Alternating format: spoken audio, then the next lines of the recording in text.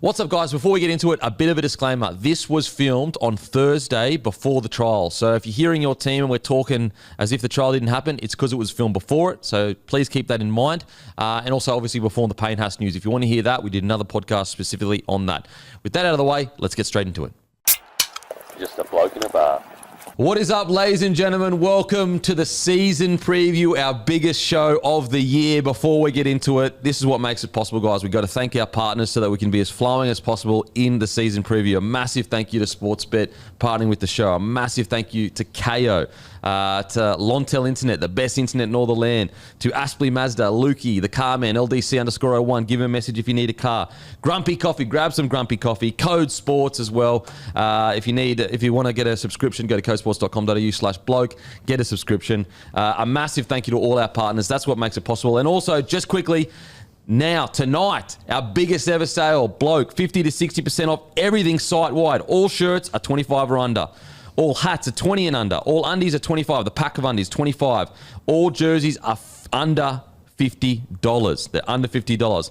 But as I say that, all out of the way, obviously we'll mention some of the partners throughout the podcast, but we're going to try and keep it as smooth as possible. Let's just get straight into it, guys. Let's get straight into it. The first team, the season preview, is the Newcastle Knights. The Newcastle Knights. Alrighty. Obviously, they finished last season, boys. Heading into this season, obviously been big changes, some big recruits, new coach, a fresh start. Okay, so their position was last. They had 6 wins, 18 losses. Points scored, 338. Points against, 638. Attacking stats, they were last in points per game. They were 13 in line breaks, 4th in tackle breaks, 11th in metres, 7th in offloads, 3rd in errors, and they had the worst completion rate in the competition. Their defence and discipline. Points conceded, they were 3rd. Missed tackles, they were 4th. Penalties conceded, they were 12th. Heading into this year, I think my biggest, talking point for the Knights is that spine and the forward pack. Unfortunately, Knights fans, I'm pretty concerned about the Knights heading into this year. I would consider this essentially a rebuilding year. However, I am quite high on Holbrook. I can't wait to see what he can do, but I think it's going to take a year or two to land it. Let's just get your overall thoughts, and then we'll get deeper into the squad room. I love Justin Holbrook coming on board. I think that's a good decision. Once again, I sort of feel the way that you do. This is going to be a bit of a rebuild year. The forward pack depth really concerns me, obviously. You've also got a lot of new signings coming in. You're having a completely new look spine. Realistically, I think if they had their time over again, it's probably not the right time to go to Vegas for this club as well. It just adds another layer to the start of the season for them. And I think as well, I think the Knights will be close to the bottom of the ladder. But I do look at the signings they've got and other things. Geez, they'll be one of the better bottom of the ladder sides over the last few years. But I think that is once again just a sign of how strong this competition is. Timmy? Yeah, I like them for 2027, 2028 more so.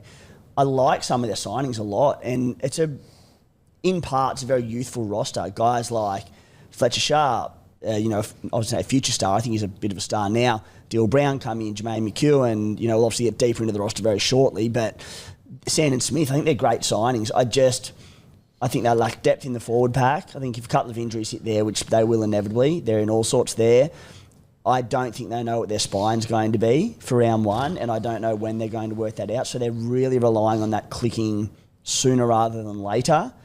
If a Fletcher Sharp ends up in the halves and KP goes down, he goes to fullback again. We'll get into all of this, but I just think there are a lot of question marks around depth, around best spine, all different sorts of things.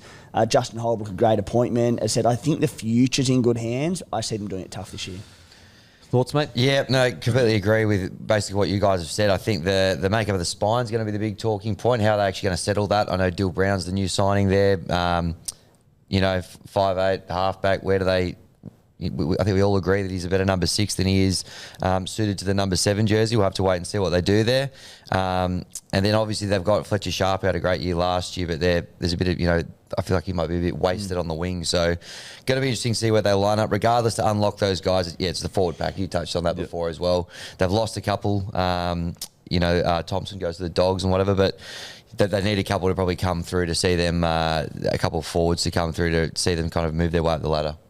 Now, my biggest, we'll get to the forward pack, But I think when I was looking at this roster, in depth, going through it, basically kind of go, what would work, what wouldn't work. What I'm shocked beyond belief with is that after all of this talk about their spine, they still technically don't have an out-and-out 7 at their club. In their top squad right now, the closest thing they have to an out-and-out 7 is Sandon Smith.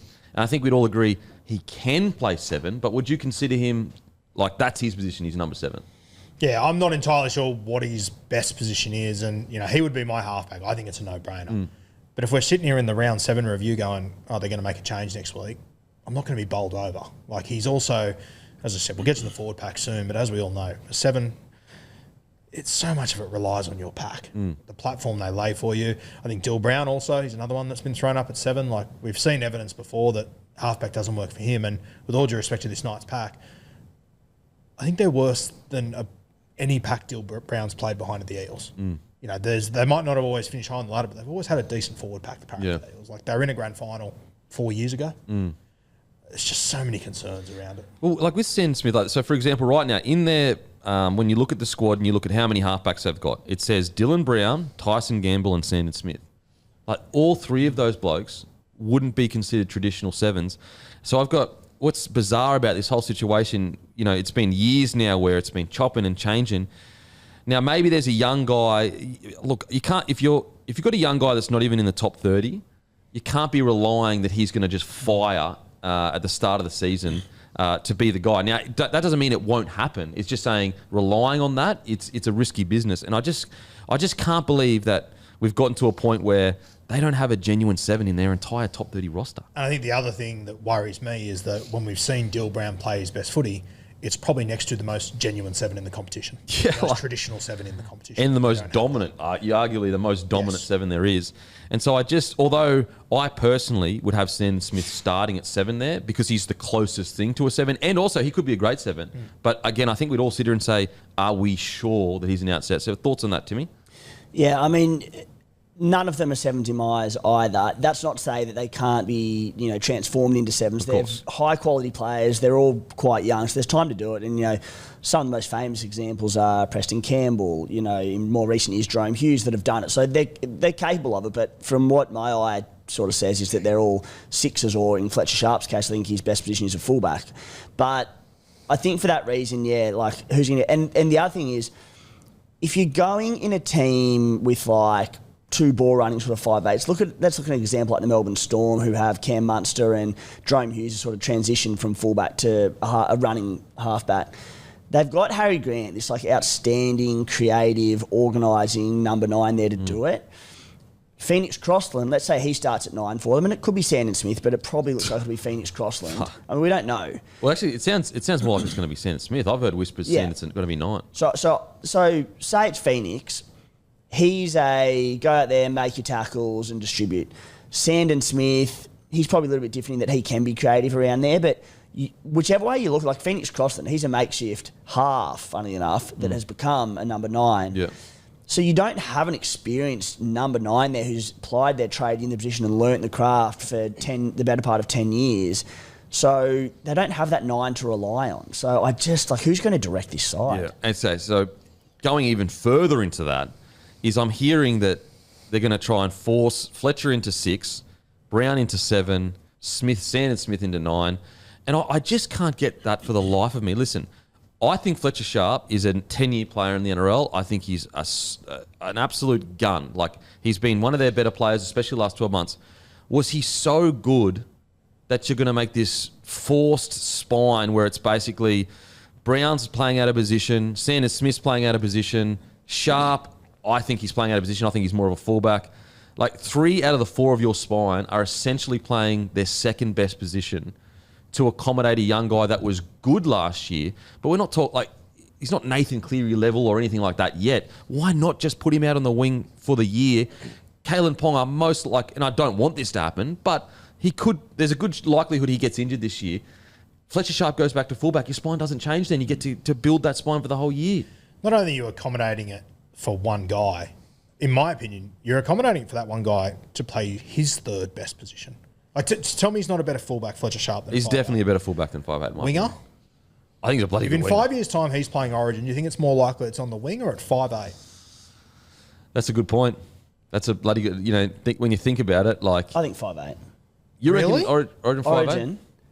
Well, I don't think he's a winger. I would put him on the wing for the reasons you just mentioned and the signs they've had. I just think I don't see him as an out-and-out winger. We've got some tremendous wingers in our game. I would say right now, I think he's a better winger than 6. However, in a few years, he could be a bloody good 6. But He's a better winger than a 6. I think He he was was outstanding at 6 last year. He was gun on the wing. I thought he was. It's like a little bit like the Purdue situation. Now, don't get me wrong, he did better in the halves than Purdue in the halves. I just think that right now, with where the team's at in experience and where they're going to probably finish on the ladder, you're better off slowly easing him into the fullback 6 position. Now, I've got him on the wing as well, because of the nature of their signings. But yeah, I think he's an out-and-out fullback / 5'8". Who's a better 6, him or Brown? Right now, Brown. Yeah, but I think Brown by quite a bit at this stage. Sure. And so I just don't know why. I just don't know why you'd move Brown to 7 to accommodate Fletcher Sharp at 6 when he's so young and you can move him in there. I'm putting Fletcher Sharp on the wing. I get you. I get you. I just think right now where he's at his career, where the club's at right now, I think he's a better winger than 6. Especially when you've got Dylan Brown at the club. It's obviously all relative. Is it by a mile? I don't think it's by a mile. I do think fullback by a mile, he's better at fullback than 6 and wing. I think that's his best position. What I will say is, say he did end up on the wing, which I wouldn't love to see, but I think it's the fit for this team. As I said, just give him that license to come in and do a bit of ball playing and just sniffing around the ruck. I say it all the time, but there are just certain players who can't be wasted out there and you need to utilise them for what they do. And Fletcher Sharp's support play is some of the best in the NRL, and that's playing in the halves. You have him as often as possible and as allows without sort of breaking structure too much, just to be in and around the ruck and sniffing around. I think that can really work. And that's the beauty of the way that Newcastle play their footy. They're very left side dominant. If Fletcher Sharp's on the right wing, I let him roam. I let him do his thing. Well, I mean, it's one area where KP's a good support player, but that's not his strength. So you almost go, mate, KP, your strength is obviously basically being like a halfback. So that's where sorry? Just on that, I bumped into Joel Kane yesterday in the office. Joel Kane. For some reason, we're talking about the Newcastle Knights in this season. And he threw that up. He goes, what about KP at halfback? He basically plays like one anyway. Yuck. He basically plays like one Defended anyway. halfback? Yeah. Mate, how many times are we going to do this? And He's nearly ended his career. No, I know, but, when you think of it, we're talking about having to consistently move people. Stick Fletcher Sharp in his best spot at the back. KP plays like a half anyway. Stick him there with Dylan Brown. They haven't got a lot to work with here tonight. So what would you, as an opposition, what would you least like to see coming your way? Is it Ponga and Brown in the halves with Fletcher Sharp at the back? Or is it this hodgepodge thing with Fletcher Sharp on the wing and someone else as a makeshift half? It's not perfect. Yeah, but with what they've got. Mate, he nearly ended his career. He was playing 6. Look, in attack, I'm with you. I've always been a big believer that I do think that in good ball, you're actually going to see KP essentially running the team. I do think that. But defensively, And I mean, mate, KP hasn't trained yet. Yeah. KP's not going to play trials. It's hard enough coming into this season without your best player playing. To shift him into the halves, and it's a shit position they're in, but...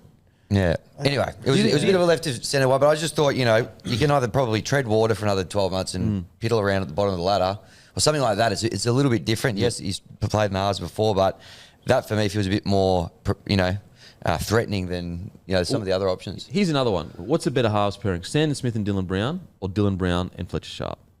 I think it's Sandon Smith. That's what I don't understand. I'm a big believer in, Wayne used to do this really, really well, where Darius Boyd, I know he played a lot on the wing in regards to Origin and that, but his best position was fullback. And Wayne was really good at putting players in the easier positions. I know it's changed quite a bit, and then slowly moving them in towards it. And that's where I think we'll get to the Cowboys, but Purdue, I know he didn't play as well as Fletcher Sharp. I thought Fletcher Sharp played good at 6 last year for most of the year. However, I feel like he's got so much time to slowly move into that role. I just don't know why it's being rushed. Unless there is some kind of contractual obligation or it's to keep certain people happy, it just doesn't make any sense to me that you couldn't say to Fletcher, and I know, okay, you lose Marju or you lose Dom Young. They're both good players, but Fletcher Sharp is almost, I'd say he goes close to a number one priority at the club. So if it's choosing between Dom Young, Marju and Sharp on the wing, you're keeping Sharp in the side. You know what I'm saying? Like, and so I just don't get this rush to go, we have to have him at 6 right now. Therefore, we're going to move Brown to 7, Smith to 9. It doesn't make sense to me. It doesn't make sense, especially when Phoenix Crossland has come out quite, openly and said, I want to be the 9. It's just also Phoenix Crossland, not only does Sandon Smith and Brown, Fletcher Sharp all get moved to their second best position, second, you think third, second, whatever. I'm a bit caught in the middle in regards to second or third. I think it's irrelevant. I think you're probably the same. It's relevant. Yeah, second or third. it's not his best position. Yeah, it's not his best position. But also then you've got Phoenix Crossland going to his second best position, which is 13. So I just don't understand it. I don't get it. Now, granted, everything we could have said could be utter nonsense. It could all be smoke and mirrors and they run out round 1 and, it is Sandon Smith, Dylan Brown, Phoenix Crossland and Kalen Ponga. If they do run out with that, it gives me I feel much safer like that with the Newcastle Knights. And I put Fletcher Sharp on a wing. But yeah, so there's that. There's the spine situation, which is, it's very strange. I think the other thing with the spine that I would just say as well is, honestly, I don't care who you pick in the spine. Stick with them though. Oh yeah, you got to that's stick the with key. That's the key Stick with one. them for 6 to 8 weeks. You have to. You have to. Yeah. Yeah, You go to especially with Vegas, where the you got club's a at. 2-week break. Yep. Just stick with them. Especially with where None the of them are club's bad at. footballers. You just got to give them time. Yeah. And then if you get to round, not saying you stick with them to round 20, you can change it far earlier than that. Yep. But if you get to round 20 and you're not playing finals, and hopefully that isn't the case, and hopefully they're killing it and fighting for finals. But if they're not, that's when you change things around and try a few things. Yeah. And I think also, like, the good thing about going with the spine that we're all probably looking at is, like, let's say you do have to change it and you bring Fletcher Sharp in, which he was literally one of their best players last year. You're not knocking a young bloke's confidence, if you know what I'm saying. Whereas if you start with Fletcher Sharp at 6 and you have to drop him 6 rounds in, again, one of your key players you're trying to build the club around, confidence gets knocked and he gets pushed out to a wing. I don't know. Whereas if you start the year and you tell him the plan, you say, mate, I do believe, look, I definitely understand your point. The more I think about it in regards to Origin, the more I think about it, I go, you know what, he probably could be a top tier 6 that could most likely play, or not most likely, but have a chance of playing Origin in 4 or 5 years. But I think he's so many years away from it that it's pointless getting on that track now when you've got other guys at the club that can do it. I think glass half full with Newcastle, what I do like is, it's only a short sample size when he was at the Titans, but I like the way that they attacked under Justin Holbrook. Yep. I think that's the other thing with Newcastle, that if you have a look at their schedule, they don't play a nighttime game until round 14. They're playing a lot of Saturday afternoon, Sunday afternoon games, which I would love to see Holbrook and the Knights play Newcastle footy. Yeah. Remember the trials last year? They came out, they looked unreal, they moved the ball from sideline to sideline, offload. We went, holy fuck, a new Newcastle. Then they got to round 1, and I think Adam O'Brien said, drop the ball, you're not playing next week. Just put it on the wing. Like, I would love to see them. You're so true. They've That's got so the true. attacking players That's so leaning funny. into it. You're right. Last year, remember those trials? They fucking looked like the unreal. Globetrotters. Okay. Now let's get into the forwards, boys. I'm just concerned, really. Like, I think they are, again, they're not necessarily out of the top 30, but they really are relying on Trey Mooney being outstanding, and also a guy like Cody Hopwood, who is a rookie that I think that we should keep our eye on for the Knights, but I'll speak about that later. They're relying on 2 untested, really, front rowers to lead that pack this year. And it's just relying on, and I know they've still got Jacob Saifidi and guys that have played all of first grade, but, the thing with Jacob Saifidi is that he's had a couple years, or not a couple years, quite a few years to be the consistent best front rower in that pack, and it just hasn't seemed to click for him. He's had good games, bad games, but he's never really stamped his authority consistently over a long period of time as the main guy that's going to be the best week in, week out for him. And that's where I feel like they're really going to be relying on some young guys, untested, regular first grade, to lift this forward pack up. Yeah.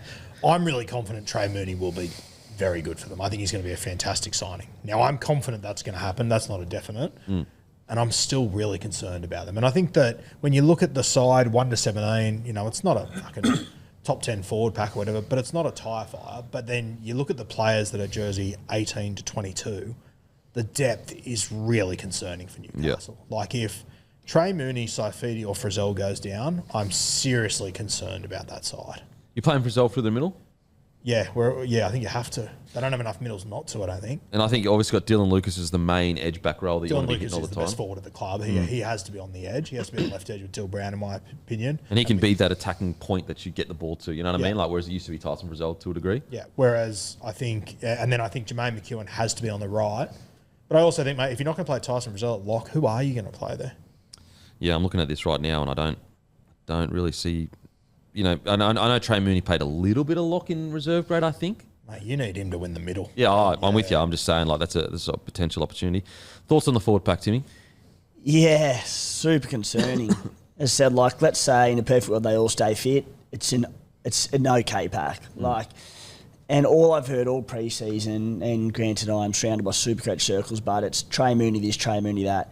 He's a great footballer, and I'm with you. I'm confident he comes in, does a good job, but it almost sounds like there's a reliance on that this bloke has to come in and lead the pack. We're talking about a bloke who he hasn't played more than 4 games in a season outside of 2024. That year he played 16 games and he averaged 29 minutes per game. He's coming in now to, we think, start at front row and essentially lead the charge for them, which is great. But that's a lot of pressure on a bloke who's come off the bench for his entire career. Yep. A lot of pressure on him to lift. So Dylan Lucas, one of the best players in the competition, could play Origin this year. Again, has had his troubles with injuries and soft tissue injuries and these sorts of things. Tyson Frizzell, very good, but getting on as well. What's he, 34, 30, son about 34 now? Early 30s, I think, like 32, 33 maybe. So I just... And then you get to the bench, it'll be guys like Matty Croker, Sami Solo, it might be, Cody Hopwood. They really need some of these rookies to lift. Some positives in Newcastle Knights. Now, my understanding is they have, I wouldn't say overhauled, but gone deep into their junior system. That's been the knock on the club for so many years, is like, you guys have the best juniors arguably in the NRL, in the pathways. We always hear the stories about these greats of the game that were there and then they didn't play for Knights or whatever. My understanding is they've fully cleaned that up. It's been a complete overhaul from, all the way down to the lowest grades to the top, which is great to hear. And they have a guy in the front row. His name is Cody Hopwood. Now, Cody Hopwood, last year, I think, was rated number 1. This is thanks to Code Sports. He was rated number 1 schoolboy in the nation by Code Sports 2 years ago, sorry. He went on to play the Australian schoolboys and cracked into the NRL debut, obviously, last year. Look, he's a front rower, rated one of the best kids coming out of school 2 years ago. It's exactly the position they need. The real positive thing is, if let's just say Trey Mooney and Cody Hopwood work, all of a sudden you've got a pairing front row for the next 5 to 6 years, maybe even longer than that you can build a club around. And that's more than you can say about a lot of clubs that are really struggling to find, 2 high-quality forwards. Now, granted, they're still untested. We don't know what's going to happen. However, with all the information we have so far, you couldn't ask for much of a better young junior coming through. Yeah, and Hopwood was one that I spoke about in the preseason last year that I really liked. And I think the longer the season went, the evident it was that he probably wasn't ready for that step up yet. So I actually think it was fantastic that Newcastle have just been patient. And he's still 19. Like, he's still 19. He's not old. I think sometimes we get a little bit too excited for these guys and whatnot. He's one that'll come in this year and do a good job at some point. I think Jermaine McEwen on this edge, I reckon he explodes this year. Now, we saw him last year, and you can speak more. He was violent. He's a good footballer. I think he'll be. I think the edges are the big watch this year. I think the other thing that'll be a storyline for Newcastle, these 6-man benches now. We're going to get to Origin. We assume Reece Walsh is going to be the fullback for Queensland. Yeah. I reckon KP sits on a 6-man bench for Queensland. I reckon Dylan Lucas sits on a 6-man bench for New South Wales. Yep. And if I was to pick an outside back that's just going to miss the Blues, it's Bradman Best. Oh, the great Bradman Best, the big every fella. chance you have Bradman Best, Dylan Lucas, KP sitting on a bench in Origin, not playing and not being allowed to play for Newcastle. And you might have Dylan Fucking Brown suck. sitting on a 6-man Knights bench after they change their halves again. So, see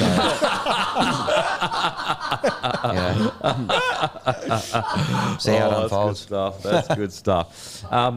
So, look, there is, in regards to glass half full, look, I don't think they're going to make the 8 even if they play good footy. But my glass half full for them if they could finish around the 10th, the 11th. The style of footy I would be playing would be, I think they're both their edges. I'd argue Dylan Lucas is, when he is fit, last year was a top-tier back rower. Now, was he the best back rower in the competition? No, however, I felt he could mix it with them. And then you got the young fella, it's McEwen, correct? Yep. He, on the other hand, on the other side, also extremely damaging. Not sure whether he can be a top-tier back rower yet. However, if I'm the Knights, the style of footy I'd be playing would be using those two guys to get quick play the balls, to get KP up flat on the edges, trying to strip numbers, and that's where I get my points from. Yeah, because I think Timmy made a really good point before that there's a good football team here in 27-28. Like if they can build this properly and get it sorted, the bones are there. Yeah, I'm with you. And I think that the good thing is when you hear names like Trey Mooney, Cody Hopwood, Fletcher Sharp, like these are bloody good footy players. Yeah. Bloody good footy players that you can build a club around for a long period of time. We haven't even mentioned Matt Arthur. Bloody good number 9. He was number 9 for New South Wales. So like these are key positions we're talking about here. Like let's say Fletcher Sharp, that's a long-term 6, long-term 9, and 2 long-term forwards that are all essentially either teens or early 20s. Like that's a good thing. Then if they have really cleaned up their juniors and their pathways are good again, all of a sudden in 4 or 5 years you're going, okay, this is a serious footy side. I think when you have it is what it is. They've made their bed, they're sleeping it. They have ball running halves, this superstar in Kalen Pond at the fullback. And whenever I think of that shape that you talk about camping, it's like leaning into your good, aggressive, attacking back rows. Lucas, one of, if not the best attacking back row in the game, and McEwen, who's very promising as well. I always think back to the Eels in 2022, and I think of Sean Lane, Isaiah Papali'i, and the Eels attacked through those two corridors, and they had Mitch Moses and Dill Brown and Clint Gutherson just off their hip. I think the Knights can do the same, and you hit these two blokes short. You have Ponga sweeping out the back, and instead of going all the way out the back, he just pops off their hip. Yeah. But you have whether it's Fletcher Sharp, Dylan Brown, Sandon Smith. Sandon Smith's a great supporter as well. Absolutely. And you have them off their hip. Yeah, I think that's probably the type of footy you'd think they're going to play. Even if it is, I think you might even find times where Dylan Brown and Sandon Smith will be one wider, and it'll be Kalen Ponga that's got ball in hand, looking to hit like a flat ball, looking to hit out the back with Dylan Brown at the back or whatever. I think you're going to see a lot of mixed up there. And the good thing is what excites me long-term to a degree is at the very least we know Holbrook can create a good attacking side. We know he can do that. So anything from you, mate? No, I think you guys have summed that up pretty well. I think it's just going to be the forwards. Can they bring a couple of those guys on? Sounds like, the Cody Hopwood, interested to see how he sort of goes. But I think tough to see them progressing too far this season. I wouldn't be too bullish about this year. So unfortunately, I got some bad news. The bad news is I've got them finishing in my bottom 2 this year. The positive news is they haven't tried to band-aid the situation and they're building for the future.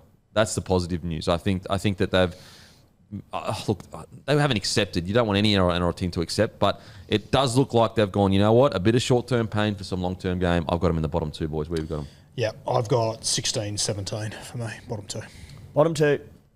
Yeah, 15-16 for me. 15-16, Matty? I actually don't have them bottom 2, but I do have them bottom 4. Okay, bottom 4, okay. Yeah.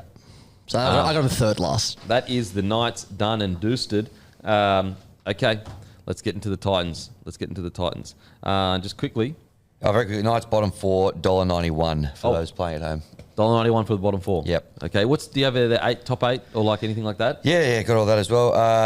You reckon they made the 8? For the dreamers out there, $4.50 for them to make the 8. I tell you what, I don't mind the look at that bottom 4, $1.90 though. Okay, now we have to speak about it because it is part of the Titans, so this might be a little bit longer. It is Tino re-signing until 2030, and this is brought to you by Revolut.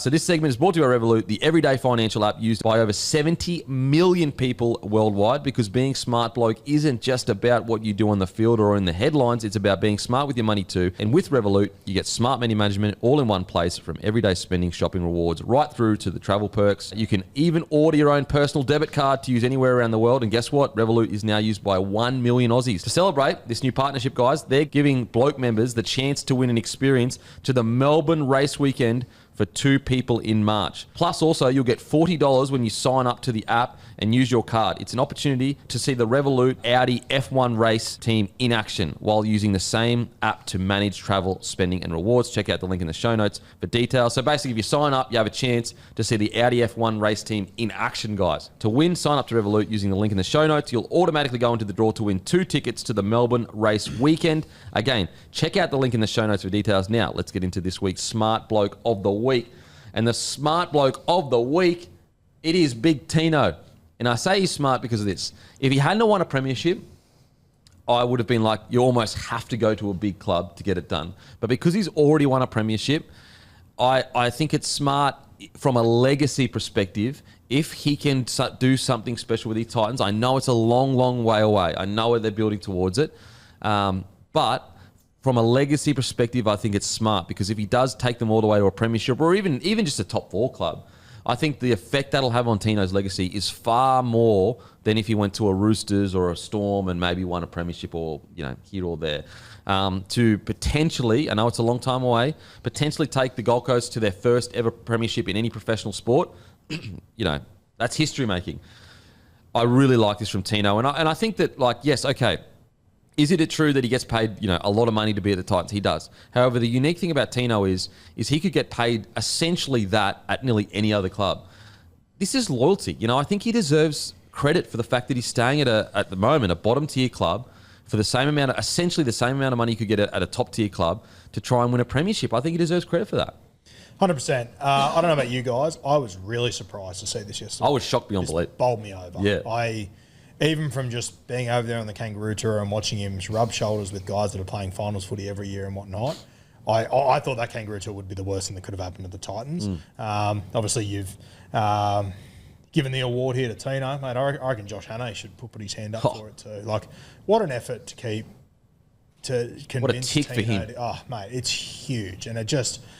Yeah, I'm really surprised that it's happened. I love it for the Titans, and I hope Tino is rewarded for this loyalty he has shown. Yeah, and I think it's one of those, again, I know he gets paid a lot of money, guys, but we're so often say, players, they just do what's best for them. Like he really is choosing legacy over really anything else right now. Timmy, thoughts? Yeah, thrilled for the club, mate. It says all you need to know about Tino Malawi. They can continue to build the club around this bloke for a long time. For all the troubles that they've had in recent years and poor performances on field, it's had nothing to do with Big Tino, who tries his heart out every week and is one of, if not the best forward in the game. So, as you said, huge kick for Hannay, for Tino, and just what the amount of players that will stay at the Gold Coast Titans in coming years because Tino has stayed is significant. If Tino leaves, I guarantee other players leave off the back of it. It's harder to attract players. As I said, when we talk about building a club around them, it can be your entire roster for the right person, and Tino can be that person.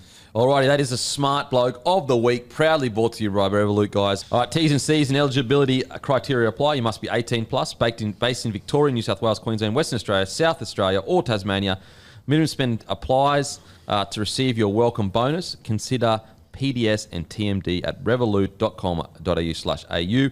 Revolut Payments Australia, PTY, LTD, AFSL 517589. Okay, the Titans, guys. The Titans. If there's a team that's had the biggest turnaround without kicking a ball from where they were at the end of last season to now, it's got to be the Titans, surely. They signed one of the best players in the competition to essentially, 6 more seasons or something like that. The word coming out of the club in regards to, Philip Sammy was literally quoted saying, the boys, it's the best ever. The boys rock up to training wanting to train every day when it hasn't been like that in the past, which I'm like, damn, that's crazy to hear. Shows you where the club was at only 6 months ago. Then you add in the Matty Johns factor, the Gordon Tallis factor. Again, it's got to translate to results on field, but in regards to just turn around without kicking a ball, this has been the biggest of any club in the competition in the last few months, in my opinion. Yep, very fair. And I think the other thing for me, the Titans, when I look at their squad, sometimes they frustrate me because of this whole fullback that everyone trying to fit in. But, mate, credit to the Titans. I think a lot of these guys are not wasting their career, but using their careers winding down as they're playing in wrong positions. None of them fucking leave. Yeah. They all want to stay there. Yeah. Tino's staying there. Jaden Campbell's staying there. Brimson's staying there. Keeney's staying there. As much as it annoys me trying to find positions for these guys and where you're going to get the best out of them, it's heaps better than the 4 of them going, I want to be anywhere else. Which, based on the results of the last few years, you could understand from those guys. Well, you've gotten Campbell and Tino in the off-season. That's huge for a club that finished 16th. Yeah, as the Bears come in, Tino's brother's already signed with them. Yeah. The money that they could have thrown at those guys, and to their credit, they still have gone, nah, we want to stay here.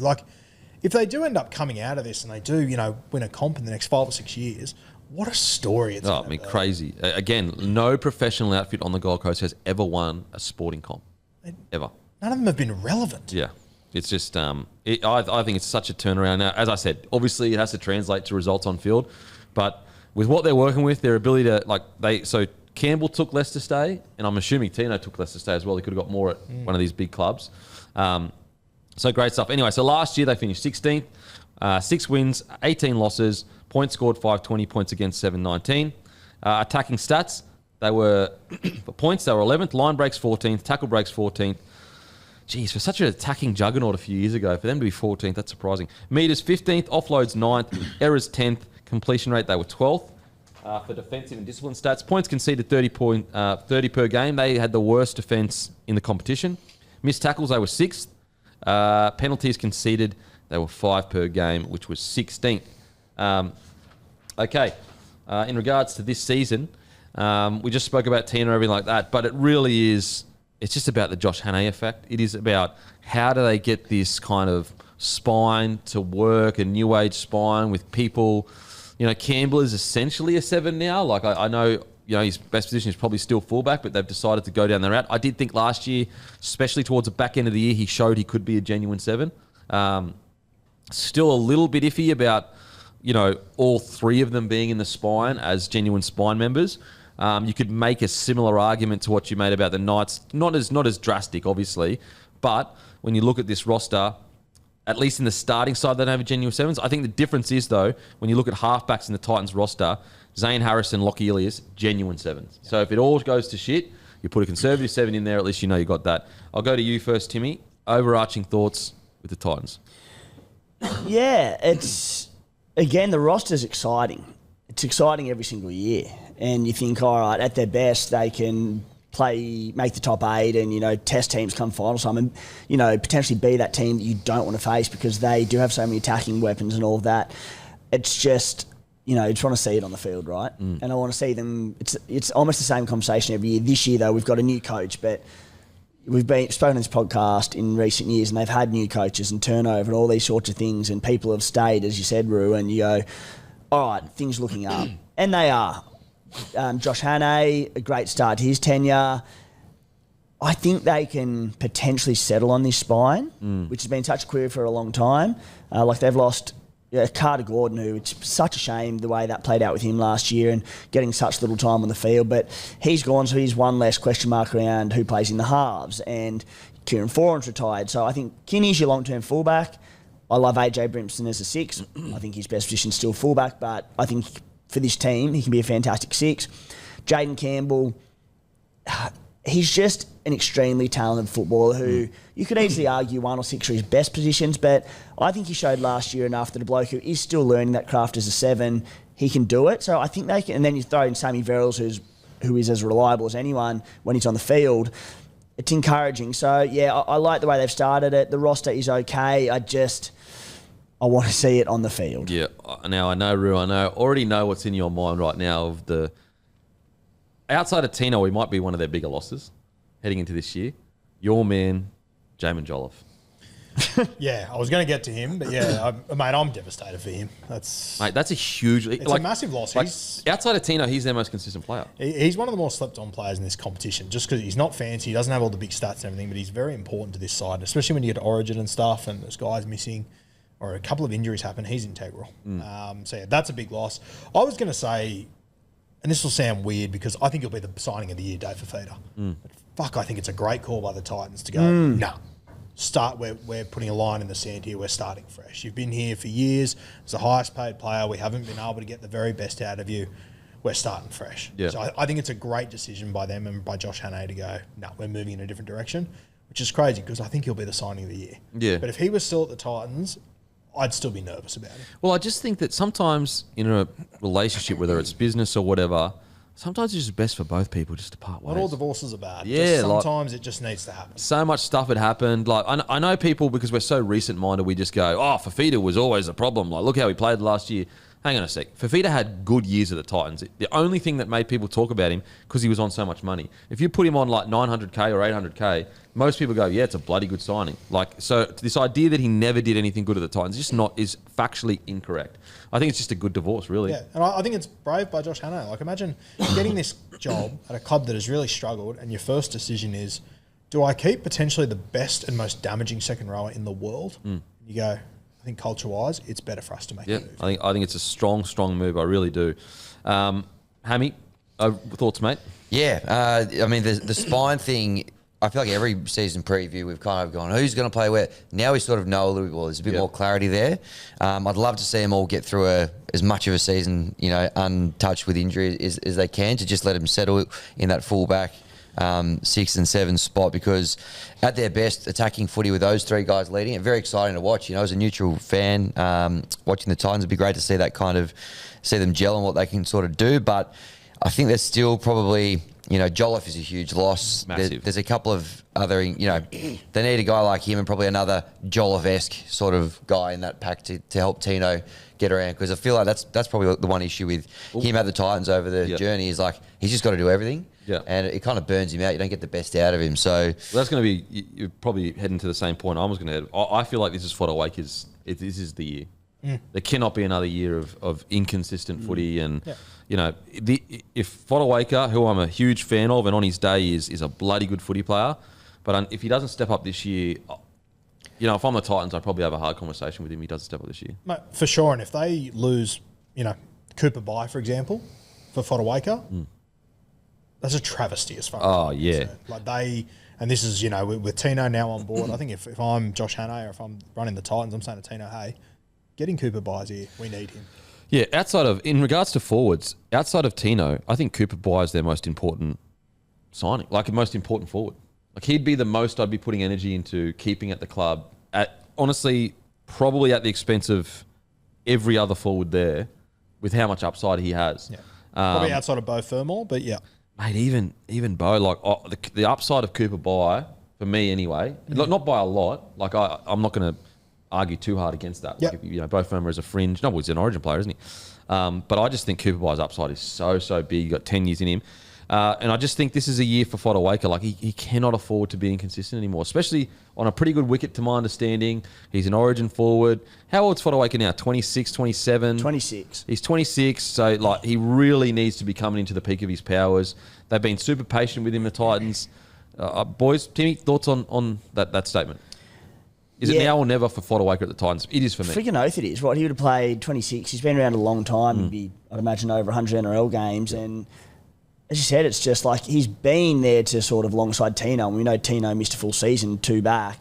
He's been there to lead the charge for them. He'd be on a good wicket. And unfortunately, like the best front rowers in the game and the ones on good money that are expected to, they don't really have bad games. Now, I'm not saying he needs to be paying harsh rather than Blake, but at his best, he's a top 10. We've seen him play a lot of Origin. Like he's played however many games. He's played well in Origin too. Yeah, exactly. It's like we know it's there. And said you can't be sort of putting that money into a bloke who turns up one week he'll run for 180 metres, next week he'll run for 80 metres. Like from a starting front row week in, week out, it's a huge year for him. And I think, as you said, around a conversation at the end of the season, if he has a disappointing season, a serious conversation he's had, and that is, mate, not between him, but between Hannay and between the board, everything, do we keep this bloke? And it's not to say it's bad, but I wouldn't be paying, if he has a down year, I'd be reducing his salary a lot. And I just think that the position the club's in, they're in a rebuild. Like, let's be real here. They're in the middle of a rebuild. You just, unfortunately, he's a senior player. He's only 26, but he'd be a senior player there. Like, he has to set the standard. And I think even just some of his defensive stuff last year was just like, whether he needs to lose a few, because he's such a big, thick body, whether he needs to drop a few kilos to get up with the modern speed of the game, which is understandable. Like, we spoke about this on the, I think last week or whatever, in regards to, it is hard for the big boppers to get moving. He's a big bopper. And it's like you have, as you said, Jolliffe gone now, you got Dave Fafita gone now, Tino re-signing. If I'm Josh Hannay, I'm saying, mate, Tino can't do this all himself. Like, Fermor, I think he's one of the most underrated players in the competition. I think he's outstanding. But in terms of working through the middle, I'm just saying, mate, you need to give Tino a hand. It is your job. And I think that's the beauty of his position. No one's asking, as you said, no one's asking to be paying half. We've got the one guy. Yeah. Just be the two. Because right now, for me, if you said re-sign Mo Fodawaker or Jermaine Jolliffe for 150k less, I'm taking Jermaine in a heartbeat. Yeah. And if you're saying to me, sign, and I know this is dramatic, but if you're saying sign Mo Fodawaker on 500k or Cooper Bye, I'm signing up for Cooper Bye. Like, just because of the potential upside, for me, look, we've had years earlier in his career where he was outstanding, Fodawaker. He really was. But this is a make or break for Fodawaker for me. Now, the rookie to watch, I think we all know who this is going to be, guys. This is the KO can't miss rookie, and it is Cooper Bye. His debut was absolutely phenomenal for the Titans. He kind of got lost a bit in the noise because it's the Gold Coast Titans, and but the fact that I think even the Penrith Panthers and the Storm are interested in Cooper Bye. When you've got the Penrith Panthers and Melbourne Storm interested in you, to my understanding at least, that's what the reports are, you're a bloody good player. Not only that, if you go back and watch New South Wales versus Queensland under-19s, Cooper Bye was outstanding. He is the rookie to watch for me. I think he is a special, special player. So this is on Code Sports, guys. He's the son of Melbourne and PNG legend, Marcus Bye, obviously. Made his debut for the Titans in the final game of the season. So he went on to play for the Cummels and spark a scramble for his signature involving some of the biggest clubs in the game. The Roosters, Penrith and Melbourne all met with the 19-year-old. This guy is special. He is special. I'm super, super excited, Root. Yeah, there'd be 14 other clubs that are interested too, without a doubt. He's that sort of a talent. One of those, big, bulking, try-scoring edges. Good defender. He ticks just about every box you could want up there. So he's an absolute must they need to keep. I think the other one to watch over the next few years is Zane Harrison too, the young halfback there. I know the Titans don't have a great track record with halfbacks up there. He's another one coming through that is very talented. I'm trying to think, when was the last time you can remember, and obviously it would have happened, but when was the last time you can remember a young forward that every club was essentially after? Like, it does not happen often. It doesn't happen often. Like, Tino probably was the last one. Maybe I'm forgetting. Like, got Payne Haas and that, but he was locked into the Broncos for quite a while. We're expecting Cooper Bye to play through the middle. I think he probably will now, yeah. Well, yeah, I find it interesting. Josh Paxton, is it? Apparently killing it. Yeah, sounds like he'll start on the up edge. there. Yeah, he's going to start on the edge. So you would suggest Cooper probably. I think he'd third have to, yeah. realistically. Well, could you go Tino, Mo front row and put him at 13? I reckon absolutely 13's great areas. I've got Chris Randall there at the moment, but if he's good enough, and it sounds like he is, and he looked at last year, you could get Randall your 14 off the bench. Can play number 9. We know he came to the club as a number 9, didn't he? From the Knights. If they think he's ready for it, then it's a perfect fit. Yeah. I think there probably is going to be pressure as well, because if they don't start him, he's going to be like, right, well, I'm going to. They've got to kind of go to their way.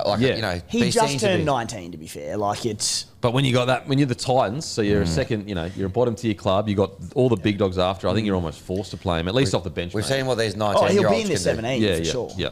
Yeah, we've seen what these 19-year-old, young, prodigious 19-year-olds can do to bottom 30 clubs. Got to be careful with them. You don't sound bitter at all. No, I've moved on. I'm fine. What's the shirt you got on there? You can go to what website? WinLandOrDraw.shop. This is a commemorative piece from last year, 2025 top 16. That's generous. So, what do you mean?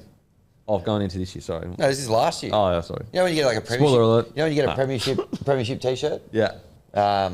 You'd be familiar with that. There's a Broncos guy last year. Unfortunately, I haven't had that success at the Tigers for a while, but big achievement for the club last year, top 16. So get your piece of history, WinLandOrDraw.shop. Have you got the squad names on the back? No, we don't. Would have loved to have seen Galvin there. They're up here, mate. Oh, that wasn't good. You hear what he said? I did. Add it to the HR file, please, mate. No problem. Your HR file's getting pretty big. Massive. Yeah. The only other one I'll throw at the Titans I really like as a signing is Curtis Moran. I love Curtis Moran, Yep. yeah. Good player. Yep. So just one thing. People probably actually don't know this. Payne Haas used to be at the Titans. And I remember when he was at the Titans, I think it was around 2016, every single club went after him. Payne Haas at the Titans? Yeah, he came through the Titans. And when he just before he went to the Broncos, every single club was after him. Really? Yeah. I thought from 16 he was at the Broncos. He probably was 16. Photos of stuff of him in Titans kit. Yeah, wow. That's crazy. That's just... He probably was 16 or 15. It was 2016. Okay, so as in when you say he was at the Titans, you mean he was in their feed? He was in their juniors. Yeah, okay. Well, that makes sense. He grew up on the Gold Coast, I think. What school did he go to again? Keebra? No, anyway. Keebra. Yeah, well, funnily enough, it's obviously I'm not putting Cooper Bye on Payne Haas levels in regards to excitement, but a similar situation. Another one I want to talk about, guys, just quickly, the Lachlan Ilias situation. It's not really a situation, but I'm sure he didn't sign there to play reserve grade. Better lighting for TikTok on the Gold Coast. Yeah, a lot. Look, it is a TikTok area of the Gold Coast. It is. Very, very pro TikTok. I like your shout though, Kempy. Like, you know, if things are going a bit pear-shaped with the three fullbacks in the spine or whatever, or one of them goes down, you've got the option to go defer to a more traditional number 7. He's proven he can do it. He had a really good year in the New South Wales Cup last year after he got dropped. So they've given themselves a bit of flexibility. Yep. But I mean, it's a great depth signing. Absolutely. But I'm probably with you. I can't see him just getting a walk-up start to play in the starting side. But I just think what I find to get a bit surprising about it, if you're going to go play reserve grades, like surely there are other clubs that would take Lockie Ellis as a backup, number 7. Yeah, it's interesting. I haven't given it all that much thought. Maybe he is. Is there a chance that he starts there? Or do we think it's There's a 100% chance. that it'll be Jaden Campbell? Well, then you'd have to either move Campbell or Brimo out of the side, and like they're basically your two best players. Well, if they were to do it, Brimo would move to centre. Yeah, I guess. Yeah, fair. Quick little. I reckon Kinney. I reckon he's going to be quite high up in the Dally M's. Yeah, I reckon he'll be like top 3 or 4. I reckon. If this side can just be above bottom 4, they're winning enough football games, I reckon he's going to stack up a lot this year. I cannot wait to see Kinney play.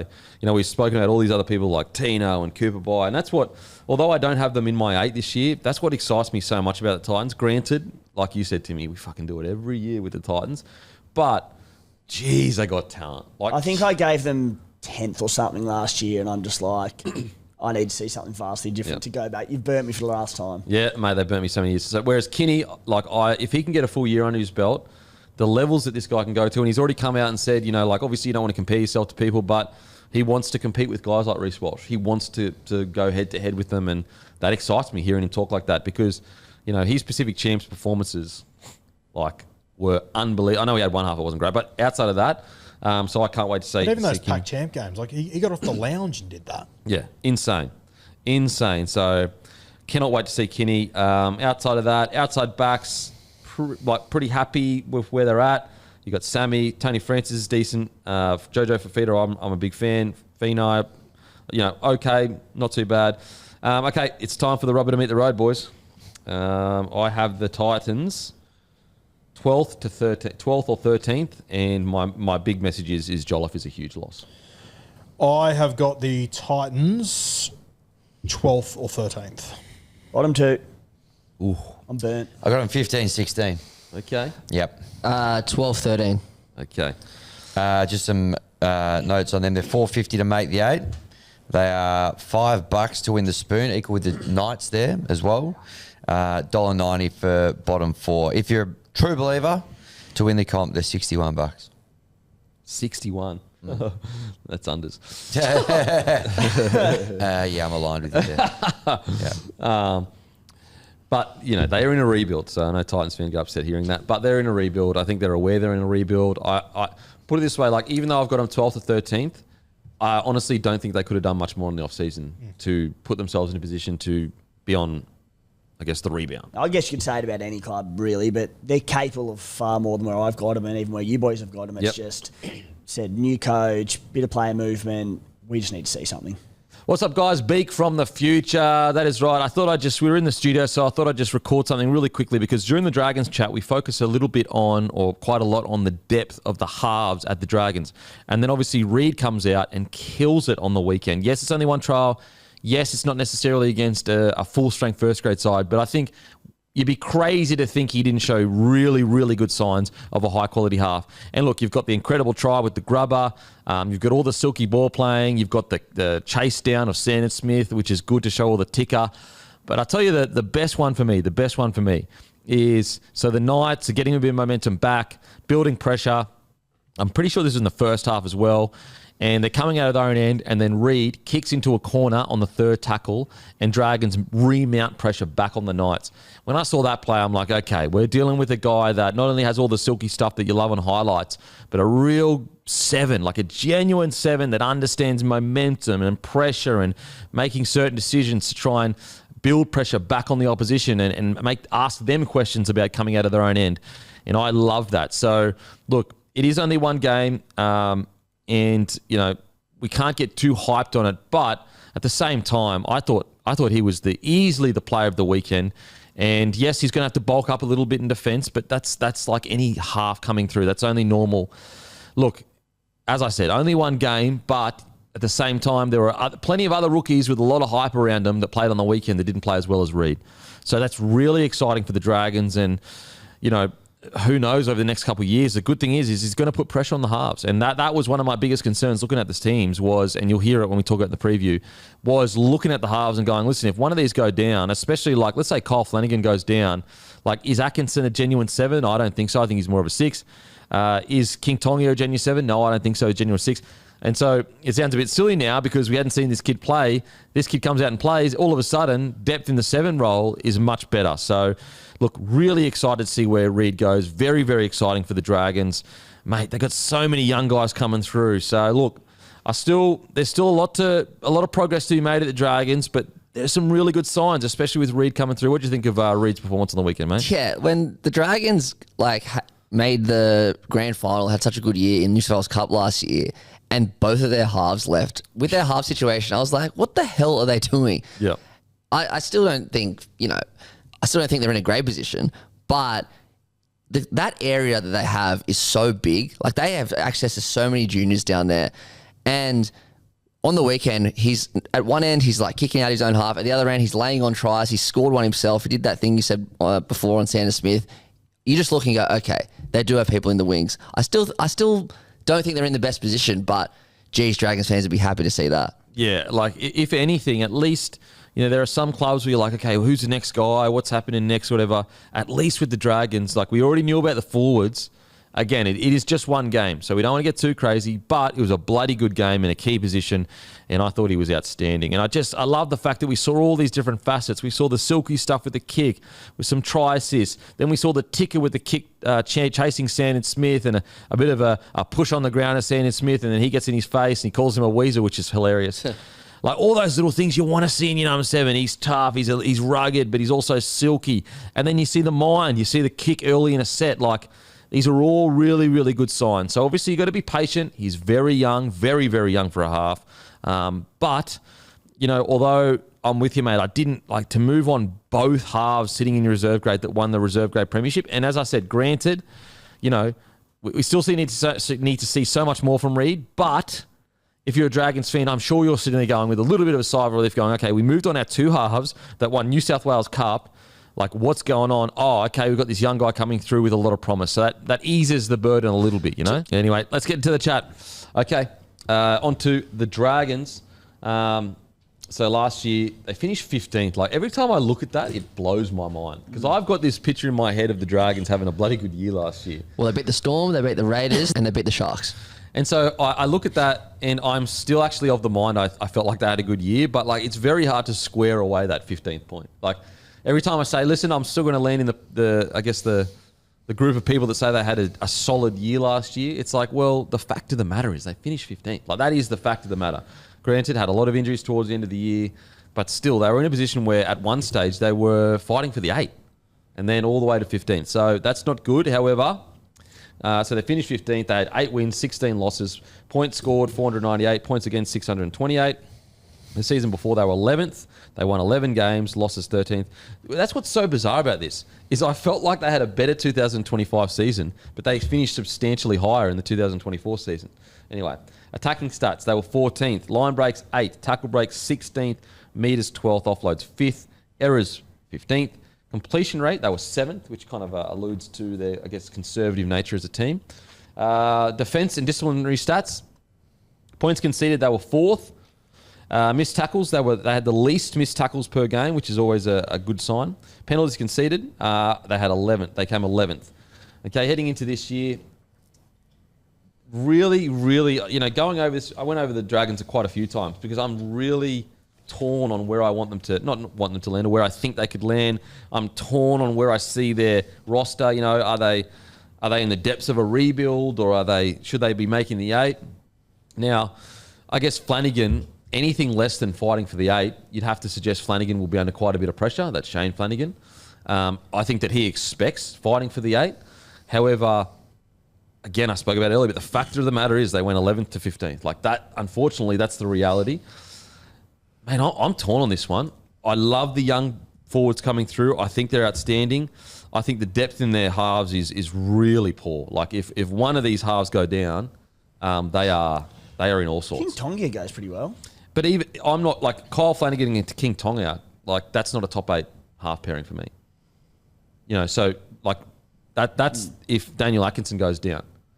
Atkinson, King Tonga, they're very similar players. You've got 2-5-8 in my opinion playing in the halves there. Yeah, the depth in their halves, like I'm concerned. Like if Flanagan plays 7 and Atkinson plays 6, that's a 6 and 7 that could probably like fight for the 8, but I'm still not that confident. Yeah, even like King Tonga, I like him as well in attack, just defensively. There were so many concerns last year that hopefully we see a big improvement this year, but I'd be very cautious to play him. Well, look, I guess, and granted, look, Flanagan has built a side to kind of not rely on, not necessarily rely, but like that's not their strong point in the side. Yeah. And the Dragons have been open that they're in the market for a top tier 7. So I want to make that extremely clear. But Timmy, like, where would you rate, if let's say Atkinson goes down, Flanagan, King Tonga, where would you rate that in regards to halves pairing? Oh, probably roughly? bottom. I'm just, you're very harsh on the depth and all that. Like King Tonga, he debuted last year, defensively concerned, sure, but I mean, he's 20 years old. Like, I think he's got a pretty big future. I think he had some really good moments. So, but he's going to be a good player, but right now. Mate, I've got Flanagan and Daniel Atkinson as one of the, I haven't looked at all the halves pairings, but close to the bottom of the halves pairings in the NRL. So I think King Tonga, if they lose Flano or Atkinson, I don't think that much changes. It's not good, but in terms of, Well, I looked at last year and they would have had Flanagan, Ilias, Glover, King Tonga.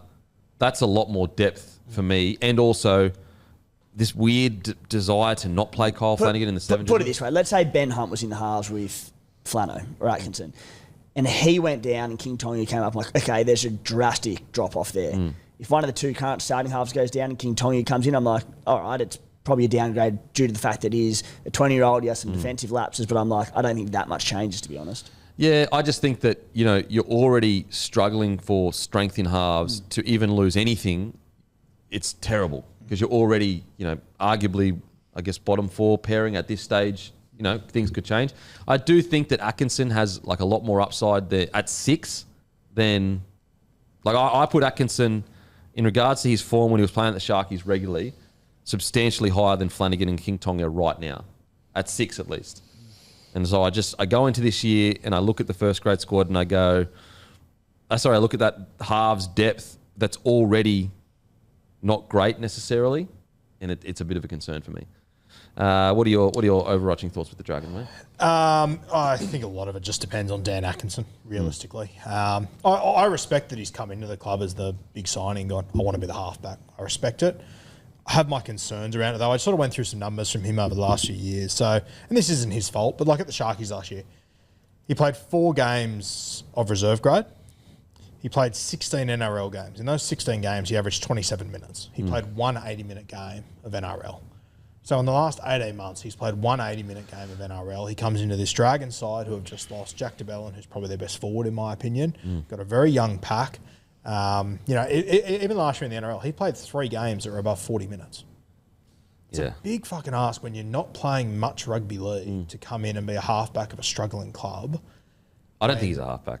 I don't think he's a halfback. I think either. he's a 6. I respect the hell out of him coming in and going, no, I want to be a guy. I'm with I love that. I appreciate that. Rather that than the opposite. 100%, yeah, without a doubt. But I think the other thing, like you're pairing him, I don't care what the fuck the Dragons say, you're pairing him with a halfback at 5'8" who doesn't have a heap of upside. I've always said, he's fine to play 7, Kyle Flanagan. But him at 5'8", I have big concerns. And even just having a look through the entirety of his career, the last time he wore the 7 jersey was New South Wales Cup in 2024. Wow. The time before that, was in the pre-season of 2024. Like, he just hasn't... The last time he played, you know, a handful of games in a row when he was in the halfback jersey was 2022 in the Queensland Cup. I just have a lot of concerns about how that's all going to shape up. Yeah, no, mate, I'm with you. I really am. I think that he's a 6. I think Flanagan's a 7. And I want to be extremely clear. I think King Tonga has a bright future. I love him in attack especially. I think obviously defensive is... when you're already struggling in regards to your level as a halves pairing, if anything happens in this halves pairing, like you really are, you go, put it this way, let's say Atkinson just goes down or whatever. Basically, they would play a season with, and I say this respectfully, but Kyle Flanagan would be a reserve grade 7 at a lot of clubs at this stage. And King Tonga wouldn't be in the starting side as a 6 yet, not because he's not good, just because he's young, and that's a concern. Whereas like Daniel Atkinson, I can see him squeezing into 6 at some clubs, or at least putting pressure. I mean, we saw him in a Sharky side that made a prelim back to back. He was so good, he was on the bench at least. I'll tell you the other thing, just with the halves as well, that this is going to hurt the Dragons more than anyone, I reckon.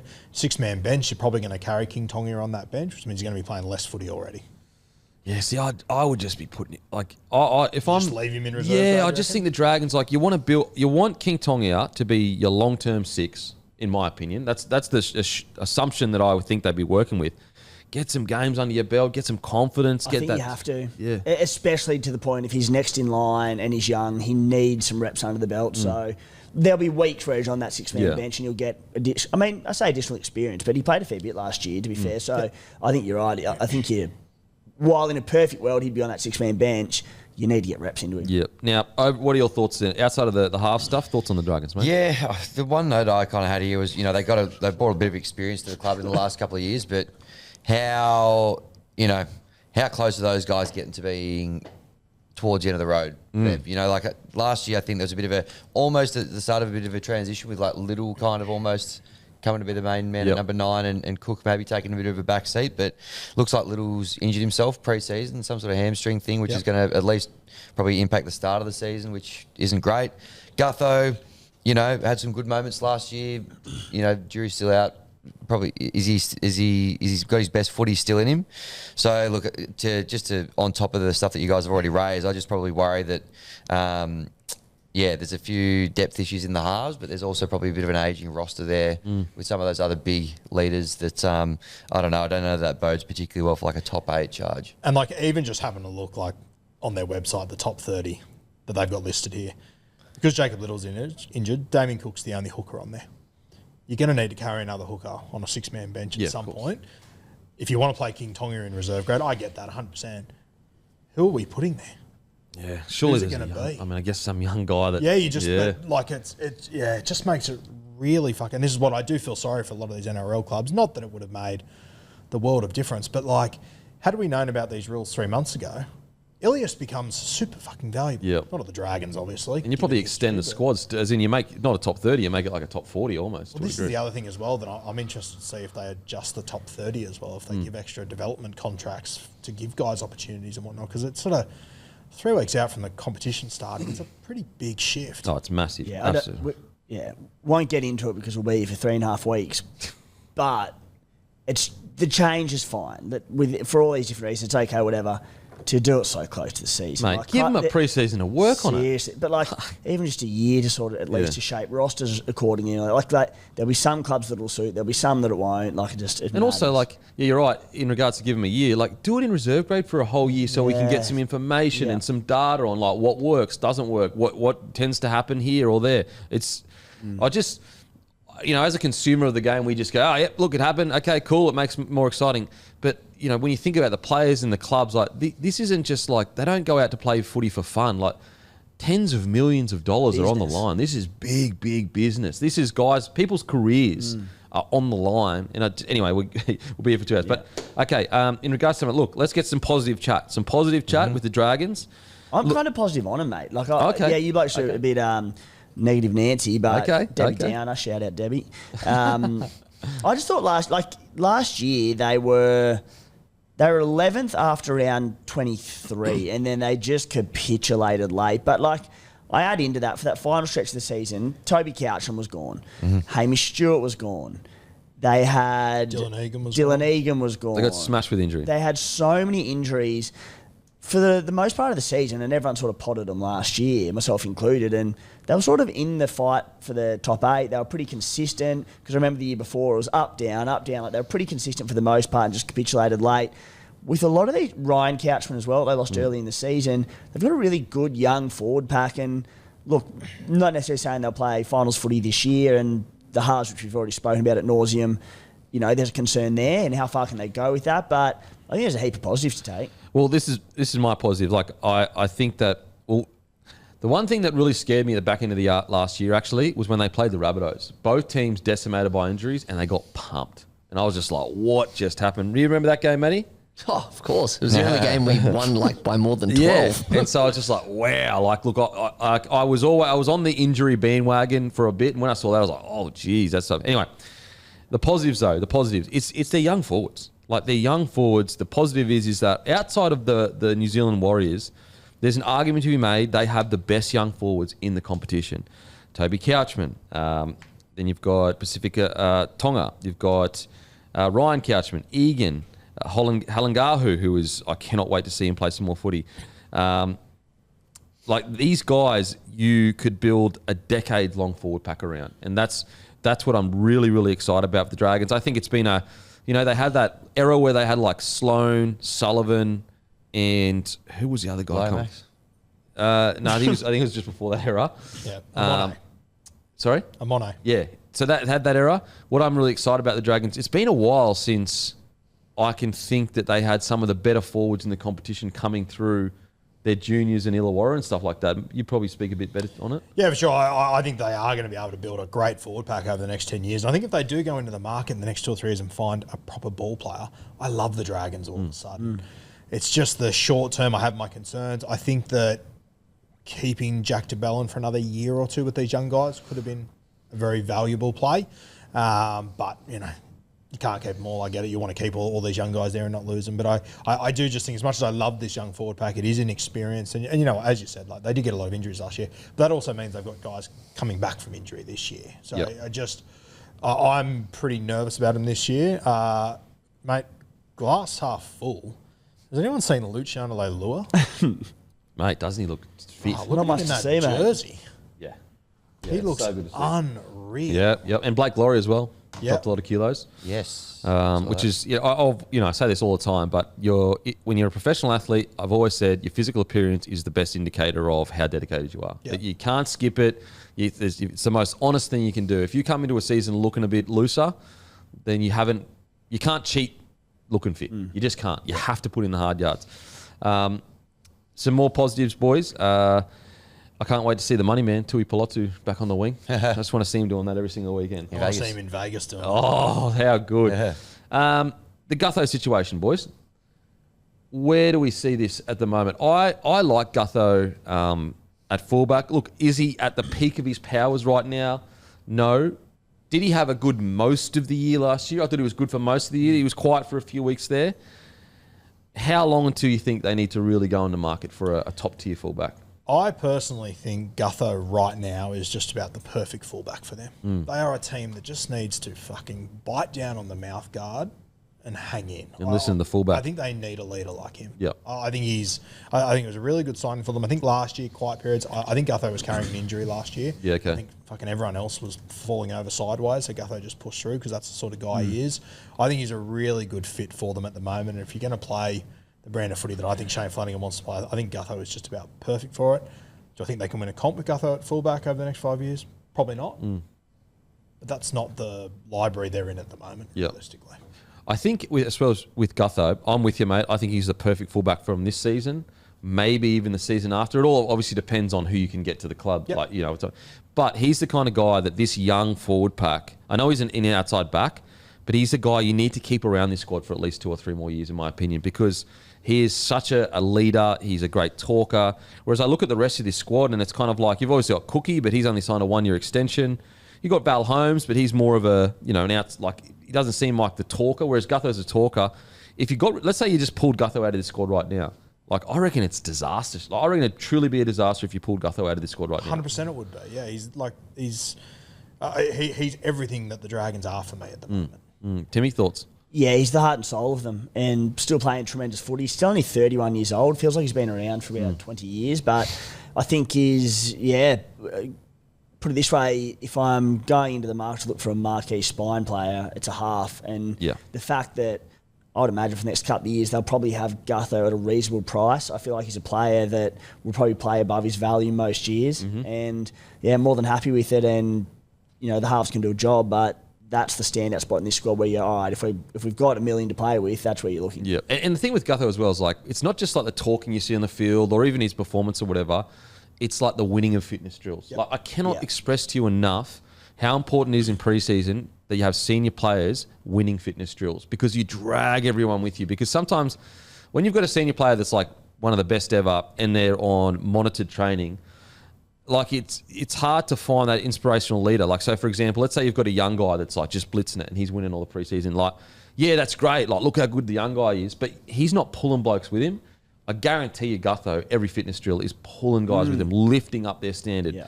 I'll never forget the story when I think James Graham was at the Dragons, and he just was out there by himself doing extras at the start of preseason. By the end of that preseason, they essentially had the whole team out there with him. No word of mouth. James Graham wasn't telling them to go out there. He was just doing it.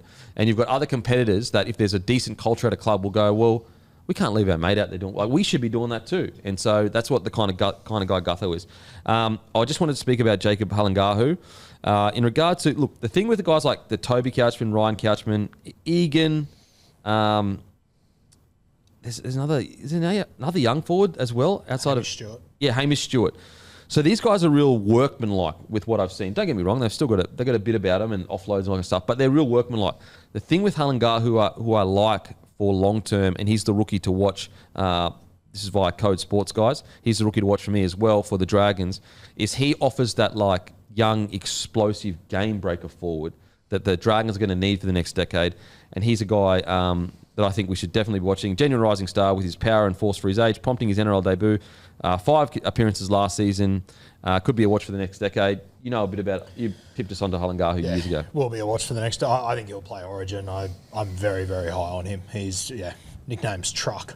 Oh, okay. That's a good nickname. That's a good nickname. Not bad. In regard, do you see him as long-term edge back rower, damaging back rower, or do you think he's moving in the middle? I think he'll be an edge back rower. I think that because they've got Leilua, Jaden Sewer, there's a temptation there to put him in the middle. I'd probably be starting Leilua on an edge, and then I'd be bringing him on in the game to jump on an edge, because I think long-term he will be the guy there. Maybe that's why Leilua's dropped so much weight, is because he's being told, mate, you'll be playing minutes in the middle. I think 100% he knows that there's pressure on him. Yeah, wow.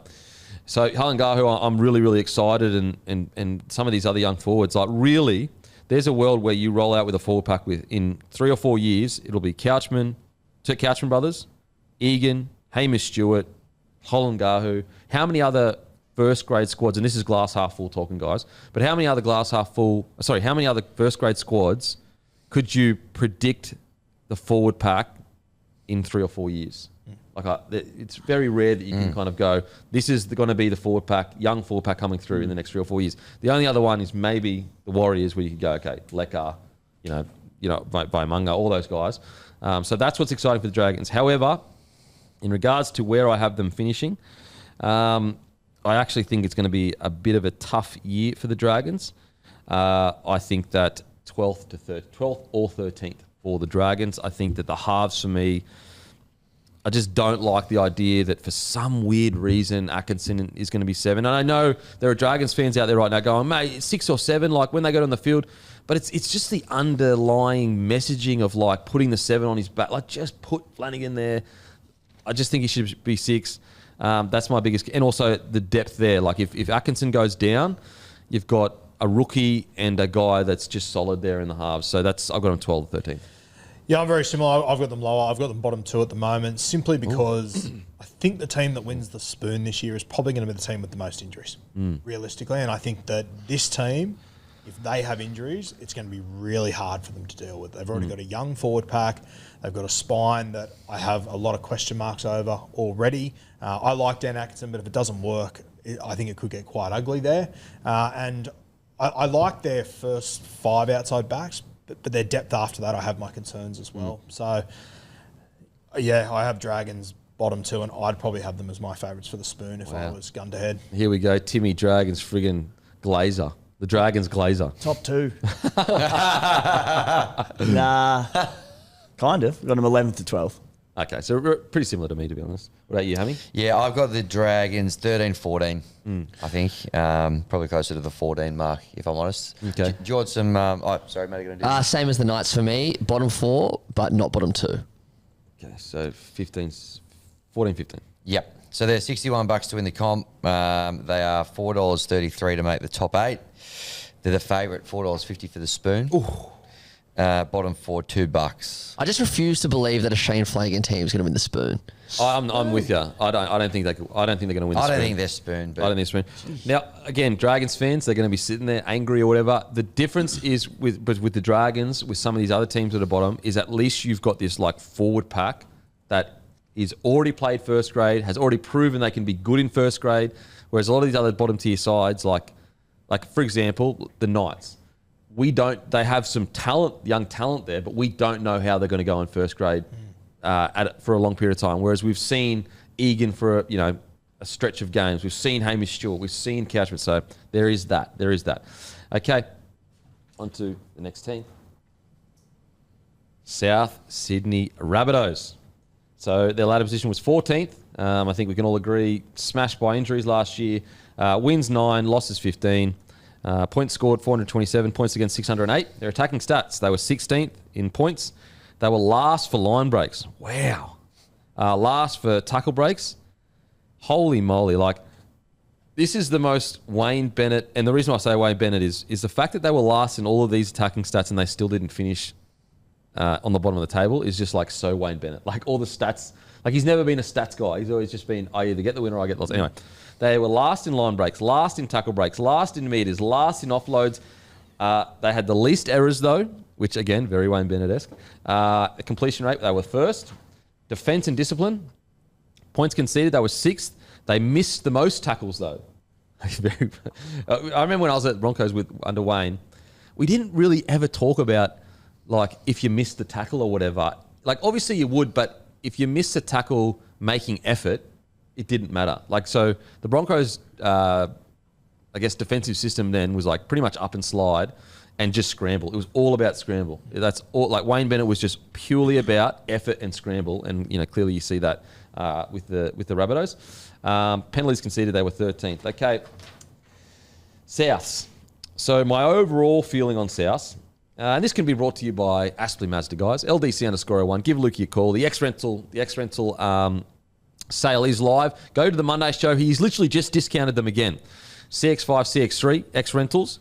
If you purchase one, you have a chance of being gifted a day away with myself, Alex Glenn, and Dral Yayi in a suite watching the footy.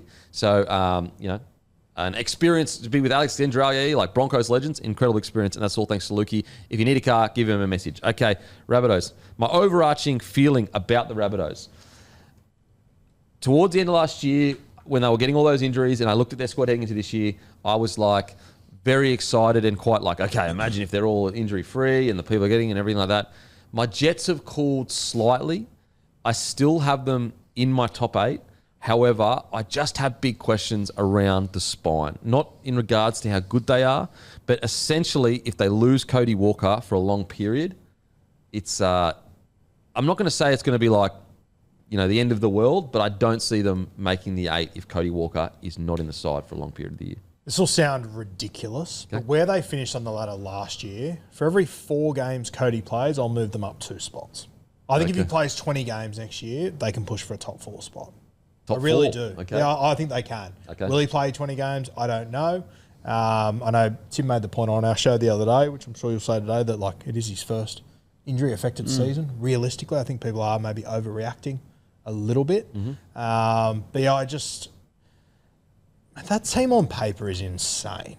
You have got, the bench will probably be Brandon Smith, Adam Elliott. I reckon this... Mate, I don't think Aiken will make the side. I think one of Aiken or Adam Elliott will probably miss the team. The depth is crazy there. I'm hearing whispers that they're going to start Cheese at 9. Yeah, good. That's what I'd do. I'd start Cheese at 9 and bring him off after 20 and put Mamazelis on. I wouldn't have Cheese as my full-time hooker, but I don't think Mamazelis is ready to play 80 minutes. Is there any concern about, and we probably jump the gun here, but obviously Cody Walker, top tier, and can lift a team, all that stuff. We know that. Incredible player. But the other 3 members of their spine, essentially, if Cheese doesn't start, Mamazelis, Sullivan, Gray. Is that a top 4 spine with those three. You know what I mean? Yeah, no, it's not. But they've got Ferraris everywhere else. Yeah. Okay. It's the strike around that. You're going to have Latrell Mitchell at left centre. You have the greatest try scorer of all time left wing. Jack White in right centre. Campbell Graham right wing. Fafita on one edge. Tallis Duncan on the other. As we said, the Adam Elliott's, the Ewan Aitkins of the world coming off the bench.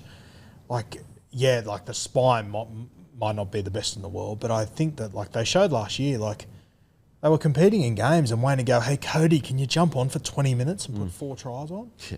If he's So good. fit and ready to play and on the field, Cody Walker, I think with the forward pack they've got, I think they will improve massively this year. Yep. Okay, Timmy.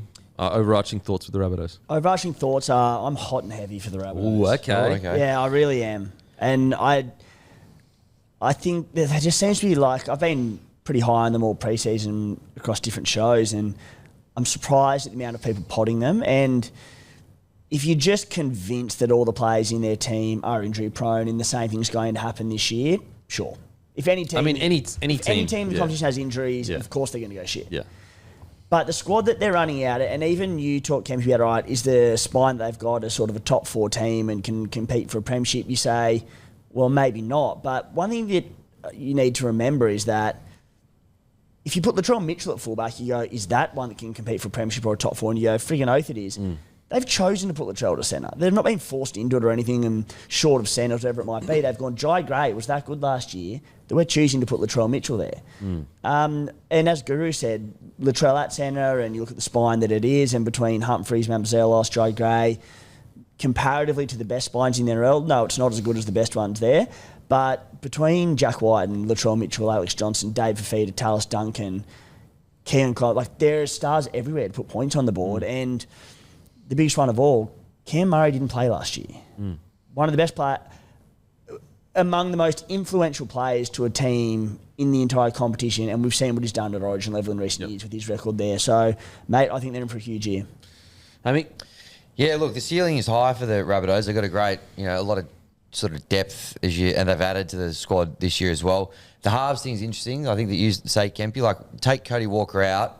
It does look a little bit thin on the ground. They've got some guys with good potential or whatever, Humphreys and Sullivan, but when they were missing Cody last year, and I know you mentioned Timmy, it's his first kind of injury-affected season, but he's 36 now. You're probably going to see more injury-affected seasons than not at this age, I would think, as well. So I just feel like with a lot of pre-season hype with these guys, everyone's got the same caveat. If they can stay fit, they're going to be. Or I think as soon as you have to include that, I don't know. It just feels a little bit flimsy to me. I've never really seen a team where that's been the one big concern. Has it ever panned out? They've never stayed healthy. There's always been a few kind of cracks that kind of emerge. So I actually have them missing the 8. Okay. Not by much, but. Ceiling's high, don't get me wrong, but I reckon if you've got to lean on that as your excuse every time, when does it ever go to plan, really? Well, the way I would look at it in regards to their spine is kind of like this. Let's say Broncos lost one of their key spine members. I think that they probably still have talent in that spine to push for the 8. They're a bit of an exception because they've got freaking Ben Hunt at hooker. But Storm, they lose one of their spine, they can still push for the 8. I think Penrith Panthers' system is good enough to get them in the 8, even if Cleary is out. Who's their backup? Would be Cog. He went to the Cogger Knights, now. came back. Cogger's back. Cogger. I think that system is good enough to get them in the 8. I look at the Roosters. If one of their spine members go down, I think that they're maybe 8's strong word. 4. If we're talking about 4, and that's what you guys are talking about. But that's where I just look at the Rabbitohs in regards to if all of these other top tier sides lose one of their main guys in their spine, they're pretty well adjusted to kind of to patch over it. I just there's no patch for the Rabbitohs, in my opinion. They can, yeah. Oh, I think it all comes down to Cody Walker. Yeah. Personally, if we go out there and Bud Sullivan gets injured round 1, they have to play Humphreys out. It doesn't change that much. Yeah, of course, if I'm yeah. honest. I think Humphreys will start. It's just he's suspended for the first 2 weeks. Yeah. Sure. Yeah. My patch, speaking about patches, and this may shock people, and it's absolutely no doubt in my mind, if Cody Walker gets injured, there's only one person that can be 6, and it's Latrell. There's just no doubt. Putting Jack White in there to pair him with Jamie Humphreys doesn't fill me with any attacking hope whatsoever. I know Jackie White's a freak, but Latrell's the freak ball player, and that's obviously what Cody Walker is. Yep. and we've got so much cut. Like Campbell Graham is a centre playing wing, so he can just slot straight back into centre. If Cody Walker goes down, I would love to see Latrell play 6. What are your thoughts on, and I haven't seen a ton of them play, but between Ashton Ward, Jonah Glover, Bud Sullivan, who we know has the talent, and Wayne seems to have gotten a fair bit out of him, so with another full preseason, these 3 guys, and like I agree with the sentiments around, like if Cody goes down, you just lose so much, but you've got a lot of options kind of thing. We've got a lot of options. I think it's hard to say because I think Ashton Ward he had a good game last year, but I think he's fairly down the pecking order and he's very small. Jonah Glover pretty much steered the Dragons reserve grade team to a grand final last year. I'll be honest, I haven't seen that much of him, but all reports are that he's an absolute freak and that he's been killing it this preseason. So, I mean, he's a watch. I think Sullivan's kind of the one. He's like the backup one at the moment, or if he's pretty much even with Jamie Humphrey. So there is backup there, but do any of those guys fill me with the hope of a half that we need to like make the top 4? At this stage, no. At the end of the year, maybe Glover will step up. Maybe Humphreys will be a freak. They all have the potential to be, but just at this stage, like we're kind of guessing, you know. Yeah. So I think we probably all agree. Like Cody Walker stays injury free. Their ceiling could be whatever they want. I still have some questions about a grand final spine pairing against like Penrith or Storm, but a grand final, if they make a prelim and a grand final, I think that's a relatively successful year. Okay, now in regards to some of their other positions, like we've spoken about this before, but this outside of the spine, best team in the comp on paper. Yeah, I think they've got the most weapons for sure. Like, who's the weak spot in the rest of that starting side, realistically? Like for me, Cam Murray is going to win the Dally M13 of the year this year, I think. The weak spot is half the spine. And that's a very harsh word to call it weak. That's their only weak spot. Yeah. And it's like, when we say weak, we're just saying the weaker. Top tier, yeah. Whereas like, if you're talking about, could they hover around the middle of the table with that? Oh, yeah, for sure. Like, you know, Humphreys is a good, solid number 7 that can kick and tackle really well. Sullivan, so much potential. We know that. Glover, you know, Mug, if you take a team to a premiership and reserve grade. Mamazelos, he's a good, solid 9. So when we say that, I hope people know we're not saying they're bad. We're talking about top 4 winning premierships kind of stuff. But yeah, I think, we spoke about it a little bit earlier. I think Cam Murray, I think he wins a Dally M at 13 this year. If I was to predict a Dally M team, he would be my number 13. I think this is a blessing in disguise. I think his body probably needed the rest anyway with everything going on. I think he's going to be desperate to lead this club to where we know he can. We know how impactful he is. Then you look across the board, you know, guys like Tallis Duncan, you know, it got lost a little bit in the noise of the fact that the Rabbitohs weren't pushing for the 8 last year. Another year under his belt, another year under Wayne. This guy was destructive at the back end of the year. Like one of the informed players of the competition back, the last 6 games or so. Yeah, without a doubt. Yeah. I'd even push it to like the last 10 games. He was incredible. And like, I was told the other day at South training when Latrell, he didn't train for a week or so, they just put Tallis Duncan to centre.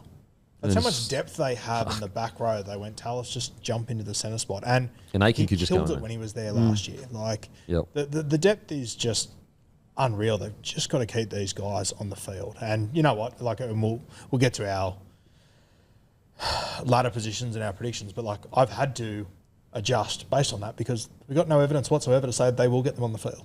Because what's been the worst 3 years now? Over the last 3 or 4 years. Yeah. Some positives. Who are you really looking forward to seeing for the Rabbitohs, Timmy? Yeah, honestly, a lot. Dave Fafita's the big one. Just because his ceiling is the best back row in the game, give or take a few defensive lapses, but at his best, there's no doubt that he can be the best back row in the NRL. And to be under Wayne Bennett, to be running off Cody Walker, like Fafita, the sky's the limit for this bloke this season, and I can't wait to see him and Cody forge a partnership. I'll tell you what, like in regards to first try scorers or even any time try scorers, that is the left edge. It will be left edge with Fafita, Trell, and then Alex Johnston. Like, what are we talking about here? You talk about Cam Murray maybe winning Dally M Lock of the Year. If that edge stays fit and Dave Fafita doesn't win Dally M Back Row of the Year, something's gone wrong. Yeah, he's been a decoy the whole year. It's already the wing spot of the greatest try scorer of all time. Now you add in Latrell and Dave Fafita. And I just, optically, I don't know Dave Fafita in any way, shape or form. Fuck, he looks different to me at South Sydney. He just looks to have a different motivation. Yeah, I think he went through quite a lot off the field last year. 100%, yeah. Are you putting too many chips? Putting all them on the left? Well, I guess your other side's still just as strong though. Yeah, You've it's got good. Jackie Whiten, and Campbell, Graham. and Tallis Tallis Duncan. There's an Duncan. argument the other side could outplay Seriously. them. Tallis Duncan played better footy last year than I've seen Dave Fafita play in 3 years. Let's be honest. Yeah, Tallis Duncan was unbelievable last year. That's how strong they are. Like both edges, we could get to the end of the year, and Jack Whiten's had another stellar season, and he's on the cusp of Origin. I know he's not getting selected, And but this is having shifted Keon to middle. yeah, it's actually insane how strong their thing is. I've got to say I reckon there are so many centres in the competition right now going, fuck, Latrell's at centre this year. I truly believe that because it's one thing for him to move to centre after a preseason playing fullback. To my understanding, he spent the whole preseason at centre this year. Yeah, Cam Murray did come out and kind of say, we don't really know where he's playing, but from all reports, he's the centre. He's the left centre. Mate, He's been training there all year. him locked in Preseason. back at centre. Oh, fuck. Some of the battles he's going to have are going to be crazy. Up against Critter's on the right, isn't he? So he'll be against Stephen Crichton. Tony Staggs. Oh, bro. Herbie Farnworth is... Nah, Herbie's left. He's left. But, mate, some of these battles are going to be of epic proportions. It's going to be like the old, like the Willie Chambers kind of battles, stuff like that. That's what I want to see. Yeah, and I think that's the other beauty of it. In the modern game, a lot of guys, teams tend to attack more to the left side. So your right centre position defensively is so important. I love that Jack's there. Oh, mate. He might be a left centre, that might be his better spot, but to have him defensively at right centre, I love that. And Campbell screaming in from his wing. Mate, Campbell Graham. Campbell Graham's been an unreal centre. I think people forget how fucking good he was as a winger. Mate, he made Australia as a winger. Pretty sure, if I recall. Yeah, that's it. If I'm playing South Sydney, I'd have my entire kicking plan. Do not kick to that edge.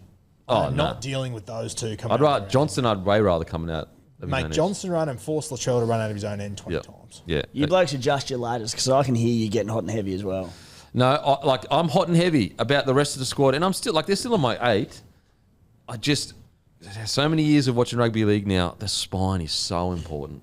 Everything happens around this. Look at the Broncos forward pack when we won the Spoon. It was unbelievable, but our spine was not great. So that's what the good thing though is let's say Sullivan has the best season of his career. We all of a sudden could be going, this halves pairing is one of the best attacking halves, one of, not the best. But Sullivan's ball skill and ability to create try assists and that, this guy is a talent. He just hasn't hit the straps we know he can. And I think that is the other advantage that Souths have that, they might not have a set halfback, but at least they got 3 dudes fighting for it. Yeah. Yeah. So they'll be pushing each other. Yeah, absolutely. And It's not just you're going to fall into it, you're the best we've got. Mate, they've It's- literally got 4. Yeah. They're I personally think the older Cody Walker gets, he wears 6 on his back. He's kind of the halfback of this side. He leads them around. yeah. He, In regards to the direction and that, but all the thing I like about the Humphreys pairings is he is so conservative to 7. He truly is. Tackle hard, kick the ball long. perfect. That's it. Yeah. Now, what's scary though is that kind of next level of let's say Sullivan hits his straps, and you've got 2 edges with these guys that can play crazy footy. But that's the big if, So I guess we'll see. But look, yeah, I'm definitely excited. Jai Gray, it looks like he's going to get that fullback position, which I'm excited for him. Can I just ask you, boys, this might be a dumb number, but at what percentage do you think chance that Latrell will be playing centre in round 27? That's a hard question. Well, it's a hard question because we spoke about this, I think, a few weeks ago, where you're going into a finals game. Do you want Latrell at fullback or do you want him at centre? Mate, I think if you're not giving him a fullback pre-season, with his injuries over the last years, I think you're playing with 5. I think you've made your decision. He's a centre. He's a Yeah, fucking centre. I'm with you. I reckon, you just want him on the field. And if your best opportunity to keep him there is to have him at centre all year. And he won't play a traditional, when I speak about roaming centres, that he won't do that much, but I do think we've seen at times when he's been at centre, he's chimed into the back line, doing a bit of ball playing on the other side of the field when they're attacking the line. I think we'll still see bits of that. Well, I don't mean play him the whole year. I'm saying you're about to go into a top-tier game against a premiership, an elimination final or whatever. And he's been playing centre all year. You know what I mean? Put it this way, if they're top 8 and they're winning games of footy and playing well and you get into the back end of the season, you're not changing something that crucial because of tough opposition. What if they finish 8th, they scrape in? See, I reckon a better question is, if it's round 23 and they're 11th, then what do you do? That's That's when you put then there's Latrell a back discussion. then you put Latrell at fullback. Yeah, that's fair. That's fair. But if they win the minor premiership, of course you keep him Depending right on there. why you're 11th. Yes. Yeah. Okay, boys, in regards to the rookie to watch, sorry, I should have it up. The rookie to watch for me is, sorry, I did this late last night. Oh, so it's, I don't know if I'm saying this correctly, it's Dean Tua. Now, he's actually from Queensland and he's 17, so he's still super young. Like, he might debut, he might not, probably won't. But he is, they actually got him from the Brisbane Broncos Academy, and I've seen some highlights of him, and he is explosive. Almost, I'm trying to think, like, not necessarily Toto vibes, but similar-ish in the sense of crazy good footwork, super strong in contact, very fast first 10 metres. So he's a guy that just to keep an eye out for if there's, I guess, a few injuries in the back line. They're in a weird spot because of their depth. I don't think you'll see too many young guys this year. It's just the reality of South Sydney. For sure. I mean, he probably won't debut, but who knows? Okay, boys, it's time for the rubber to meet the road. I have the Rabbitohs finishing 6th or 7th. I've got them 7-8 at the moment, just because I can't trust that there aren't going to be injuries there. Yeah, after round 12 last year, with all the injuries that they had, the Bunnies were sitting 6th. They were sitting equal 5th on points with the Sharkies. I think one thing that people are overlooking as well, it's Wayne Bennett, arguably the greatest coach of all time. So I'm going to be glass half full. The Bunnies are going to stay injury-free. Cody Walker will be injury-free. Okay. Probably at 5'8" of the year, Dally M. You going Cody 5'8" Dally M? Yep, he's going to play every single game. Okay, Maybe not okay. every game, but he'll Okay. play enough games. Okay. Bunnies top 2. Top 2? Yep. Wow. I'm So all in. If Tim's right, we could get to Dally M night, and the nomination could be Trell for centre, Fafita for back row, Cody Walker for 5'8". It could be Cam Murray for 13, and it could be Keon in the front row as nominations, not to win them. Yeah. But if everything goes right for South Sydney, which I understand Hammy's made a very good point around how often does that actually happen, mate, the ceiling is so fucking high, it's insane. Okay. All right, that's glass half full. Yep. Over there. Okay. This is glass half empty. Oh, no, you're a Debbie Downer. Sorry. Shout out. Shout out to Deborah. What do you got, but, Debbie? Expected finish 11th or 12th. 11th or 12th? Yep. There's some more shocks coming in my predicted ladder. Holy shit. But I just think, if Cody's out, if you sort of scratch the surface there, particularly in the halves, you've got all these great weapons either side. You've got to get good quality ball to them. That's been a little bit of an issue. And Maddie's put a HR folder together for you now. that's fine. I'm sorry, but I've got to be honest. So that's where I've got him, 11th or 12th. Okay, West Maddie. Tigers are up next, Matty, don't worry. Yeah, you got to return serve. You know, I'd love to return serve. I'm actually closer to Hammy than I am to Timmy. Now, I've got South 7th or 8th, but I'm a battered South fan. Like, the last 2.5 years have been an absolute disaster, and I can't just sit here and ignore that.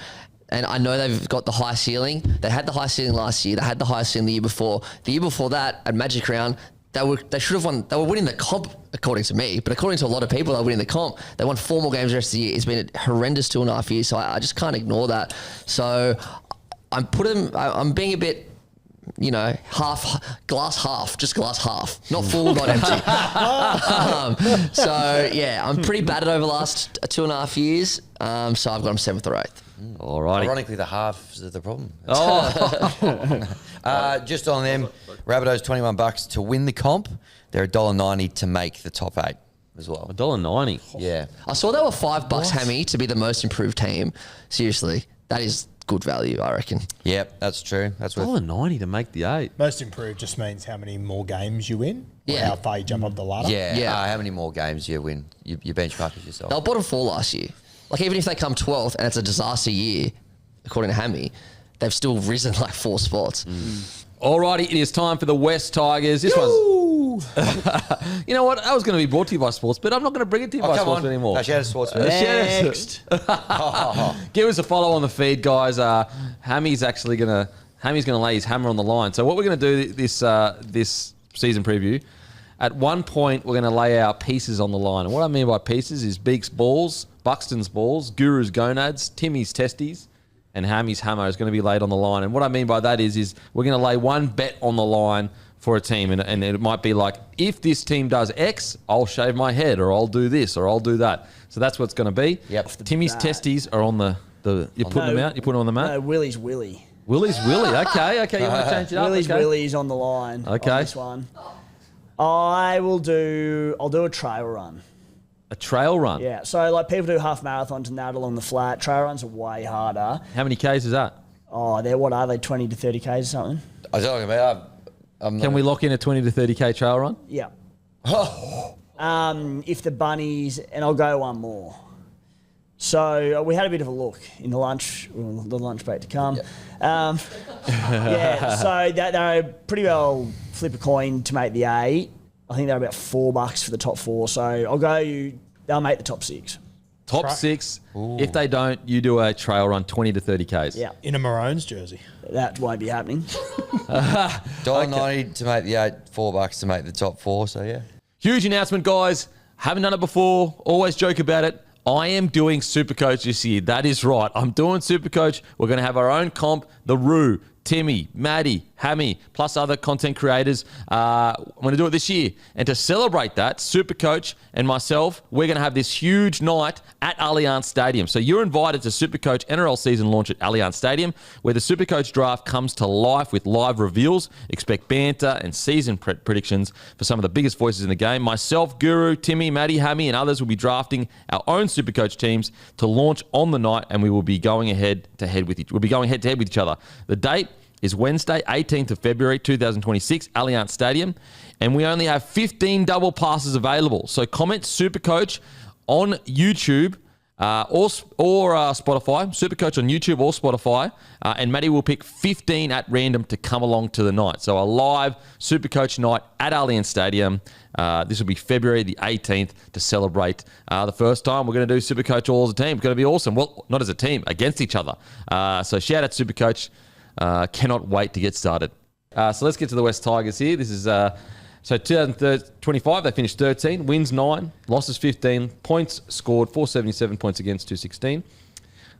This is a few interesting, I guess, stats here in the attacking stats. So they were 15th in attacking stats last year. In points, 15th in line breaks, 8th in tackle breaks, 14th in meters, 1st in offloads, which is super interesting when you consider like the type of footy they're trying to play. Errors, they were 12th, and completion rate, they were 8th.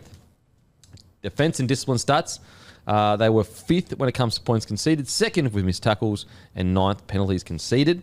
And in regards to the West Tigers, I just want to start off with this because there was an outrageous take on Monday that I let through to the keeper because I just didn't want to push too hard on it. And, sometimes you just got to let things go. But Hammy and Tyson from Code said that the West Tigers have a longer premiership window than the Bulldogs. Do you stand by that? Tyson said it, and I agreed with him. I thought it was a good point, well made. What does Tyson do for a day job? He's a great journo. He's got his finger on the pulse, knows what's going on, knows his footy, and I think it's a good point, well made. So you think a Tigers with a spine of Appy Coruscant retiring in the next couple of years, Jerome Law going to be over 30, Adam Dewey also going to be over 30. Dream Bullock going to the Bulldogs. Oh, wow. Add all this, Matty, add all this. You reckon they have a longer premiership window than the Doggies do? Yep. Wow. We're going to get to the Doggies, but, lost 6 of their last 8 games, and one of the wins was against the Panthers, who arrested everybody. Are they going that good? I don't know if they are. We finished with a wetter sail than that. Now back end of the year, wasn't that good. Wasn't our best bid. So I'm confident that I reckon I'm with him. I thought it was a good point. Well made. Looking forward to that premiership window. Do I think we're winning it this year? No, I don't. Okay. I think we're building nicely, though. Okay, fair enough. The Tigers lost their last 3 games last year to the Titans, Raiders and Cowboys. Got robbed in most of those. Refs are always against you, aren't they? Also beat the Dogs, though. In our last. You did beat the Dogs. Handsomely as well. You've seen a team lose their last 3 games of the year and the coach get re-signed for 5 years? Ooh, that's personal. Yeah, we're shaking it up. We're shaking it up in the NRL. A bit of stability. That's what you need there. What I will say seriously about that, some people go, you look at a number of wins and the number of losses, and can you extend a coach for 5 years off the back of that? There's arguments for, arguments against. What I will say with Benji Marshall, and we've had great coaches like Ivan Cleary, Michael Maguire have come through the club. One thing those guys weren't able to do is attract talent to the club who their best footy is probably yet to come. Okay. You know, and there's a couple of players there that, you know, might not be every coach's cup of tea, but we've got, you know, both the May brothers have come to the club. You know, Taruva's come, Jerome Luai's come to the club. We've got guys who are not over the hump past it. There's a few that are trying to build a culture and, you know, put their stamp on something. That's where I think on-field wise, that actually fills me with a little bit of confidence and optimism as a Tiger. There's plenty that can shake your confidence and get you down and out as a Tigers fan. The board stuff, all that sort I of was stuff. going to say, well, hopefully Holman Barnes Group, they're aware that you re-signed Benji Marshall for 5 years. Yeah, hopefully someone lets them know. But if we're talking purely on-field, that's where I'm kind of, that gives me some optimism and some faith. Okay, all right. Let's talk about bird's eye view of what we're looking at with the West Tigers this year. Another team that's kind of like tough to land on. I will say, you know, stability wise, it looks like Dewey's going to be 7. It looks like Luai's going to be 6. Luai has come out and said, you know, not necessarily like I think Tyson said he said to him that he may have bitten off more than he can chew. But I think the main focus of that quote was he's really excited to go back to just being a 6, doing what he does best, which is breaking games open with, you know, unexpected style of footy. I actually think he'll probably flourish more as a 6 under Benji than a 7 because he probably plays more like Benji as a 6 than obviously as a 7. I think also the tough thing, like I've seen some people be critical of his form last year, Jerome Luai, because he doesn't have all the stats and everything like that. But that wasn't really his job last year. His job was just purely how do I improve this footy team and do all the tough stuff. So I'm excited about that. I will say, although I would have Dewey as the 7 heading into this year, and I'm very sure that I would have him as 7. He had a great, you know, I'll just say 6-7 games last year as a 7. I'm still not like locked in that he's a gun 7. I'm still not locked in, sorry. But there's questions around that. There's been, put it this way, Adam Dewey, super talented footballer, but he has had stop and start all throughout his career in when it comes to form. Now, maybe this is the final, you know, nail where it's just like, okay, this is where it all works for him. This is his role. He gets to lead a team, plus the team is substantially better on paper as well. But I do still have a little bit of questions about can he be a top 8 number 7 in the NRL? Yeah, well, me and Tim have been having this argument for years. I don't think he is a ball player personally, but mate, there is no denying the evidence we saw last year. The West Tigers were better when he was at 7. Way better. I think it looks a little bit weird at times. Gives a fuck. If they're winning games of football, that's all that matters. And the West Tigers look better with him at halfback. So he'd be my 7 going into the season. Yeah, he definitely might be. It's just more I think there is a sense that because he played those 6 or 7 games quite well, people are like, yeah, mate, he is locked in for the next few years. And I just recall his last few years, it's been a bit stop-start where he's had these like moments where you're like, wow, he is really progressing towards maybe even Origin fringe level. Like that's how good he's been at times. And then he, you know, whether it's injury or form-wise or he's trying to do too much. But he definitely is my 7. And they look like a way better team in the time he played 7 last year. And I think, in fairness to him, he's had more than most players, like significant injuries. Yeah, for sure. I was going to say, and throw to you, Hammy, but correct me if I'm wrong, but when you talk about form and up and down and that, from my memory, the only issues he's ever had has been injury. Whenever he's been playing on the field, he's been a gun. And in my opinion, playing centre in teams that haven't done well for a number of years, playing out of position. But I feel injuries have impacted him, to your point, Hammy. I feel like every time he's been on the field, he's been fine. Yeah, I agree. And last year it was good to see he played a variety of roles, but he eventually settled in the number 7. And I like, you know, we've spoken about a few other clubs at the moment at this point of the season. They don't know who their halves combination is. Like, there's at least a bit of a plan here. They've been working into it back half of last year. They probably got a head start on some other teams kind of working out that combination. And now they've had a full preseason under the belt. Jerome's like, I'm happy to kind of just settle back into my old role and not do everything as much, which I think is great awareness. The thing with Dewey, it might have been before, this is years ago. I'll never forget with Roo talking about how Dewey he's playing his hand too much and he's too predictable in his attacking footy. When I think Mike Maguire was the coach, he was very, very like it's premeditated. Yeah, so the idea that he's always been good when he's played first grade, I disagree with that. He has had plenty of good, solid seasons, but always been good. I think he's had up and down form at times, and most of the time it has been because of injury, but some of the time it has been because of just form. Period, in my opinion, anyway. But I am of total agreement. They are a better side with him at 7. It's good that they're settled. And if you're looking at a team that's going to try to fight around mid-table, Api Coruscant, Luai, Buller, Dewey, I'm okay. I'm okay with that. Like, I'm okay. I'm not sitting there going, I just don't see how this spine fights in the middle of the table. Yep. My Agree. opinion. Agree. Rube? I was going to ask you guys, 6-man bench now. What do you do with Latu? Do you put him on the bench, or do you just have him play him half-back in reserve grade? Half-back in reserve grade. They're trying to build, the next 10 years around him.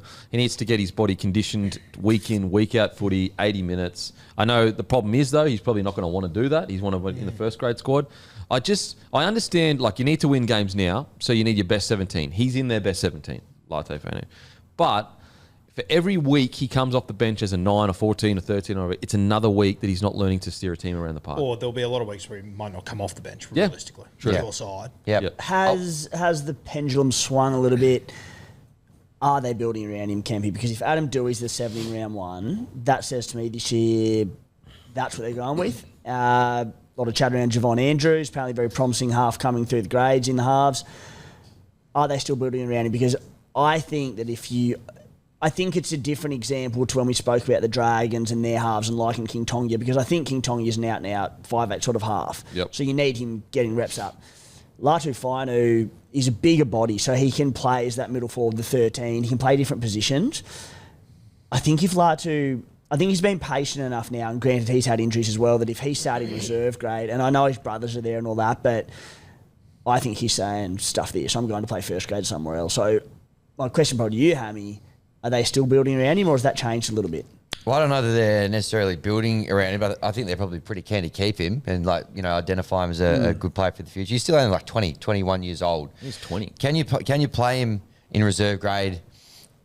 Are they mutually exclusive? Can he not then also sit on this 6-man bench and probably you're going, I want 15 minutes out of him maybe on a match? You're asking for injuries, especially a guy like him who's already had a lot of soft tissue injury in that, or at least a few. It's a good point, though. There will be... Obviously, you want him playing 7 as much as you can, but with this 6-man bench, there will be a lot of weeks where the NRL club is playing before Cup, and they'll be released to play Cup the following day or on the Sunday, whatever it might be. So they'll still get these games. Yeah, look, so do you both feel... Because I still think that the Tigers are sitting there going... In 5 years' time, Latu Fanu is a key part of our 6 or 7. Wouldn't you just start him 7 now, though? I don't think they have the luxury of doing that. I think that they tried that. He played one really good game, struggled for form, got injured. Whereas right now, he's 20 years old. I don't think he's played well enough in first grade to be demanding you either play me on first grade or I'm out of here. Yeah, I'd agree with that as well. Yeah. Yep. I'm the world's biggest fan of him, but I don't think he's really grabbed his opportunities in the last 2 years. He's had little flashes and little moments, but as I've just said, I've always been anti-Adam Dewey playing the halves, but it's fucking undeniable that he has to be the guy there, and I don't think Latu's put that much pressure on it, realistically. And not to... I think we can all agree, he hasn't played bad or anything. He just hasn't set the world... He obviously had that one game where it was friggin' unbelievable. Was it Roosters? Yep. Unbelievable game. And he might have had some other good games, but I just think at 20 years old, I think it'd be very reasonable for a club to say to him, mate, just play your trade. We love you. We want you to be at this club long term. I think we've proven that with the big contracts. To my understanding, he's had a pretty decent contract for a few years now. What happens if Adam Dewey, and I think there's every chance he does, and for what it's worth, I'd be starting Dewey, and I'd have Latu off the bench. Dewey comes out and kills it this year. Tigers play finals footy, compete for the 8, whatever it might be. Well, then that's then I understand where you go, listen, there's probably not a pathway for you here. Yeah. But this goes back to my other point of this idea that Dewey is lock, guaranteed, he's the 7 going forward. There is a world 10 weeks in where he's struggling in form and Latu gets pulled into the side. I like Dewey in the halves for sure, and I think probably his best position might even be sort of a 6 because he's such a strong ball runner, but he's 27 now, he's one who, you could easily peg as that transition to lock later on in his career. Not yet, but bigger body, good defender. He could be great. Yeah. That sort of ball playing lock. Anyway, that's looking a bit too far ahead. But, these are the questions Tigers have to ask themselves because although they're not in the depths of a rebuild, you'd consider this as a rebuild kind of phase for the club, would you? Yeah, I think it was not at the start of it, though. It's they're a year into it, I'd say. Benji's had full control of the squad now for a couple of years. Yep. And we'll have it for the next few as well. So, yeah. I will say good problem to have, though. You'd rather this than some Great of the problem other... to have, they're sitting here going, I don't even... there's no depth here and who's going to fill in here. How So do we how do we make sure that we keep this gun rookie half? Yep. Yeah. Yeah. And so when we're saying he hasn't set the world alight, that doesn't mean we're saying bad. We're just saying I personally don't think he's done enough to demand, like, I'm either in the side or see you later. That might change, though. That might change. 20 years old, still super young. Okay. In regards to, we'll go glass half empty, then we'll go to glass half full. I still think you need a middle forward. I still think you're a middle forward short. I don't mind your edges. Fainu, Kai Pearce-Paul, maybe Maverick guy coming off the bench. I just reckon a middle forward to help Terrell May week in, week out consistency. I know Bolle started the year really, really well, but I reckon I'd like to see another middle forward there. Yeah, I reckon we've got a couple. I mean, Bunty Afoa's come across from the Warriors. Yeah, he could be the one. Kind of having a really good riff in the preseason. We've seen as well, Royce Hunt came to the club last year, probably by his own admission didn't have his best year. Apparently Benji had some stern words with him, and we've seen some photos of him recently. He shed about 10 kilos in preseason. So there's enough kind of talent there to maybe rip it. He definitely does need a bit of support, Terrell May, but like... We'll put it this way, it's like we're going to need them to step up. Absolutely. Like right now. No denying. Yeah. No denying, but I feel like, Bunty, he's been given another chance by the Tigers, and it's probably a similar situation with Royce Hunt. If one of those two can kind of kick on a little bit, Fanua Polo, we saw, as you mentioned, he started the season well, maybe dropped off a little bit towards the end, but those guys plus 12, I don't know, I feel like there's enough kind of there to make it work. Random question. Is Terrell May injured or anything, or... Not that I'm aware of. Has anyone seen anything from him on social? Like on... I saw some photos of him at... He is there, yeah. Oh, good. Okay, sweet. Yeah. Cool. Sorry, I just hadn't really seen anything of him, and... I know he's did like a stream with the Carraz brothers. Okay. Oh, yeah. Yep. Recently. Cool. So. Yeah, they need someone to go with him. I don't think... like what Terrell May did was incredible last year, but I don't think he's... I don't want him playing 80 minutes. I don't want him playing 80 minutes. No way. Just because you can doesn't mean you should. Like even with Payne Haas, I don't want him having to do that every fucking week. And I think that he is so important to the West Tigers that they need to find guys to go with him. Yeah. And I think they need to find another proper middle to go with him. Yeah, like I'm not by any means putting Terrell on Tino's level, and I know Fanua Bolle is at a different part of his career than Mo Fodawaker, but it's a similar sort of thing, right? Like Terrell, who goes out there and gives his all and plays these huge minutes and has a ton of runs and tackles, someone needs to step up and help him out and give Benji enough confidence to be able to play Terrell for 60 minutes, and when he's off the field go, someone will do the job. They'll pick up the slack. Yep. And I think Fanua Bolle is one who, he's been very solid for a couple of years. He's got enough experience now that he needs to step up. Yeah. So would you put him, so you go front row, Bolle, Terrell May, would you start 12, 13? Am I good, Matty? Yeah. I'd have him there. That's what they did a little bit with him last year. I think that worked quite well. Yep. Yeah. I think a guy like Seyfarth, it's a make or break year for him. I think that he's had flashes of talent. We know how good he can be. But when Kai Pearce-Paul and Fainu are now at the club, he'll be lucky to jag a bench spot this year, which is good for the Tigers because for many years, Seyfarth was almost locked into that side. Correct. Yeah, I'm with you. I think he's probably doing pretty well I don't think he'll be starting. Maybe off the bench, but there's a bit more competition for spots. What do you think his best spot is, Hammy? Seyfarth. Back row. On an edge, yeah? Yeah, he's sort of like right side back row is where he's kind of played for the last few years. Yeah. Yeah. I think Kai Pearce-Paul's probably going to fill that spot. Yeah, I think it'd be Fainu and Kai Pearce-Paul. I thought Fainu was solid last year, but he definitely wasn't at the heights of the year before, in my opinion. So it's gonna be interesting had some flashes. Yeah. Not as. It wasn't bad by any stretch, but just wasn't. Yeah. He was incredible the year before. He was. He had that little combo that they'd sort of worked out a bit. Him and Galvin on that left side, which obviously got disrupted, but.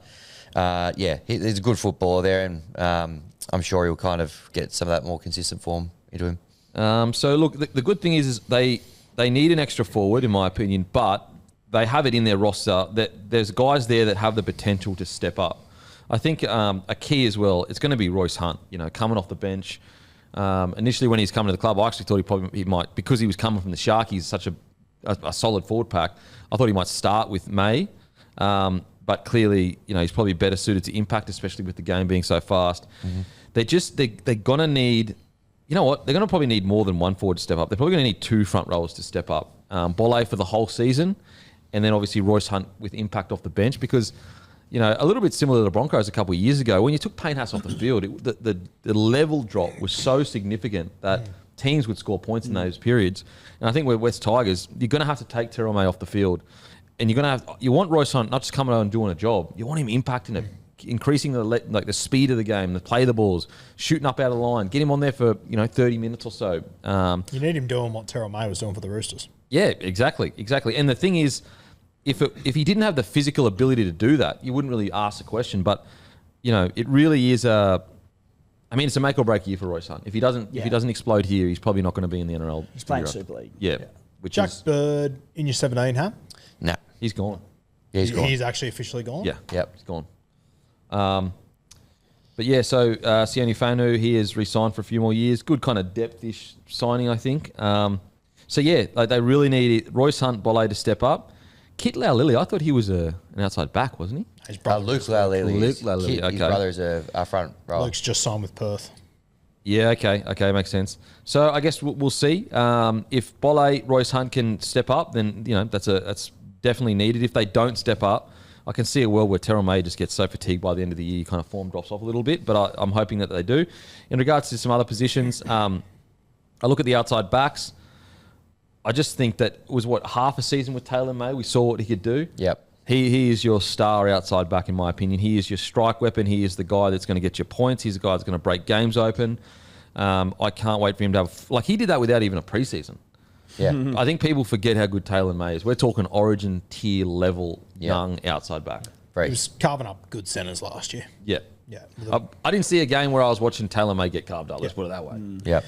What about your wingers? So Taruva will have one spot locked in. You then got, I would assume, Skelton or Makassini. Yeah. I'm going Or Makassini. Laulili, I guess. Is Sounds that like right? Makassini's firming to play. Yeah. Well, He's my rookie of the year to He watch. can also play in the centres too, so that's going to he can put a bit of pressure on like a Stafford Toa. He could put a bit of pressure on a Skelton as well. Got some options there with him, but he played 1 or 2 games last year and just looked like ready for it, didn't he? I'm going Makassini.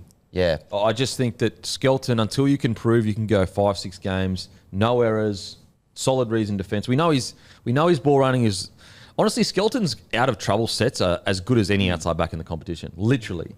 But there's just moments where, I think there was one game, just an end over end, the game was on the line, end over end bomb, dropped it in the corner. Just needs to get rid of that in his game. And the problem is, it's been his issue for a few years now. It's why he hasn't played.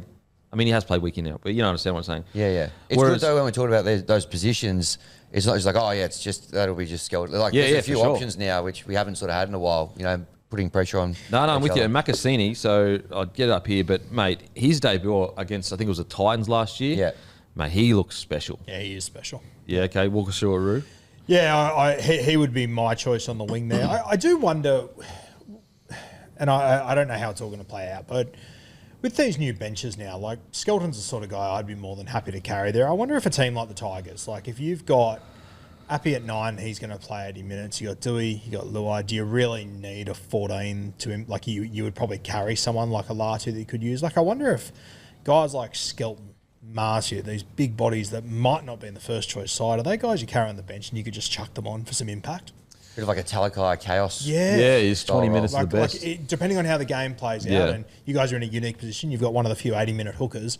I just wonder, instead of finding a spot for Latu or chucking him on at lock, do you just put a Skelton out there and go, hey, 15 minutes, 8 runs, go. In the middle, do you just mean? in the middle, Yeah, just let him go. I just wonder if you could start to look at it a little bit differently, that these guys could do what Talakai's done and just get some momentum through the middle. I don't know if it'll play out. I'm just thinking about it live, but I just wonder if... No, the fact that, let's say the forwards are looking not that fatigued and they're handling the game pretty well, you could make, there's 10 to go or 15 to go. Instead of bringing on a big bopper that's quite slow through the ruck to do the job, let's say Terrell May's looking great, not fatigued, Bolle's having the game of his life, maybe you do. Well, that's where there's so many different ways you can look at it. Where if especially a big minute forward goes down early, and you've got Royce Hunt, who's a regular coming off the bench as an impact player, you probably go, all right, Royce. Granted, he's in terrific shape. Maybe not you this week, and you bring on one of the other blokes who they know can get 40, 50 minutes out of quite comfortably. So yeah, it's interesting. It really will. I don't think we're really appreciating the impact that this is going to have. 2 extra options. I think it's going to have such drastic impact. We are off air before the show. We're actually speaking there's an argument to be made. It's going to have more impact than the kickoff rule because it's going to change everything in regards to Anyway, I think it brings an exciting element at the same time of just how coaches do use it. Yep. And I think I think it's easy to go into a game with a set plan. If everything goes right, you just follow your plan, a bit of changes and all that. But now you can sort of opens up to having a feel for the game and just like applying new approaches on the fly depending on the game. and risk as well, risk versus reward stuff. You know, you're behind by, I don't know, 12 or whatever, and you go, you know what, stuff it. I'm going to put on the best attacking players possible and just see if I can roll this kind See of what thing. we You can know? do. Yeah. Because there'll be that. It'll be interesting, won't it? 20 minutes to go in the game. That last player that they utilise, there's just going to be coaches saving that last one for 20 minutes to go, just to let the match dictate what type of player am I putting on. That's exciting. If everything's gone to plan, there's no HIAs, there's no injuries, which does happen quite often. There are a lot of HIAs, obviously, but it's not like that every single week. And if you're lucky enough to be a team like the Tigers that's got an 80-minute 9 and a front row that can play 80 minutes, Yeah. that does open up opportunities. It's fair. And like anything, like these rules get implemented and we think we know how coaches are going to use it, and they find all these really strange, unique ways because they're so good at what they do. Okay, it's time for Hammy's hammer on the line. What are you betting? What are you laying down for your team? Yep, I'm going to put my hammer on the line here. If the Tigers don't make the 8, I will do 75 hard. That's so good. That's outrageous behaviour. For those playing at home who don't know what 75 hard is, it is a physical and holistic wellness sort of program. You got to do what you got to follow a diet, no cheat meals for the entire 75 days, 2 workouts a day, one outside. That's in brackets, so I think if you're happy if I just do 2 a day. Drink a gallon of water a day. Shout out to Paul Gallon. Read 10 pages of a non-fiction entrepreneur or self-development book per day. And take a progress pic every single day. A progress picture. Holy shit. Yep. If they don't make the 8. Yep. That's so good. Oh my. I don't know if you need to see the everyday progress pic, but we need to see it all, mate. We need to see it all. I'll do that program if they don't make It's the going to 8. be on Bloke in a Bar's Instagram, your progress pic every day. Whoa, all right. Well, make sure you rip in, boys. Yeah, so that's Hammy's hammer. That's what's going on the line for season 2025. That's good stuff. Holy shit. Okay, well, unfortunately, I have the Tigers 10th to 11th. Can we get an HIA for Den and Kemp, please? HIA for I Den have the and Kemp. Tigers 10 or 11th. Little bit worried about an out-and-out 7. Like, little bit, I've already kind of explained with Adam Dewey. And also middle forward, slight concern, but 10th or 11th. Yeah, I've got them around about the same. 11-12, I think I had the West Tigers. Sorry, just let me... I was just picturing Hammy doing the 75 part. Sorry, I've got them 13-14. Yeah, I've got them 13-14 as well. On paper, all looks good. Outrageous. We don't need to touch on it, and we don't need to, but the off-field stuff still scares me with them. So, Yeah, I 13-14. think Zach Lomax has been a nice little distraction over the That's a last good point. few weeks. You know what's crazy? We got through a whole preview without mentioning It was off-field nice. stuff. Yeah, I was Yeah. like Well, we've only got 8 hours, so we don't want to get into the whole other stuff as well. Okay. I'll go 11th to 12th. No, it's all right. 11th or 12th? What do you got, Hammy? 7th or 8th. Could you imagine if you said like 10th or 11th? It's like you just want to do the I've got 75 it finishing just outside. No, 7th or 8th for me. They're $41 to win the comp. They are $10. I know, well, $10 to make the top 4. $7 for the spoon. Wouldn't worry about that. And to make the 8, they are. Oh, geez. They are $3.40. Jeez, that's pretty. Not bad value there. Okay. Last thing on Tigers before we move on, I love their jerseys for this year. I reckon they're cool. They've grown on me. They're good, aren't they? Yeah, when I first saw it, I was Too a much bit orange, iffy, though. but The wrong shade of orange was the issue. I like it. Is it orange or gold, Hammy? Orange. Don't they say black and gold or not? Yeah. All we know is there was too much of it.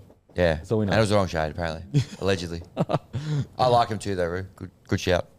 I like the uniqueness. So they're quite unique. I like that. I Yep. like that. Unique New York. Unique New York. Okay. All right, let's get into the Cowboys. And just quickly, guys, this was recorded. Well, the part of the preview of the Cowboys was recorded before the weekend. We still needed to record some stuff, so I came in on Monday. And the good thing is there were some standout performances on the weekend for the Cowboys. And I actually mentioned Mason Barber before the trial last week, but it was Mason Barber. And the exciting thing, look, Scott Drinkwater has been quite durable and hasn't really struggled with that much with injury. However, you know, it's always good in key positions to be putting pressure on. And you know, he's not on Scott Drinkwater's level yet, but absolutely outstanding on the weekend. And look, most people will focus on his try, giving one of the defenders a shake and bake, baby. Big lift, left foot step, fend on the right. Thanks for coming, which was a great try. And also, he moves so well for how big he is for a fullback. Like, he's not a huge fullback, but he's definitely a bigger body. And so most people focus on the try with Mason Barber, but I tell you what, just some of the other little stuff that he did, even in the first half. Like, there was one where, look, he got let down by his outside men, but even as he was getting tackled, he put a kick in the first half. The Bulldogs fullback just squeezed out of the in-goal area. But like little things like that were just class. And I was watching him closely, just all of these little touches he had, he was just a class above. And that's what's exciting with Mason Barber. Now, the good thing about him in regards to his size is I'm confident he could probably play on the wing. And at the moment, in regards to locked-in wingers, it really only is Taulagi. So, you know, that's exciting that you've got an absolute weapon like Mason Barber, who could debut on the wing, also keep Scott Drinkwater, keep a bit of pressure on Scott Drinkwater as well. And if you can keep him at the club long-term, like Drinky, I think, is still relatively young. He's what, 20? Can you get Drinky's age up, please? But I think he might be like 28. So he's still got quite a bit of footy left in him. However, if you can keep him happy in the club, maybe on the wing. Look, I know Darby was great on the weekend as well, but you know, maybe Mason Barber, you keep him on the wing, and who knows, maybe he is your fullback for the next 10 years because he was electric on the weekend. How old's Drinkwater's 28. 28. So still plenty of time left to play footy. Still plenty of footy left in him, sorry. But Mason Barber on the weekend was absolutely, he was great. And just, as I said, if you watched him closely, it was just the class of his touch. It was his ability to win a lot of the contact. It was his footwork that was electric. And you could just see he had time on his hands. You could see, now granted, he's still a rookie. There's still parts of his games that he has to build out, but that goes without saying as a rookie. Just a silky player. And I am super intrigued to see if he jags a wing spot come round one. And it's just exciting because you look at Purdue, and Purdue will probably, you know, Purdue's best position is probably fullback. However, you know, long term, they're probably going to keep him in at 6. He looked quite good on the weekend. I thought he just looked super silky on the weekend, Purdue. And so if that's the case, you know, there is a pathway, you know, in a few years at least, for Mason Barber to come through and be the long-term fullback, which is super exciting for the Cowboys. Super exciting. And they've still got guys like Tom Chester in the ranks as well. Like the depth there is great. Essentially 3 really good fullbacks, which is great in a first grade squad. And the good thing about Mason Barber, he's not even in the top 30 yet. He's still in the extended squad.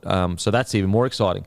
Outside of that, look, I'm super intrigued to see what Reed Marnie brings to the joint. You know, kind of flown under the radar a little bit, and I think it's probably because they lost the current New South Wales number 9, and so it's just like, oh well, if they, you know, Reed Marnie at this stage of his career is not better than Reece, so it hasn't made much noise. But I just wonder whether Reed Marnie's leadership off the field is really what the Cowboys need, especially when you consider how much impact he had at the Bulldogs. What do you reckon, mate? Yeah, I'm excited for the Cowboys spine shake-up. Like, obviously it wasn't ideal that they lost Reece Robson, but I don't know, maybe Reed Marnie's the guy that they need.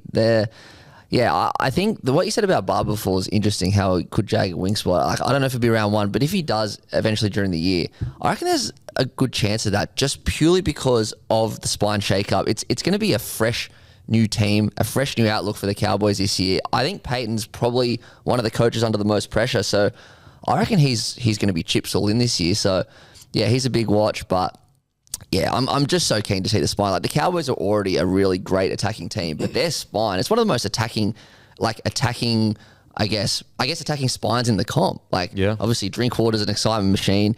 Like, attacking wise with individual flair. Yes. You'd probably go Storm, Broncos, then Cowboys? Probably. But like, even Broncos, like not really. Like, you got obviously Walsh and Mann, but Reynolds is more structured, and obviously the 9 kind of rotates, but these all individual 4 people in the Cowboys are just like pure attacking players, besides Dearden, but Dearden's very well rounded. So you could argue it's more so than the Broncos. It's not better, obviously. The Broncos spine's way better, but just attacking, we could see some exciting footage from the Cowboys this year. Yeah, and so it's the glass half full view of this. If it clicks, wow! And like, they've got plenty of, like, Jake Clifford was outstanding on the weekend. Yeah. I've seen some talk about Clifford and Dearden getting the spot, but I don't think they're going to move Dearden out of 7 now. I think that purely because, not purely, but because Purdue is off contract and because he played 6 on the weekend, he's going to be the 6 this year. Yeah. And the good thing is like Clifford was outstanding on the weekend, and that's what you want. You want him to be a level above reserve grade. But he was outstanding. He can only play what's in front of him, and that's a key position. That's what you want, a key position, heaps of depth. So that's exciting for the Cowboys. Look, the glass half full the way I look at it. Another guy, Helam Lukey. Jeez, he looked big and strong on the weekend. Big and strong. And as I said, guys, some of this preview was recorded before it, so if it sounds a bit like, what the hell, you're speaking as if Lukey hasn't played, that's why. But he looked big and strong. And he looked exactly how you want a first grader to look playing reserve graders. Yeah. That's how you want him to look. And I was a little bit worried coming into this year with Lukey. And obviously I still am a little bit, just because he hasn't really put a season together, has he? It's just been injuries every single year. He has so much potential. So I thought maybe he'd come back a bit apprehensive, but it doesn't look like it. No, it looks great. So, the good thing is there's signs. And I guess another way, glass half full, look at it as well as it's do or die for Peyton. So everything's on the line, and maybe that's what they needed. And they've moved some key people on and, all that good stuff. Well, depending how you look on it, but they moved people on. Yeah. Maybe that's what he needed for just that final push of guys, you either buy into my systems, you either buy into high completion rates, good defense, or we're all done. We're all getting moved on. Yeah. Because I think the thing is that the Cowboys are in a situation where I don't think it will just be Peyton that gets moved on. I think they'll probably look at some other players as well that will be under the pump. Yeah. And so maybe that's what they needed. Maybe they needed the final kind of... Because they are such a team that they just give you enough. They just give you enough to keep you kind of okay, we'll keep going down. They really are at a position where just enough probably isn't good enough anymore. See, that's such a good way of putting it, because I actually thought Peyton might get moved on last year, and my opinion changed during the year because I thought, oh, no, they're all right. But they still finished pretty low. For the squad they've got, yeah. Yeah, for the squad they've got. They had so many Origin players last year, and a lot of those Origin players didn't really perform. So I think Drinkwater's another one. He'll get a first grade contract, no matter what. But his position in the next few years is coming a little bit under the microscope because of these guys underneath. So he's got a lot to prove as well. So he might have a big year himself. Yeah, especially if Mason Barber or even Purdue, I know he's at 6, but puts a bit of pressure on him. So there is things to like. There's things to like in the Cowboys side if you're looking at it optimistically. But anyway, we'll get into our chat now, guys. The rest of the chat, this was done before the preview. So hope you enjoy. Okay. Cowboys, on to the next one. Brought to you by Lontel Internet, the best internet in all the land, guys. Go to lontel.net.au/bloke. We got a Lontel for our business. It is so good, so consistent. Any dramas we have, call. Best customer service in the business. Go to lontel.net.au/bloke. Everyone needs internet. Trust me, you can do a 7-day free trial. No contracts, no credit card. And if you use a bloke code, you also get $25 credit. Also, you can pause Lontel Internet. So you go away for 2 weeks. You don't pay for it. You just pause it. You only pay for what you use. You can pay for it daily if you want. Best in the business, guys. Massive thank you to Lontel for partnering with the show. Okay, Cowboys. Last season, they finished 12th. They had 9 wins, 1 draw, 14 losses. Points scored, 538. Points against, 684. Attacking stats, points, they came 9th. Line breaks, they came 4th. Tackle breaks, 9th. Meters, 4th. Offloads, 14th. Errors, they had the most of any team in the competition. Completion rate, they came 15th. Defense and discipline stats, points conceded, they came 2nd, which means second last. Missed tackles, 5th. Penalties conceded, 14th.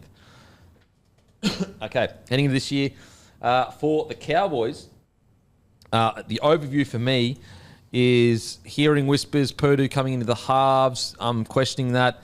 But the biggest question for me, it's the Todd Payten situation. And the worry I have is that when you already were hearing whispers that he was essentially on the way out, and you're hearing, reports of these big, drastic reviews, it's almost, a lot of the time it feels like you're delaying the inevitable. Very rarely, maybe I'm wrong, but I'm trying to remember in recent memory, how often has a coach been close to being sacked and then turned everything around? And so my concern is that, A, their forward pack, there's a few people a bit older and, not necessarily in their best form, but B, regardless of what their roster is, are they going to buy in fully to Toddy Payten and what he's doing at the moment? When at the moment he's probably favourite to get moved on before the season's over, and so like that's the big concern. That like you could look at their team on paper and say this is good, but when the bulk of this squad has shown over the last couple of years they're not buying into Toddy Payten, at least the last couple of years, what's going to change so that they do, Brew? Yeah, I have big concerns about them. I feel like Toddy Payton's sort of been on the boiler for 2 or 3 years. And I think, we talk about sometimes the Cowboys, whenever he's looking like he's going to get fired, they respond. They respond enough. Just enough. They do exactly the amount you need them to do, so it's not a tyre fire anymore. I don't know how long they can keep doing this for, realistically. I like Todd Payten, the way he carries himself. He's obviously a very good player and everything, but I think the Cowboys, if it doesn't work out this year, they have to go in a new direction. And work out means you play top 8 footy and you're a proper footy side. And I think, as you said, buying into Todd Payten, it's just all about defence. I just can't believe like a guy like Todd Payten who couldn't be more opposite to the style of footy they play. That's what's so bizarre about it all. Yeah. I hope that Reid Marnie's the guy that comes in and maybe he's the Connector. attitude change. Yeah. I believe it when I see it. But he's the one thing that I think maybe could save Todd Payten if Reid Marnie brings a new attitude like he did at Canterbury. But I'm far from convinced. So as per every fucking year, I find them very hard to place. But I can't see them being a top 8 side. Well, I guess the big problem as well is like for at least 2 years, we'll say 2 years, but probably for longer than that, you've known what the problem is and it hasn't been fixed. Like there's a lot of these other teams where you go, okay, like give me a very clear one sentence problem for this club. And a lot of teams you could say, I need more than that. I need a paragraph to explain the problem here. The problem with the Cowboys is like it wasn't roster. It was purely they just need to sort their defence out, and it just hasn't happened. Timmy? Oh, sorry, Roo. No, I was just going to say, like, that's the frustrating thing. If we do get to the end of the year, season review, and there's egg all over our face, and they finish in the top 8, we go, well, yeah, they have a mad side.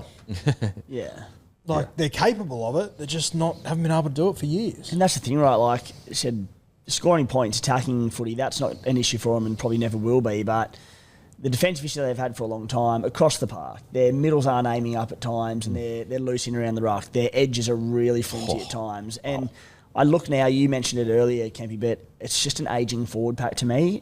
Jason Taumalolo, Cohen Hess, John Bateman, Jeremiah and I will miss the start of it. Matt Lodge, like these blokes are very much like any of those blokes. It could be their last year in the NRL or last 1 to 2 years in the NRL. So at that age, these are your veterans, your most experienced. They should be at least technically your best defenders and positioning and all that. Like these blokes are starters essentially, give or take maybe a Matt Lodge. They're not going to get any better. So it's really relying on the rookies coming through, and there's a lot of talent there. Zach Laybutt, Tom Chester, and I suppose in the Cowboys' favour, maybe they're sitting there going like Tom Chester, who's had injuries a few years in a row. We've been raring to get him in there, and he's a good defender, and he can help solve this. Zach Laybutt has had a bit of a up and down run with injuries. Helam Lukey, who we all love on this panel and think potential Origin sort of player. If they can just keep these guys fit, then maybe they can resolve some of these defensive issues. But yeah, there's a few red flags there. Well, I look at the middle and I go, okay, Ruben Cotter probably came off his quietest year last year. Taumalolo, quietest year in quite a while. Griffin Neem, quietest year in quite a while. Michele, he was in and out of the first grade side, barely played last year. Matt Lodge, quietest year in quite a while. Like, all of these players, Cohen Hess, when he came back from injury, I thought he was really solid. good last year, Solid, I yeah. thought, But like their whole forward pack, there really isn't a single one right now that has come off not even a career best year, a really a good year, unfortunately. Like, I was even shocked with some of the errors Cotter was making last year. Like, that's not what he did. Now, granted, he went into Origin and absolutely killed it, which is great to see as a Queenslander. But yeah, that's my concern. You're really going into a season with an entire forward pack essentially not in career best form. There's not a single one right now. And for the most part, aging. I said, I know you throw sort of Nanai back in there, but it's just a pretty old. Sorry, when I say forward pack, middle forwards. Forwards, yeah. Middle, not edges. So, edges, I'm really happy with their edges. Like Nanai, Lukey, if they can be fit, they're good to go. I think Bateman will be more of either a bench or a depth signing next year, most likely. But I just look, out of this forwards that I'm talking about, like obviously Ruben Cotter could come out next year and have the year of his career. I'm not saying he's done or anything like that. I don't think you're either. But outside of that, like, can we really see Lodge, Taumalolo, maybe even McKaylee having the best year of their career or even one of the better years of their career next year? I'm always hopeful that every year is going to be McKaylee's best year, but I feel like it's been through. When did he leave you? Was that 3 years ago? Yeah, probably 3 seasons ago now. Yeah, by the time people are watching this, that would have been the first trial. He's captaining the team on the weekend. That shocked the hell out of me. Honestly. Yeah, I'm taking it as I hope maybe he's shown something this preseason. I tip him to maybe be a breakout every single fucking year. And it doesn't happen. So I'm hoping this might be it. The reason why it shocked me, and look, this could be for any reason, guys. So it's not a huge deal because it could just be like, okay, it's the first trial. We're just trying to give one of our other forwards. Could be a opportunity to huge leave. non-event, but Or it could be all these other guns in this side have like I'm not on them. I'm not about them. Again, this is all speculation, guys. So please don't sit there and go, "Oh, you're saying it's this." We don't know what it is, but I was shocked. Timmy, thoughts on Thomas getting the captaincy? No knock on him. It just when it comes to like who you would have picked as a leader heading into this first trial, he wouldn't have been in my first 4 or 5. Yeah, I don't know what to make of it, mate. As you said, we all get pretty excited about him each and every season and have done for a fair while now, and nothing's ever really eventuated. He sort of has his moments, but I think it's very, and to your point, if him getting named captain, well, was interesting, but it's very telling when there's these guys that to the eye test, you go, no, they're good footballers, why aren't they playing more NRL? And they spend the brunt of their year in Cup, and year after year, There's a lot that we don't see as analysts. We see what happens on the footy field for 80 minutes, and that's it. We don't see what happens elsewhere. Not saying that he's a bad trainer or any of that, but we can only make so much of a judgment. He's so talented. You see glimpses of it. I will say I tend to lean in the camp of it's a good sign. yeah. Like I tend to lean in the camp of, and I say this is a guy who played 40 games. McKaylee's way better than me, so I'm not being disrespectful. But like, as I said, if you were to look at that side, McKaylee in regards to captaincy, not in regards to him being in the side, because I think we'd all have him on our bench probably, but just captaincy, the only way he would get that is if he's had a big preseason. It's only a trial game, but you do not give a bloke an honour of captaining an NRL club unless they've earned it in some way, shape or form. Yes, exactly. Or even as a kick up the arse. Yep. I'm not giving you a kick up the arse with the captaincy. No, not at all. Especially when you look at that side. Like for me, there's one candidate straight away. Like I would have given it to Sam McIntyre in a heartbeat for what he's done over the last few years. So I assume it must be up. It must be a good preseason. Let's go. I just have to point out that it could be the opposite of like, Yeah. there's just no one that's really deserving. The thing of it that right frustrates me about McKaylee is that, we've spoken about it with other guys too. I don't need you to be Payne Haas. No. I need you to play 25 minutes off the bench and have impact. That's it. now. Yeah. Nothing more. So I tend to lean towards you, Ru. I reckon, and I think we all are. I reckon it's a reward for a really big preseason, trying to send a message to the rest of the playing group. He'll be, again, like sort of circling back to that Royce Hunt point, and you can probably throw like a Josh Kerr into this of kind of the perfect man to be on that 6-man bench every week. And, if the forwards are all going, well, there's been no injuries and all that, and you're chasing points, you don't even have to be chasing him, to be honest. 60 minutes to go, and naturally, mate, give me 10, 15 your best. Yeah. And just go on and charge. I don't need to rely on big minutes. McKaylee could be perfect for that sort of role. And I think realistically, and once again, people would have already watched this game, but there isn't a single Bulldogs forward playing in that game that I think will be in their first grade side.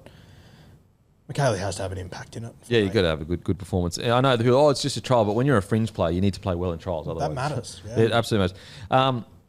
Okay, let's talk about their outside backs. Just looking at this outside backs, there's a lot of talent here, but I'm still so concerned about defence. Purdue obviously went into 6. Most likely, defensively, we know can struggle there at 6 at times.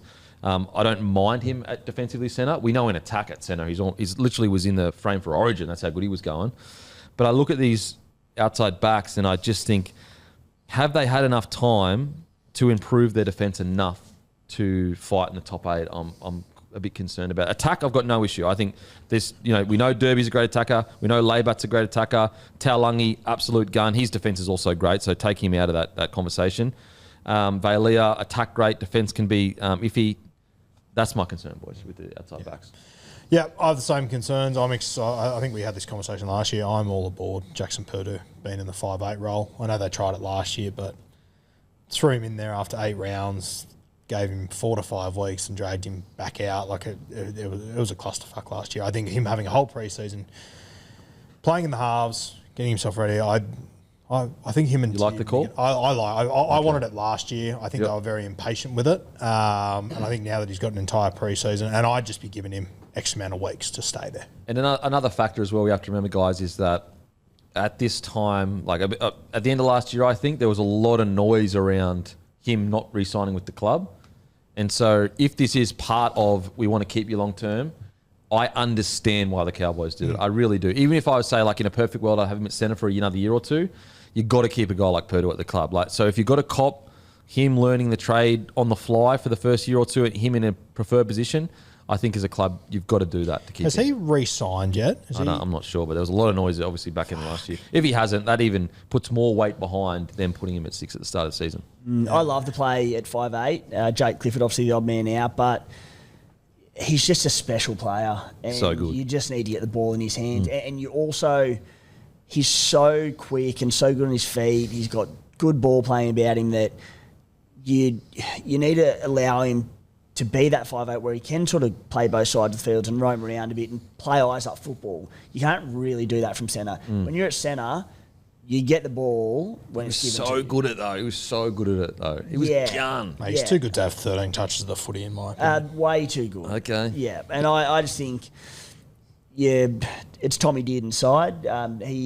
He's playing as an out-and-out 7 where he gets the team around the park, and I just think I have no knock on a Clifford combination with Dearden for what it's worth, but Clifford is a halfback who will get a team around the park and do those sort of things. It then puts a lot of attacking, probably pressure on Dearden to create. I think Dearden can just, all right, mate, you steer the ship, you get us around the park, you make all the big decisions, and Purdue just plays eyes up footy and attacks. And you worry about the kicking game? Just long boot. Yeah, like long, good, calculated kicking game. Possibly. Yeah, I know Drinky also chimes in with a lot of the kicking as well. fair. Drinky has a good kicking He has a game. great He's got a kicking good game. boot. Yeah, Yeah, fair. so it's, again, we're leaning into defence. I don't see enough of, haven't seen enough of Purdue in the centres and Clifford in recent years because he's been in cup a lot, but how much better one is than the other defensively, but it's an exciting spine. Like, there's points in the, especially man. 1, 6, 7. Sheesh. Mate, Like, if I am Cronulla or Canterbury, I'm looking at Purdue as potentially the missing puzzle piece at fullback. Yeah, confirmed he has not re-signed. Fuck. Perth should throw an absolute mozza at him, and I think he could be the missing piece at fullback for either Canterbury or Cronulla. I think the Dogs should, and stop looking at other fullbacks. Well, if you lose him, Purdue. don't have that.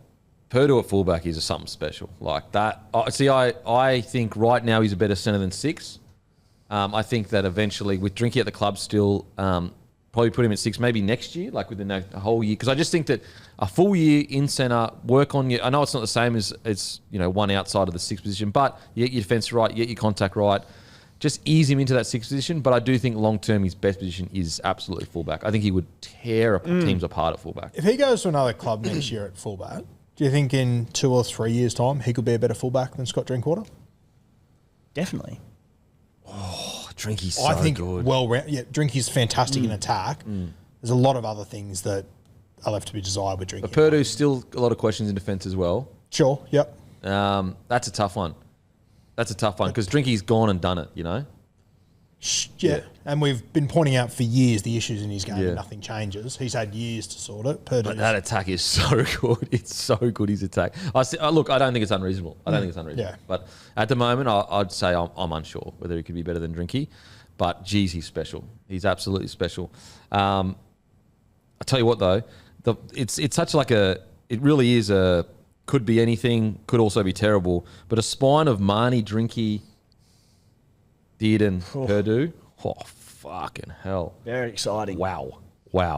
Thoughts on the Cowboys, mate? The big question for me with the Cowboy probably applies to the Titans just a little bit as well. I wonder if they've decided if they're going to kick off or receive with the change of their rule. Obviously, conceded more tries than everyone else. What do you think they'll Roast. lean towards? I mean, hit the look, drive didn't by. they finish above the Tigers last year? The Cowboys, Yeah. did they? Only just, but we didn't concede as many tries as them. So, just want to think about. Okay, want to think about it? Okay. No, so I think the defensive, that's the big question with them, Yep. which has been for the last couple of years. And, to Rue's point, if they don't sort that out, big issues for Todd Payton there and whether they kind of go with him. I'm excited about the Purdue at 6 thing. I reckon they just bite the bullet there and probably got to roll out the red carpet a little bit to try and keep him. That could be a good way to do it. And I like Tom Dearden at 7 as well. I reckon that just plays to his strengths a little bit more. So those will be the ones to watch. I'm not super sold on, like, I don't know that they can make a charge for the 8, to be honest with you. But I just think the defence has just been an issue that's just stuck around for so long. Yeah, and I don't know, a lot would have to change for them to fix that completely. The one key name we forgot to mention when talking about the middles is Griffin Neem as well, who will miss the start of the season through injury. So him Neem to come back in as well. I think he's only missing the first few rounds. He's an outside chance for round 1, but it sounds like missed the start of the season. So, I mean, he's only 24. He's getting better, so he'll bolster up that a bit. Little bit inconsistent last year, but plenty of talent. Yeah. I like Griffin Neem. I think he's good. I think the other thing for the Cowboys too, as far as, there's no easy draws to start the season, but they go Newcastle, Tigers, Titans. Pretty good. 3 way games to they get can momentum. win. It's 3 games. Tough second game. It's 3 games though that if they lose, you're sort of going, fuck. You had 2 weeks to prepare for the Tigers after Vegas. And then if you lose to the Titans, you're sort of going, my God. If they're 0-3, Peyton might be gone. And you know what else? I want to be playing the teams predicted to have weaker years. I don't want to be playing the first few rounds. I want to play them when my attack's humming, when, all's going well and they're starting to typically fall to pieces. I don't want to play in the first few rounds. Like, the playing field is just leveled early. Oh, as in you don't want to play the weaker sides first few rounds? Not necessarily. Like, put it this way, I think you're more chance at upsetting a gun team early on, Melbourne Storm being the exception. Just as things are clicking, you're coming back from pre-season, all sorts of things. The lesser sides, they can spring upsets early. Now, my rookie to watch, now we're probably not going to get much game time at all this year, but he is number 1 for the trial. It's Mason Barber. Very, very talented fullback. Very talented fullback. And look, Drinky's still relatively young. Isn't Drinky, like, what is he, 27, 28? Like, so he's still got plenty of years left in him. So I tell you what, if you're, 28? If you are a club looking at young fullback coming through, and Cowboys fans, like, I know you'd want to keep him, but it's like when you got guys like Purdue and Drinky at the club, very hard to keep a guy like Mason Barber. But he is one to watch this weekend, guys. He's my rookie to watch. Super talented, super silky. Definitely keep an eye on him. He's a former Australian schoolboy representative. Missed last season after suffering a shoulder injury, but he's a dynamic with explosive pace and power. Barber is on a development deal this season at the Cowboys. He's one to watch this weekend at the trials. He's 19 years old. Okay, it's time for the rubber to meet the road, guys. Time for the rubber to meet the road. Get it up here. I've got the Cowboys 11th or 12th. Defense attitude is my biggest concern. I've got the Cowboys 13 or 14. I've got them 14 or 15. Bottom 2. I'm same as Roo, 13 or 14. Okay. On to the next one. The Parramatta Eels. Ladder position. I think it's like, when you remember how bad they started the season last year, for them to finish 11th is actually insane. So the Para Eels finished 11th. They had 10 wins, 14 losses, points scored 502, points against 578. Points per game, they came 13th. Line breaks, they were 10th. Tackle breaks, they were 13th. Meters, they were 13th. Offloads 8th. Errors 4th. Completion rate 14th. Defence and discipline points conceded, they were 8th, which is a great stat to have when considered how they started the year. Missed tackles 10th. Penalties conceded 7th. So pretty disciplined for where they came. The Eels. Overarching thoughts with the Eels. I'm extremely excited about the Eels. I think that, obviously similar-ish to the Rabbitohs in regards to it really does all revolve around Mitchell Moses. I will say the benefit of this year, though, is if he does go down, obviously you've got Pezzett there to go into 7. Now, is Pezzett Moses? No, he's not. But is he an NRL/New South Wales Cup, definitely New South Wales Cup level, but NRL fringe 7 standard at this stage of his career? I think he is. Could he grow to be even more than that, like a good 7 in the NRL? Yes, he could. He has potential. So let's just assume Mitchell Moses stays injury-free. I really like what I'm looking at. I think Iongi is absolutely outstanding at fullback, especially when you've got a guy like Joash Papali'i as backup at fullback. So if they go down, he's ready to slot straight in. You don't even lose that much. He's incredible.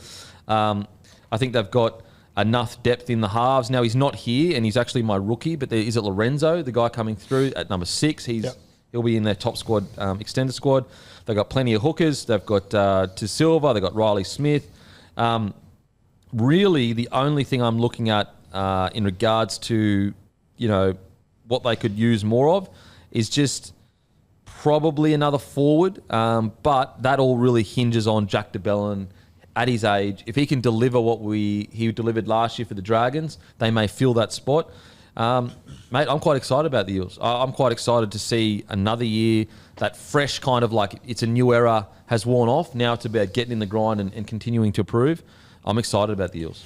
Yeah, I'm excited about them too. I think very similar to South Sydney and Cody Walker. It's all about Mitch Moses, as you said. I feel like if you take Mitch Moses out of this side, though, it's probably not as much of a train wreck as I think South Sydney could be. I just think the standards over there have been unreal. I think I'm probably on this island, but I am a little bit worried about how distracting all the Zach Lomax shit is going into this season. But yeah, if Mitch Moses is there, I think they can fight for the top 8. I've had them just miss my 8, and I don't feel great about it at all. But I think they will be there and thereabouts. Like, they could be one of those, almost like a Bulldog side that get all the way up to 5th or 6th. Like, that's how high I am on the turnaround of the club. And when I look at this roster, like, mate, it's a pretty... Like, Jack Williams he was a player of the year last year. Junior Bowler totally changed his game. He's been great. You've got Jack de Belin, so they'll probably start with what? Junior Bowler, Jack Williams and Jack de Belin in the front row. So, Junior Bowler 8, Jack Williams 10, de Belin 13. With Hopgood in the mix. And then you got Hopgood. So, yeah, maybe Hopgood starts or whoever. He might come off the bench. Like, is that the best rotation in the comp? No, but it's a bloody good rotation for a team in the second year of a crazy rebuild. Like, this is the second year. Yeah, I think people forget how crazy this like, we sat here on this show a year ago and I pretty much had to introduce everyone to Riley Smith. Like, he wasn't even... Yeah. He came off the bench in a trial. All of a sudden, we skim over his name. Now, Yeah, he's like... he's sweet. He's good. Yep. Like, how far they came to play Melbourne in round 1, I think it was 62-0 they got dusted. And I think, I can only speak for myself, but I got to that game and thought, Melbourne should win this. Then at the end I went, holy fuck, what has happened to Parramatta? Yeah. I knew it was a rebuild, but they haven't blown the place up. All of a sudden, the back end of the season, I remember they were playing They beat the Melbourne Broncos. round 20 or so, and I tipped Parramatta in that game. I think they got beat by 4. Yeah, and they beat the Broncos at home. Yep. There is a football team there with Parramatta. It just really, it's all Mitchell Moses. It really is. I think the Jack de Belin signing is so shrewd. Far out, that's a good, like, just an undercover, wouldn't have broke the bank. I know he's a little bit older, but he's just what this forward pack needed, especially, these young guys like Gaimir, Katonga, Moretti. Like, they're going to need as much experience in that middle as they can get. Won't be my bet thing or whatever, but my little call for them this year is that this is the year Kelmer puts it together. Okay. Contract year. Surely. Had not signed for next year. I think Jason Ryles had a really good influence on him. I think he has a big season for Parramatta. Okay, how do you feel about the Eels, Timmy? Yeah, I mean, on paper, like, taking all the signs from last season, there's no reason why they can't be your top 8 team. What makes it difficult is that I think the top 8 this year looks really strong, so it's hard to squeeze them in. But they were 1 from 6 last season, and Jason Ryles, having come in, he basically conceded games with some of the selections. And we remember the New South Wales Cup forward pack last year, some of the names that were in it. And he just basically said, look, I'm building this team long term. This is year 1 of a transition.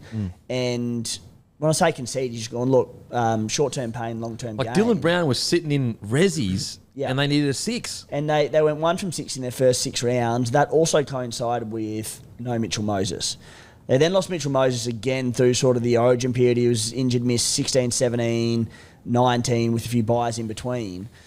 They got to 11th on the table. This is after conceding early, playing players in different positions, getting reps under people's belt. So with Jason Ryles, with a whole year under his belt to play his style of footy, what he wants, getting new faces in, getting new faces out, signs are really positive for them. I know it's a silly way to look at it, but if you look at the season from round 6 onwards, they make the 8.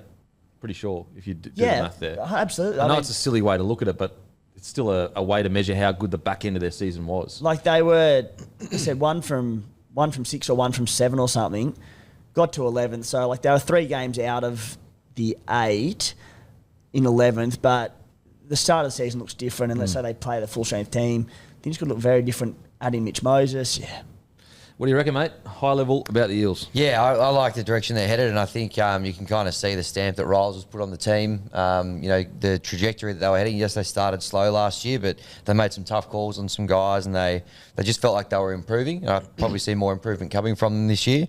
Yes, the Lomax thing's going to be a bit of a distraction, but top line, I'm probably with Rue. I've got them improving probably just outside of the 8, but yeah, they're a good side. Probably a lot of it pins on as well. Mitch Moses, yes, they've got a little bit more cover now with Pezzett if he goes down, but we've seen a few times in the past when he's not out there, it's a completely different kettle of fish for him.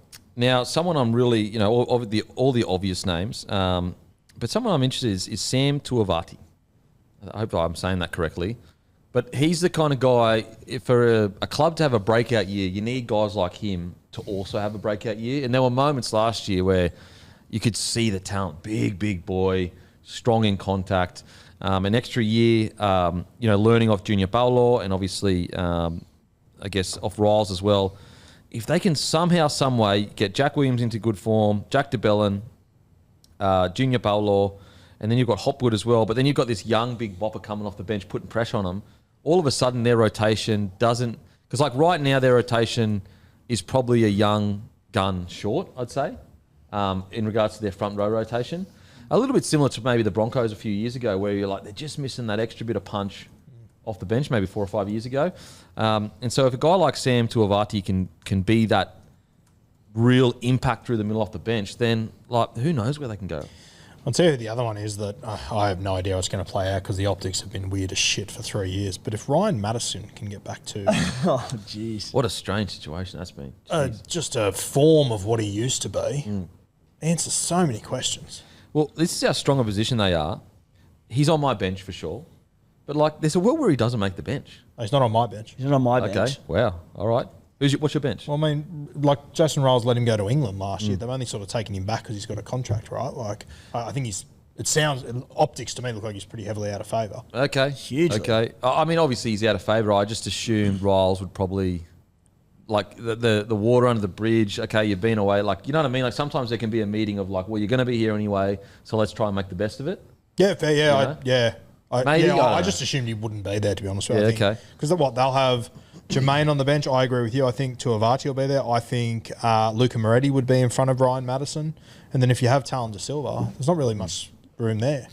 Yeah, that's fair. So I guess we're close to the same point of if a guy like Ryan Madison isn't making your side. Yes, yeah. That's pretty good space to be. Yeah, I think there's these other young guys, like the Tuivasa, for example, if he can make a jump, if he can just get Maddo back to what he was, an origin forward, it's a game changer. I think as well, simplifying Madison's game of mate, you no longer need to be the guy that's a bit of a ball player, creating points, whatever. We just need you running hard and straight, getting quick play of the balls and doing your job. It really is crazy that you've got Katoga and Kelmer and Ryan Madison, who was at one point a Origin's standard edge. He's not even in the conversation, I don't think.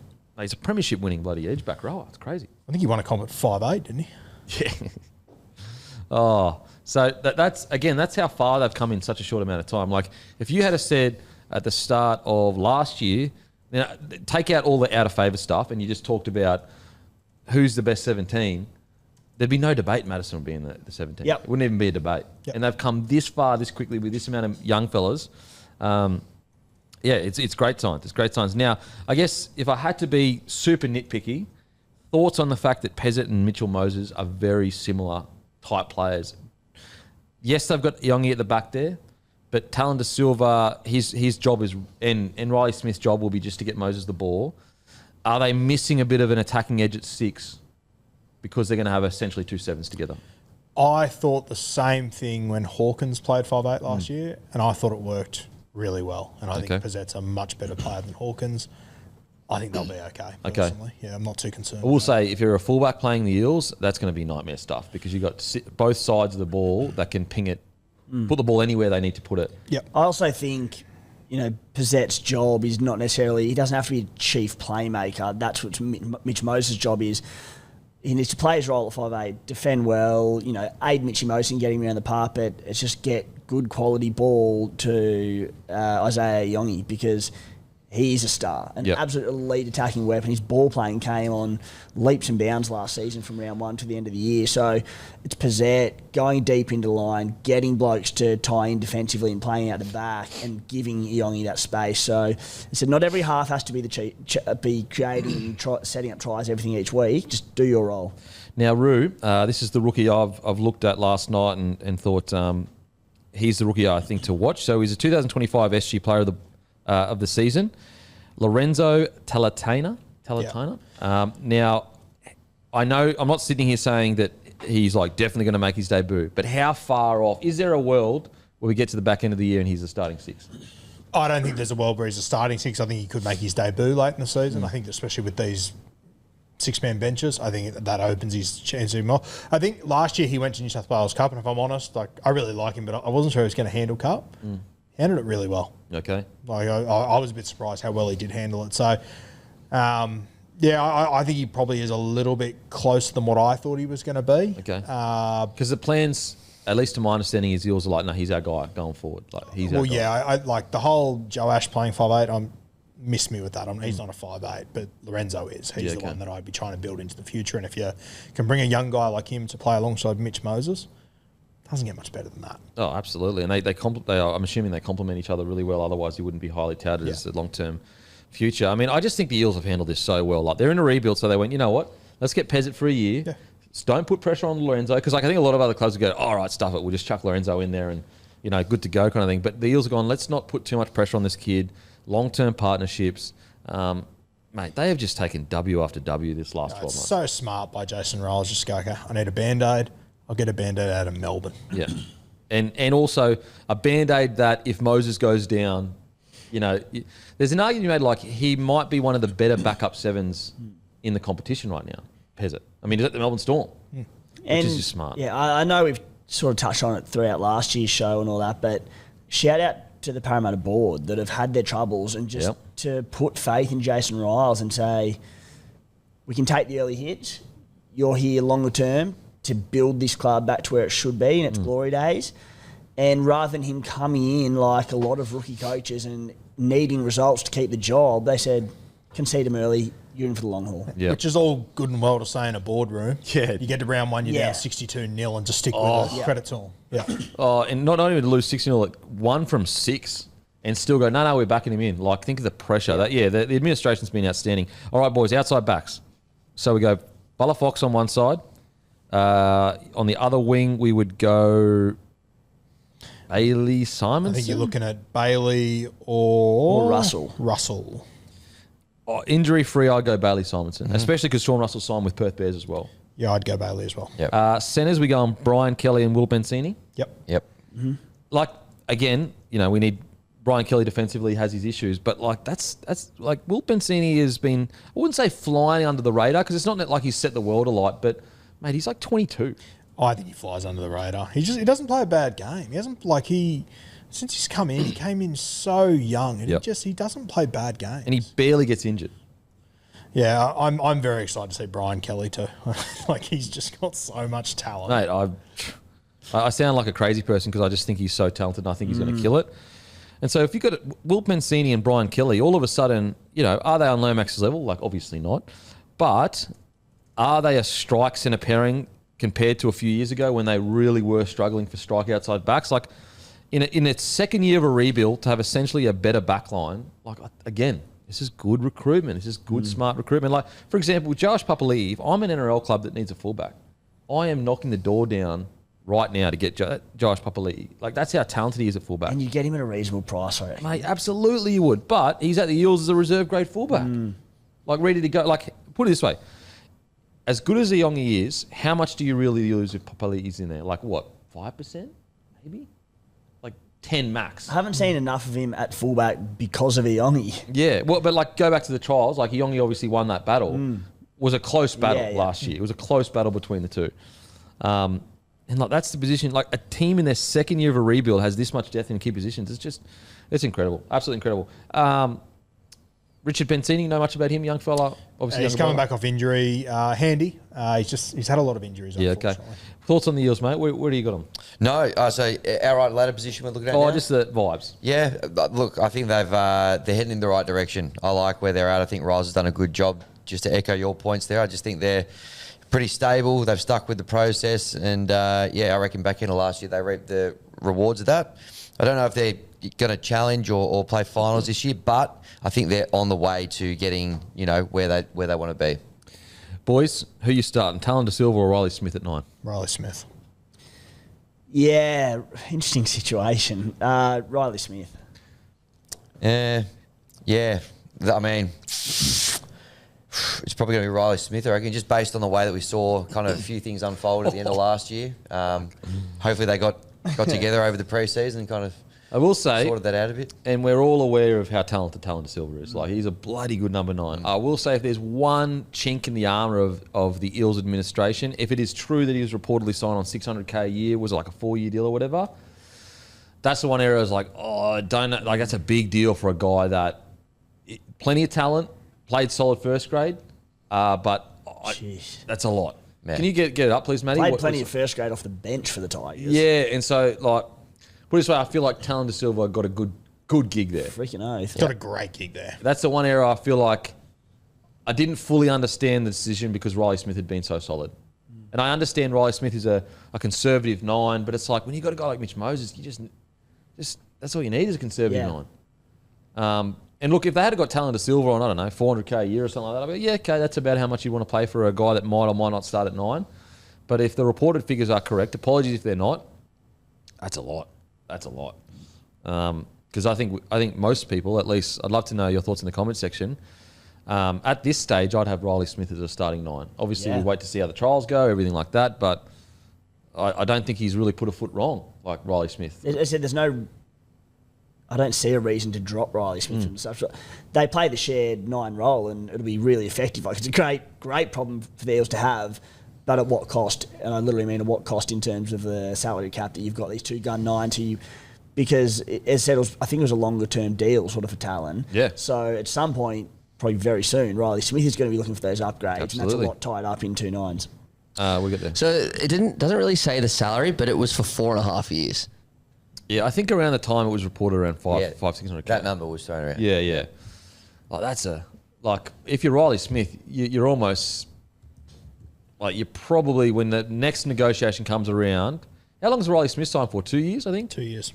You're probably going. I'm if I keep playing the way I'm playing, like staying at this club's gonna be tough. Far out. I've actually found it. It says it averages around 600 a year. That's not confirmed, but that's one I just think that I don't get it. Even then, it's like, that is overs, anyway you look at it. But, and maybe, I suppose the Eels thought at the time this is what it was going to be, but if you'd sign him as your starting hooker and he was on 600K, you'd be like, all right, it's overs, but okay, he's a big minute man, etc. He's an NRL hooker, so it's... Yeah, it's like a little bit overs, but nothing ridiculous. But the fact that, like, Riley Smith was always there. Like, he'd been there for a few years. And he started the year well. Like, he was one of the better players in that. Which makes... That's what makes it so bizarre. Yeah. Look, I will say, if you put aside just contract value and you go a yin and a yang of a 9 pairing, they couldn't be more perfect for each other.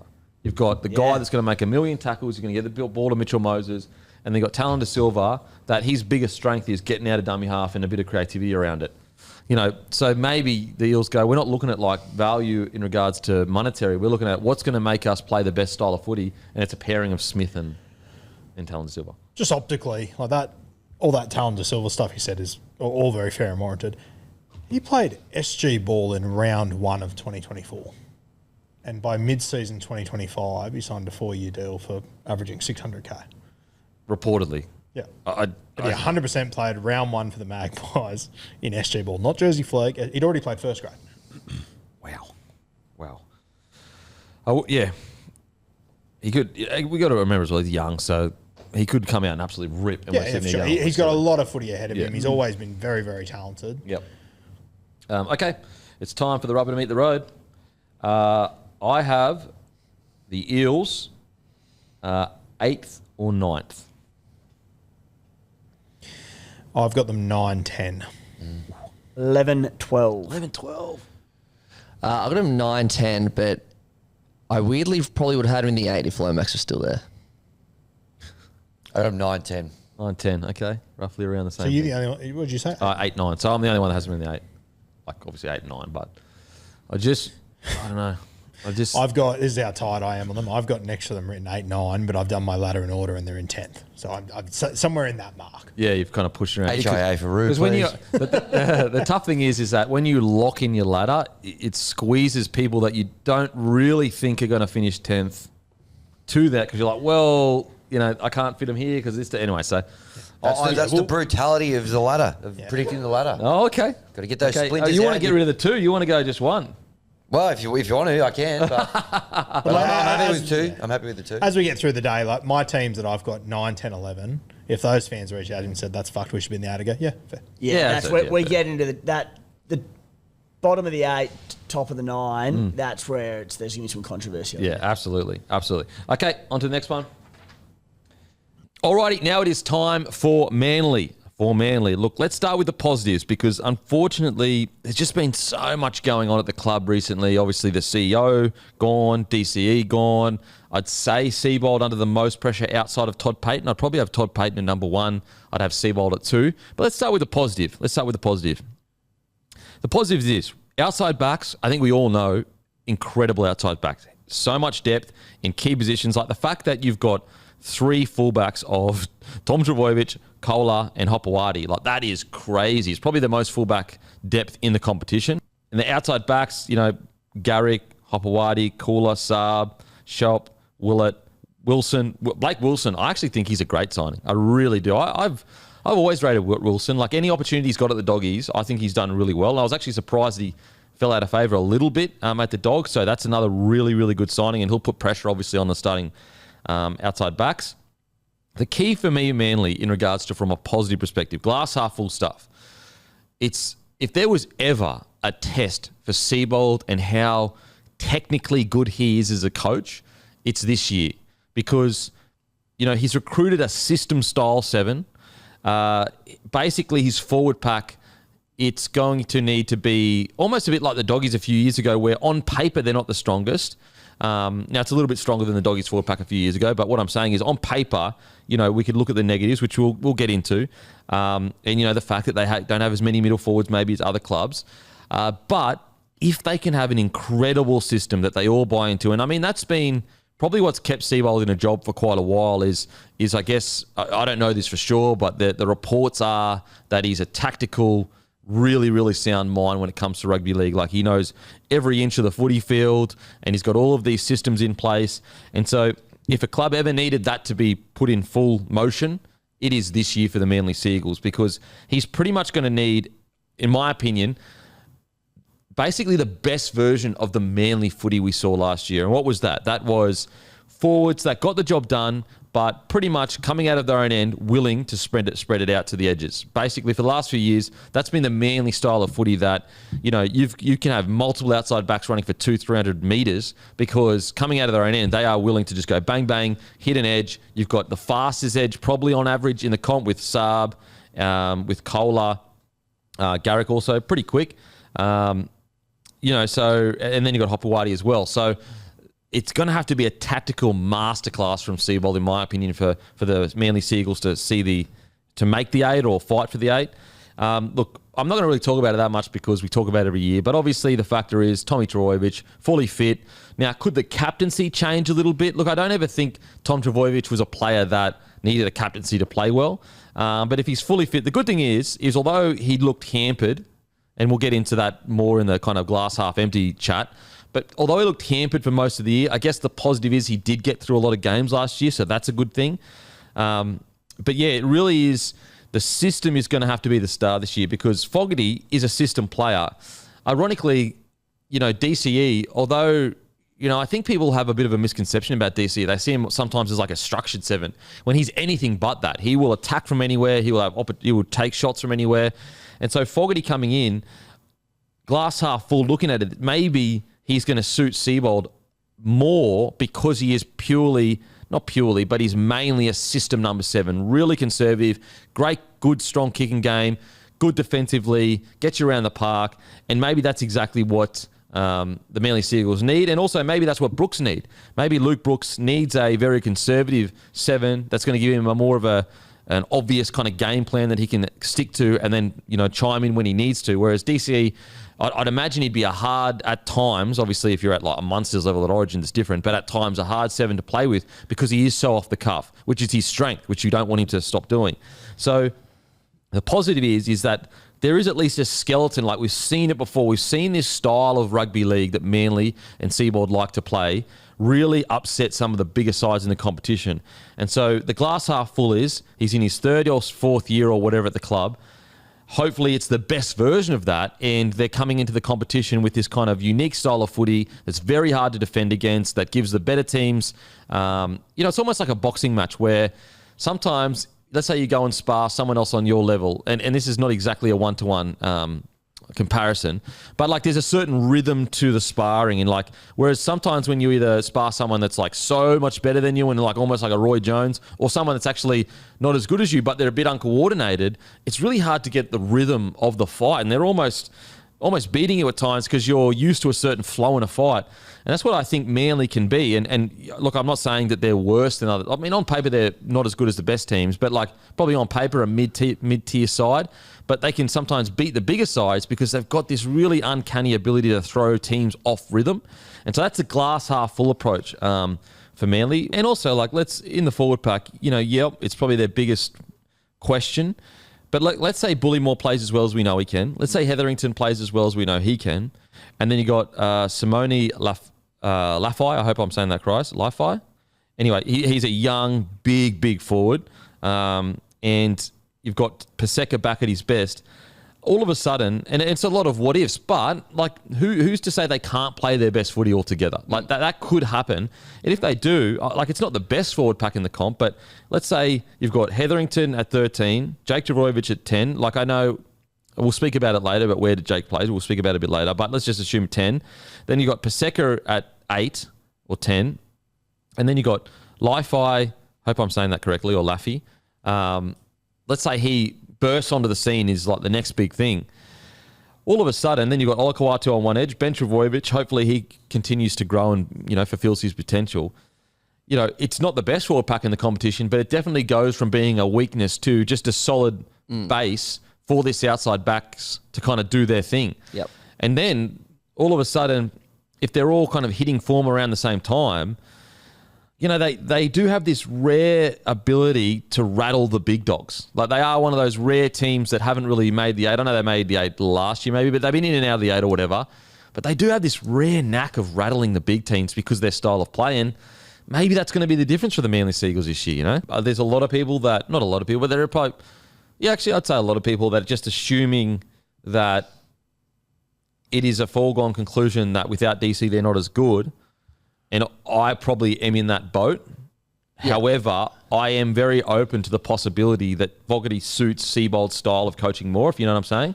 So that's the glass half full kind of vision of Manly, in my opinion, is really a unique style of footy, has proven can topple the top dogs. Seabold now, you'd have to say Seabold, is his 3rd year? I'll check. I think it's his 3rd. 3rd year. You'd assume that this is the squad that he wants now. Like he's had enough time to build within reason. Obviously, you can't get everyone that he wanted. Sorry, this is his 4th year. It's his 4th year, so definitely had enough time to mould the club and his squad into what he wants. So, as I said, like I've got Manly bottom 8 and struggling this year. However, if they are to go well, maybe it is because finally Seabold has had 4 years to really instill cultures that he wants, instill systems that he wants, have the players at the club that he wants. And his vision is finally going to be seen on the footy field, That's a glass half full version of it. And if that does happen, they might play some of the most exciting footy. I'll never forget their game that they played against Brisbane a couple of years ago. And I think Brisbane ended up still winning but they were just like, if anything, it was actually Manly that were out exciting Brisbane. Like they were so exciting to watch. The amount of breaks down coming out of their own end were just like, so good. I remember a game last year against Raiders where they were winning 30-0 at half time. And I know they got a lot of pretty lucky 6 agains in that, but they're such a momentum team. They showed that in 2021, and they were just a pleasure to watch that day. Yeah, so like the good thing for Manly, aside from some of these other sides, is there is kind of a pathway into the 8. I don't have them as a premiership threat. The problem though is that so much has gone wrong over the last 12 months. Like as I said, CEO, the guy that had issues, it's at least reportedly with DCE, he's gone. Mestrov's gone. DCE is gone. Seabold under mountains of pressure. Tom Trbojevic only signed a 1-year extension. Now, this will be glass half empty, the rest of this chat, guys. So I just wanted to get the positive stuff out, guys, before we talk about the negatives. Even just looking at the balance of this squad, mate, like we've got written here sort of a breakdown position by position. 8 outside backs, 3 fullbacks. There's 2 halfbacks and 3 hookers. You know, the hookers are Jake Simpkin, who's, you know, been solid. I don't think he can be an 80-minute hooker week in, week out. Zach Docker-Clay, who's come over from the Roosters as a free agent, and then this young fella, Zadis, which I've heard good things about. But I just, like, Jake Simpkins, your starting 80-minute hooker. You've got, you know, 2 halfbacks, 2 5'8s, half of your halfbacks and half of your 5'8s are completely untested in first grade. You know, as you said, I think it's a very fair point. I love Jamal Fogarty. I'm a huge fan of him. I think right now the version of Jamal Fogarty might be a better footballer than DCE potentially. But behind this pack, when I was watching part of that scrimmage the other day, I was trying to work out who was who. Forward pack is just super concerning. Yeah, and, you know, the thing with Fogarty is, like, he's such a conservative 7. It's so connected to the forward pack. Like, if let's say you're a Sam Walker or whatever, and even Sam Walker would struggle behind a forward pack's going well, but, like, there is a semblance of, I'll say Mitchell Moses. Like, he's a kind of 7, and granted, I know he's on a different tier to Fogarty, but he's the kind of 7 that kind of creates something from nothing. Ironically, DCE is more of that 7 that can create something from nothing. We saw him coming out of his own end. He would spin the ball. That was the whole Manly play, whereas they would get the outside backs the ball coming out of their own end, pull teams apart. I just don't know whether Fogarty and Brooks are the men that are going to play that style. I think they suit more of a conservative style.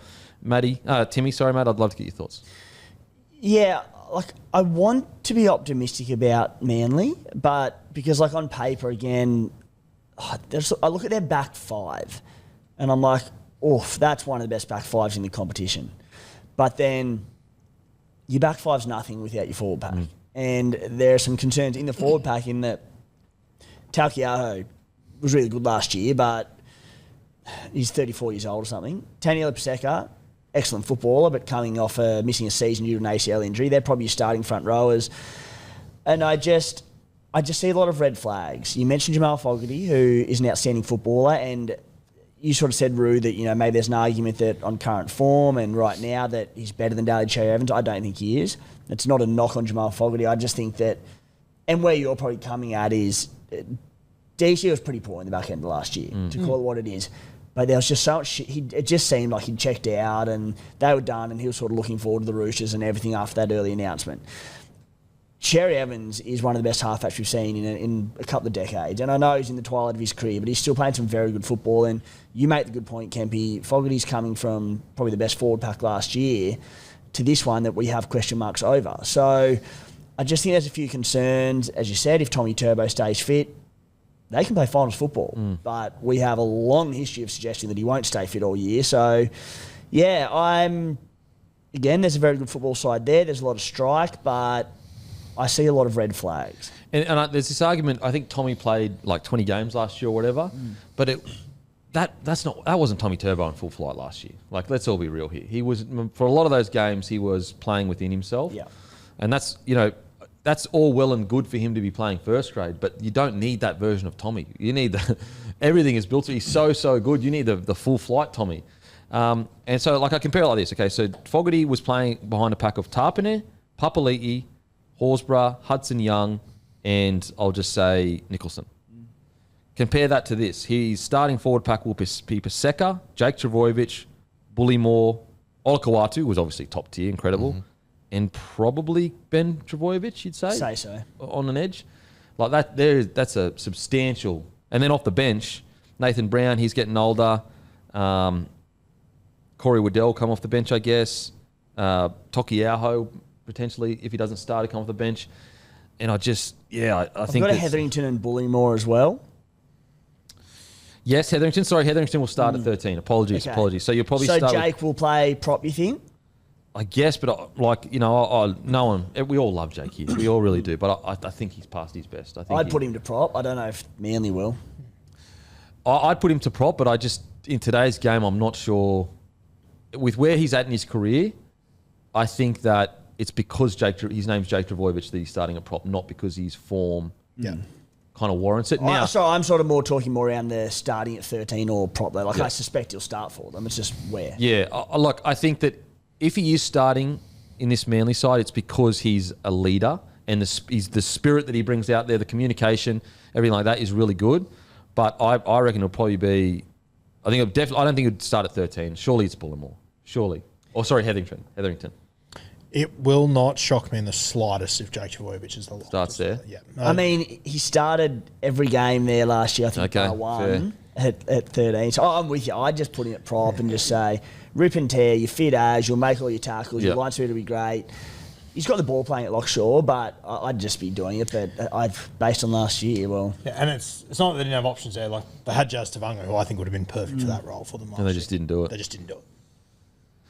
Yeah, okay. I mean, even Jake's sort of come out and said this week that he's one head knock away from maybe having to call it, which is... If you have to even say that. He's rolling with the big chunky headgear too, isn't he? New. Yeah. Again, I'm so confused about that. Like all the research that I've ever... And look, obviously, guys, I'm not even that smart, but all the research I've read is like the headgear doesn't help at all. It's how much your brain moves around in your skull. I know from talking to like NRL physio, he is just puzzled. I've never read any research that suggests anything else other than there's even indications, I won't say confirmation, indications that it's worse because you think you're sweet and you put your head in places you shouldn't, and it's only really there for cuts. But I'm not a doctor. You should listen to people far smarter than me. See, I didn't even know how to say it. That's how dumb I am. Yeah.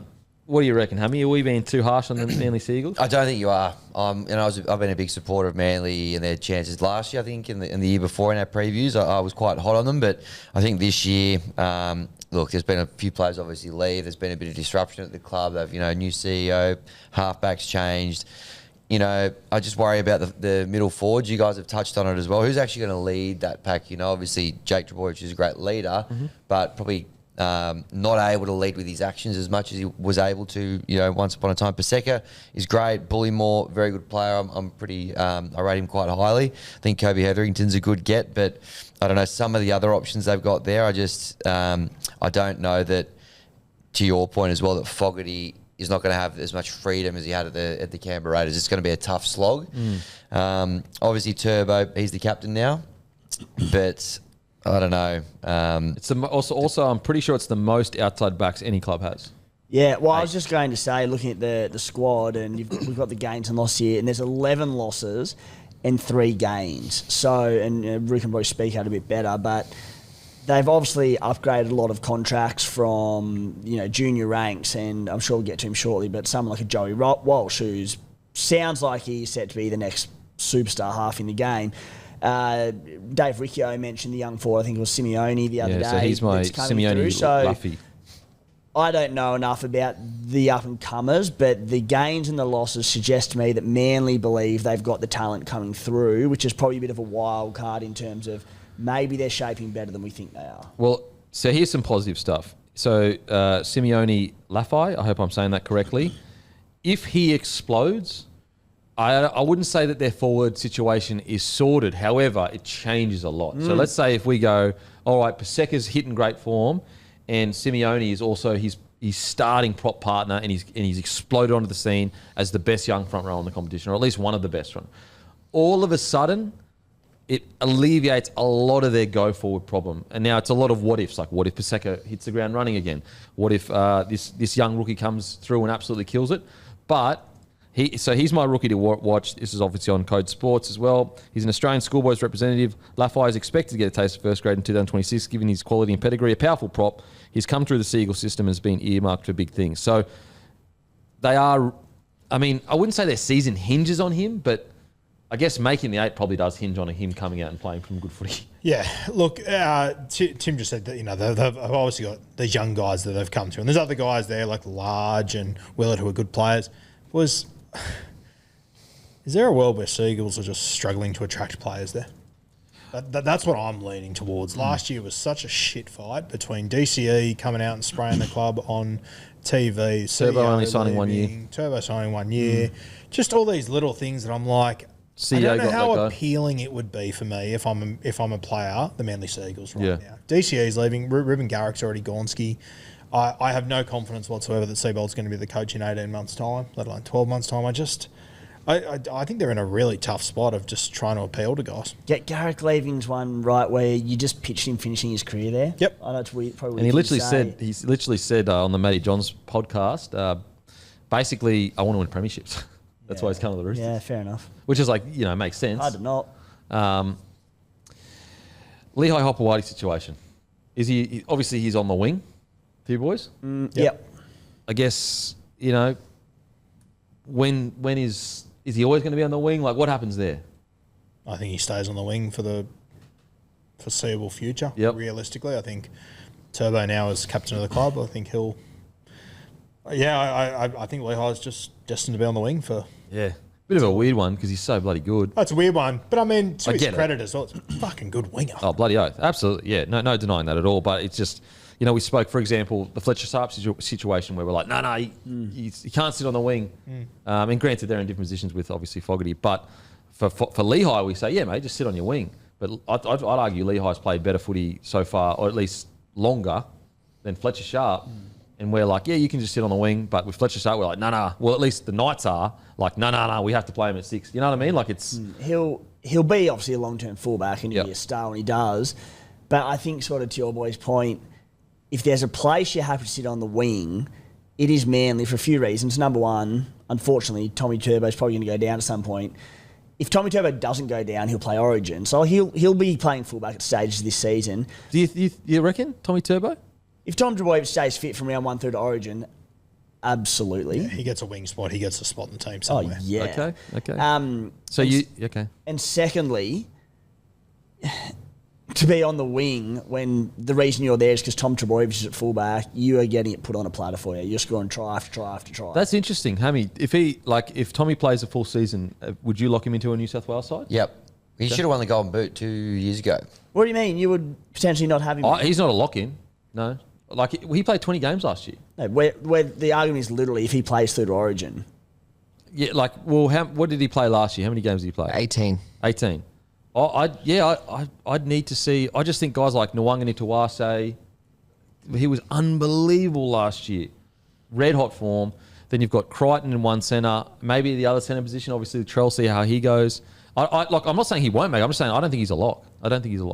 Dreaming. What do you reckon, mate? Your thoughts? On Turbo, the way he played, and I'm going to sound like a hater here, like sometimes he'd take a run one off the ruck towards the try line, and he wouldn't have that same strength that he had in 2021. And I remember thinking a few times the old Turbo would have scored there. Like just certain parts of that. I know he had a reasonable season, but I think he's lost it a little too much to absolutely lock him in. If there is every chance he could start the year red hot. Of course, but at this point, if the Origin team was picked tomorrow for some stupid reason, I probably wouldn't pick him. I think most of you would. So you'd pick him over Nwanga Nituwase on the bench, right on the wing right now. We're not talking right now. The argument was if he stays fit and plays the first 12. Let's say that. Okay, Nwanga Nituwase plays the way he did, last year, and Tommy Turbo plays every game. You're locking him in no matter what over. I think I would take Turbo. I'd pick Turbo, yes, but right now, because there is injury history, it's a different argument than 3 months' time when he's played every game. Yeah, I think the way he played last year at the back end, I wouldn't. Yeah, that's what I've played 18 games. You've got a sample size. If he plays the same 12 weeks that he did the last 12 weeks last year, my answer would be I'll say another thing. I think that, to your point at the start of the show, I think it's your point, he's not playing. He's not out there going 100% because he knows he's looking after himself. When he pulls on the sky blue, he's going at 100% with everything he does, and he's going, if I get injured, it's going to be in a Blues jersey. Yeah. Again, I'm not saying he won't make it. He's just not a lock for me. I need to see, because I felt like there was enough of a sample size of his form last year to go, right now, he wasn't playing at a top tier level like some of these other guys. And we know the reasons for it. So I need to see, is it going to be like that this year again, kind of thing. So, but yeah, it's an interesting one because it's a really polarizing, the Tommy Turbo, because like people go, oh, all you're thinking about is 2021 or whatever. It's a really polarizing conversation. But I think it was 2023 maybe, the Pac Champs, where he should have probably won the Golden Boot. 2024. Yeah. So he's still proven he can do it at rep level. But yeah, anyway. And that was at centre too. So anyway, that's a. I think like a year or 18 months ago, it was probably like I would have probably had him at right centre over Critter. I think I've got Critter locked in there now. Yeah, he's a lock in. Yeah, he has to be there, but I think I would pick him on the wing. Yeah, okay, fair. That's fair. Outside of that, like some positive stuff. There is, look, I don't want to get too ahead, but you've already alluded to it. Like Joey Walsh, there is a lot of raps around Joey Walsh. Now, I've heard two things. I've heard the hype, but I've also heard, I mean, he's okay in reserve grade, but it hasn't been set in the world alight. He needs time to work on his game. What have you heard, Roo? He's very unorthodox in the way he plays. He's a bit like Sam Walker in the way he sort of ball plays and stuff. From the games that I saw him play New South Wales Cup, I only saw one of them live, but I thought he handled it pretty well. But he's unorthodox in how he does things. So that concerns me playing behind that pack. Okay. In regards to some other players, I'm just looking here. Ola Kawatu, I can't wait to see him playing again. Any concerns on their edge depth, boys? Yes, outside of Ola Kawatu, I was actually just looking at that list in front of us going, who will it be? I assume it'll be Ben Travojevic. Well, we got Aaron Schopp here, but he's a centre. He's not an edge back row. Yeah, but he's been playing back row last year or so. Oh, has he? Yeah. Okay, fair enough. I think he's made the transition. I think it'll be Burbo, but like, fuck, God, I've had some years getting excited about Burbo, and he really hasn't put it together. Yeah, I've been guilty of it. There was the Vegas round where he came out, played really well, and I was like, wow. I was even like, he might be on the fringes of origin. That's how well I thought he was playing, but it just hasn't seemed, he hasn't been able to put together a consistent, lot of 12 weeks of good footy kind of thing. I was sitting at my Supercoach draft weekend 2 years ago, and there was a Manly trial on, and he was doing well, and I was like, ooh. Told my others, and you sent that text and went, oh, he might be on the fringe of origin. And I sort of went, oh. Then I watched another 10 minutes, he did something good, and I went, fuck it, I'm drafting Didn't him. he score a hat trick? And I regretted it for the rest of the fucking season. Scored like a hat trick. He did nothing for the rest of the year. Well, no, he started the year well, but then he fell a bit away. Brooks and him went nuts on one on the left, didn't they? Yeah, killed it. And then he went over to, I thought he was really, really good over in Vegas. He scored in Vegas. Yeah, and I was like, mate, this guy's on. And I think, like, obviously we got tainted by the genetics, like the last name. So we're going, mate, well, look at his brothers. Like, what could he be? So, look, he's still got plenty of time. What is he, 24, 25, probably around 24. That age.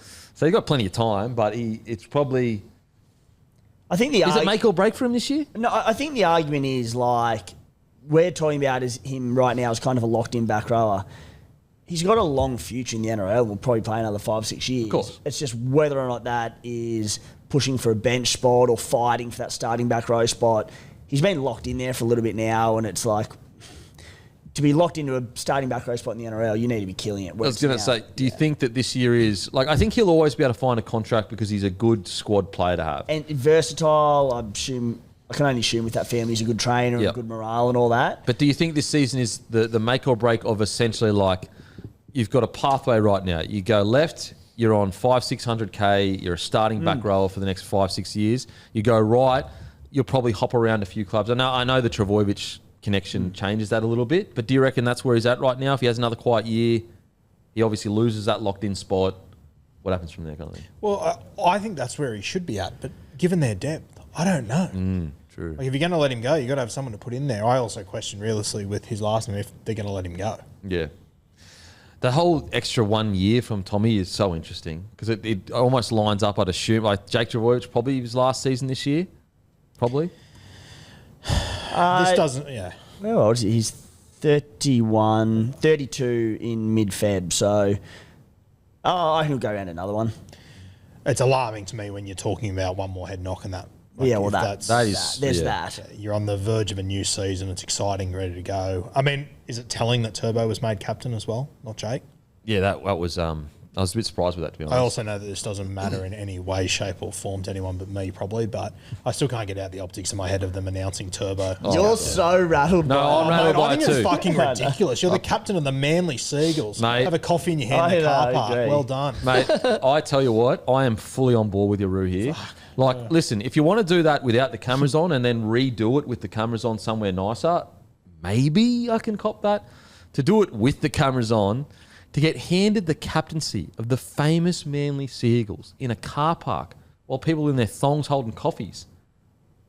Like, how does that show the weight of what is happening? Like, look, I'm all for, like, you know, who cares about tradition? Let's all be super, super progressive. Like, there has to be some weight behind and some tradition and culture around the passing of something so important. It's one of those things that you can argue about how much it matters, how much it doesn't matter, but it sure as shit wouldn't happen at the top clubs. Mate, at the top clubs, there would be like nearly like there'd be multiple former captains. There'd be a full like speech and everything like I couldn't believe what I was seeing in a car park. Fuck. It was madness. Absolute mad.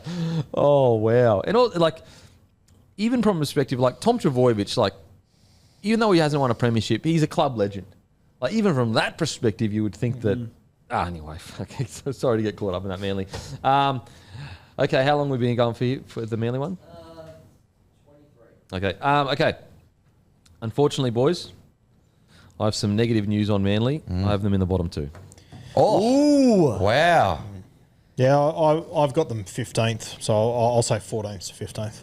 I've got 14th, 15th. Yeah, well, I had them initially 14th, 15th, like yesterday, but just the more I looked at it, like, you know, Olakawatu goes down or like they are one or two injuries away from absolute disaster, in my opinion. Yep. Yeah, so I've got them bottom, which is not actually that far from. What are you, 14, 15? Yeah, 14, 15. What are you? 14, 15. What are you, Hammy? I'm 13, 14, but probably 14. closer to that 14, I'd say, Yep. so which is bottom four as well. Bottom two. So, yeah. So we're all basically aligned there, bottom four. Just about. I think so. Yeah, the Yep. $3.30 to make the bottom four. Wow, That's a bet, I reckon. Load responsibly. They're $36 to win the comp for something a bit more positive. That seems way too short to me. That's way too short. $2.63 to make the 8. So the market's got them more likely to make the 8 than the I'll bottom tell you what, four. I'll make a bet about them making it. I don't know what the bet will be, actually, because I didn't even actually think about this, but I don't know. We'll have a think about it, but I'll make a bet that they won't make the 8. We'll have a think about it because I didn't think about this one. Matty, Do what like a communal one. communal one? All four of us. Or all five. Where have you got them finishing, Matty? Bottom two. Bottom two. Yeah. Yeah. What, we have to sit on the hill with a Manly jersey and cheer them on or something like that? If they Oh make no, I the 8? have to go to the footy and drink beers. We'd have to do it the following year. Well, I know you're a turncoat, but it's the jersey that's the fucking bad thing. Yeah, let's do that. Okay, we gotta go in a jersey, paint it up. If they make the 8, in a jersey, paint it up to support them in their finals, like one of their finals games. If they make the 8. Yeah. Yeah, all right. All right, that's good. The only asterisk is if they're playing against the Tigers. Oh, yeah, if playing against South, I'm not doing it. Yeah, no, that's fair. Yeah, obviously, like, okay. Well, I'm sure we'll work it out. But so there's If the they're bet. playing the Blues, I'm not doing it. Yep. So this is Beaks balls on the line. Yep. Beaks balls on the line. And also, like, metaphorically, all of our balls. I don't know about how I feel about my piece being dragged in with your balls. This is your bet, mate. I've got mine on. I've already got something on the line with Okay. But yeah, so look, Beaks balls. I like this. If Manly Manly game. make it the 8, we'll all go to the finals game as long as they're not playing, because they definitely won't play the Tigers. Rabbitohs, probably not. Broncos, maybe. If they're playing Broncos, I'm not doing it. But if They won't make the 8. I think if they are in the top 8 conversation in to round one game. 26, we go to Manly Dragons at 4 Pines in our Manly kit on the hill. Yeah, that's, and That's paint it good. up too. Yes. That's good. Paint it up too. Okay. Manly Dragons on the hill, painted up in Manly kit if they make the 8 this year. That's I reckon if they are a mathematical chance. If they're okay. Yeah, let's do that. Let's do that. Let's fucking ride on the edge, baby. Let's go right on the if edge. they're a mathematical chance going into round 26 to make the top 8, we are on the hill at round 26. Painted up in Manly kit. Okay, beautiful. 6 p.m. Alrighty, now it is time for the Dolphins.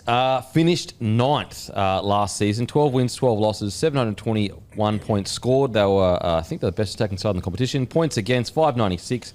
Attacking stats, 30 points per game, which is first. Line breaks, they had second. They came second, sorry. Tackle breaks 10th. Meters second. Offloads 13th. Errors 14th. Completion rate 11th. Defence and discipline stats. They came 7th, points conceded, 8th missed tackles, and they had the least penalties conceded. Look, I am super, super intrigued to see how the Dolphins go this year. And also, just guys, before you forget, tonight, the biggest sale Bloke's ever done, 50 to 60% off everything. Everything must go. 50 to 60% off everything. It is tonight at 6 p.m. Okay, the Dolphins. So I had a look at their squad and all the obvious things we've spoken about for a while, and I think everyone kind of listening would know this, even Dolphins fans, is that the forward pack looks incredible. I guess the outside backs also, with any team with Herbie Farnworth, Selwyn Cobbo, guys like Asako to a lesser degree, the Hammer, Nafua, I think how you say it, Nafahu? Yep. Nafahu. Guys like that, great backline. I didn't even mention Averillo. I guess the biggest weakness when I was going over everything again last night, and it sounds a little bit silly because you could probably say this about any team, but if Isaiah Katoa goes down, it just all falls apart. And I think there's one thing we haven't spoken about much for a few years now is just how injury-free he has been and how consistently he's been available. Now, in past years, they had guys like Sean... I can't believe I forget his name. Sean O'Sullivan. They had guys there that were almost picked before him, because he was a rookie.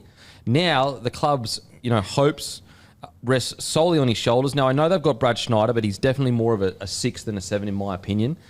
And so that's really the only kind of question. If they lose Katoa, that's probably their biggest Achilles heel. I know it sounds like an obvious thing, guys. I get it. But we spoke about earlier in the show how there are other squads vying for a premiership that if they lost one of their key spine members, they could jig enough to go okay. We look at the Melbourne Storm. Look, obviously, Cleary's huge for the Penrith Panthers. I do feel like, I don't think they can win a comp, but I feel like their system's strong enough to keep them in the 8.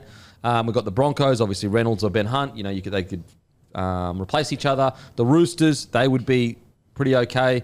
Whereas I feel like the Dolphins, if there's one Achilles heel, it all rests on a Katoa's shoulders.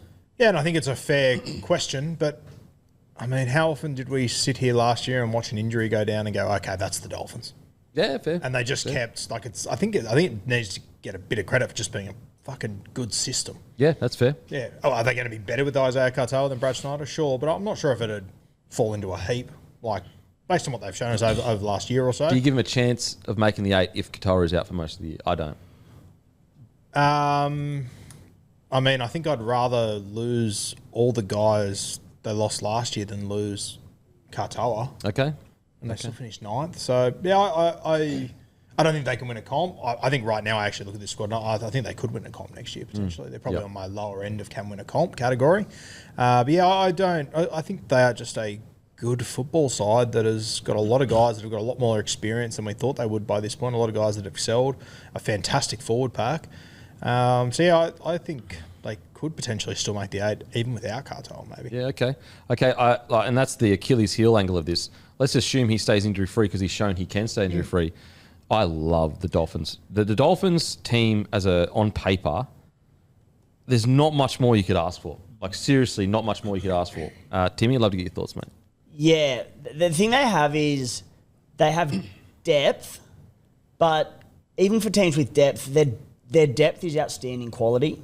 And they have a lot of players, kind of a bit like the Dogs, a lot of utilities that can play at a high calibre week in, week out across different positions. So when we say depth with clubs, that we go, all right, they have someone in backup that can come in and do a job and they can cover sort of different things. They have players who can come in and, not really lose anything, give or take the Isaiah Katoa example, because he's special in so many ways. But, Hammer goes down, Trey Fuller goes to fullback, Could you say that, let's assume Flegler, Gilbert, they're all back at their best? They've got the most depth of any forward pack in the middles in the comp? I think absolutely. Which is crazy to think. It's some of the names that, especially if Max Plath is good to go round 1, he's sort of an outside chance now after initially being unlikely. If Max Plath is available and comes back in, some of the names missing this Dolphins round 1 team in the pack, it's incredible. Well, you look at the pack and so Orion Keeley, who's just signed for the Storm. Correct. He probably won't make the starting side, or definitely not the starting side, but probably not even the side. He won't make the side. I don't think Ray Stone makes the side. Mate, if Felice Kafusi wasn't the captain, when you actually write their side down full strength, he's going to struggle to make it too. The depth is crazy. Yeah. Then you've got Finney Fiuaki, who will probably start on one edge. I guess Gilbert on the other edge. We're talking about a guy that... I don't know. Lemuelu. I'd go him, Lemuelu, personally, but... Yep. But like that's the other thing. Like you look at predicted 17s all over the place, and some people have Plath on an edge, some people have Gilbert on an edge, which I don't agree with. But it just shows the versatility of these guys. Well, I mean, like you look at Plath, and you would go before injury, probably makes his Origin debut, or at least in the squad last year. Do you reckon? Yeah, I'd have him in the Plath? Origin squad. Yeah, He'd be in the squad, yeah. yeah. And now he is, because there's so much depth here. I won't say he's lucky to be on the bench, but you know he's going to be pushing to get that bench spot. Plath. Yeah. I reckon he'll be the starting 13 when he's available. Okay. Personally. Yeah. So what's your starting pack then? I would have, just doing this off the dome, I would have Saifidi in the front row. I wouldn't have Flegler to start the season. I'd have him. Let's coming assume off they're the all bench. fully fit, good to go. Okay, well then I'd have Flegler. I'd have Jeremy Marshall-King at hooker. Edges, I'd have Lemuelu and Fuaki. Fine Fuiaki. I would have Plath in 13. Then off the bench, I would have Donahoe, Knowles. Who else have we got here? So you got Gilbert, Plath starting over Gilbert at 13. Plath would be my 13. I'd be Yeah, the wow. same. I'd be I'd using be like- Lillard as a middle forward. Yeah. Wow. Okay. Just start Gilbert at front row. Yeah. Yeah, I would do But what, and Saifidi comes off the bench then? Depending on the week, either way. I guess that's the conversation we're trying to have. It's Yeah, Like, that's It's actually crazy that... To be honest, to open this conversation with, if Isaiah Katoa is out, we could be in trouble. It just shows how fucking good this side is. Yeah, because you can say that about any That's a side. ridiculous conversation to Yeah. open with, but that's their depth. Every Well- player's fit. Like, I don't think there's a fleece Kafusi. Crazy to think. Crazy. And so is he, did you say he's captain? Was he captain last year, or was it? I thought he ended up captain. Anyway, one of the most experienced guys. Like I didn't say Francis Molo's name there. It's like once again Ray Stone. It's like the. We didn't even say Morgan Knowles. Didn't I? Well, I definitely have him on the I didn't say bench. Oh, sorry, yeah. But then, like, he could be the 13. outside backs. Like once Jack Bostock returns, I think he's round 10 or something along those lines. Like, it's Isako, Bostock, and Selwyn Cobbo fighting for a wing spot. Gilbert started as captain, then it was Kafusi, and then Isaiah Katoa was like the last half of the year. Yeah. So so like you could look at this. Oh, I'd probably still have Kafusi off the bench, wouldn't you? Just with experience and defence wise. Probably not. Like logically, yes. When you write it down, Yeah, it's tough. really hard to fit them in. It's very tough. And now it has changed to a 16-man bench, so it probably will be a little Yeah, bit easier. yeah. But optically, picking your 4, I think Donahoe has to be the 14. Yeah, I think so for And sure. I think, but to start the season, Jeremy Marshall-King's out, so he'll play hooker. So the Plath first, could be your 14 then, potentially. yeah, but it sounds like he might be out for the first few weeks. There's a rumor he might return early. Cheers. So, but yeah, they're just in such a good spot. It's crazy. And So- you have a look at like their losses: Kerr, Mark Nichols, Kenny Bromwich, Oblix. Like they're all really good first graders. Yeah. And it doesn't matter. It's absolutely insane. And we haven't even like spoken about any young guys coming through, rookies that are super talented. So it's the hard thing to talk about the Dolphins is like it's also obviously right there. Like what more could you push into this side that you would like that we need to judge and argue about, other than if we're getting really nitpicky of like what's your starting Yeah. top? And I think realistically, the other big one, Trey Fullers. I don't think he's going to make the side either. Miso is going to be fullback apparently. That's He's- crazy. The chat, he's flying up there. Could you go getting crazy here? Could you go Hammer in the centre, Herbie in the centre, Selwyn on one wing, Jermaine on the other?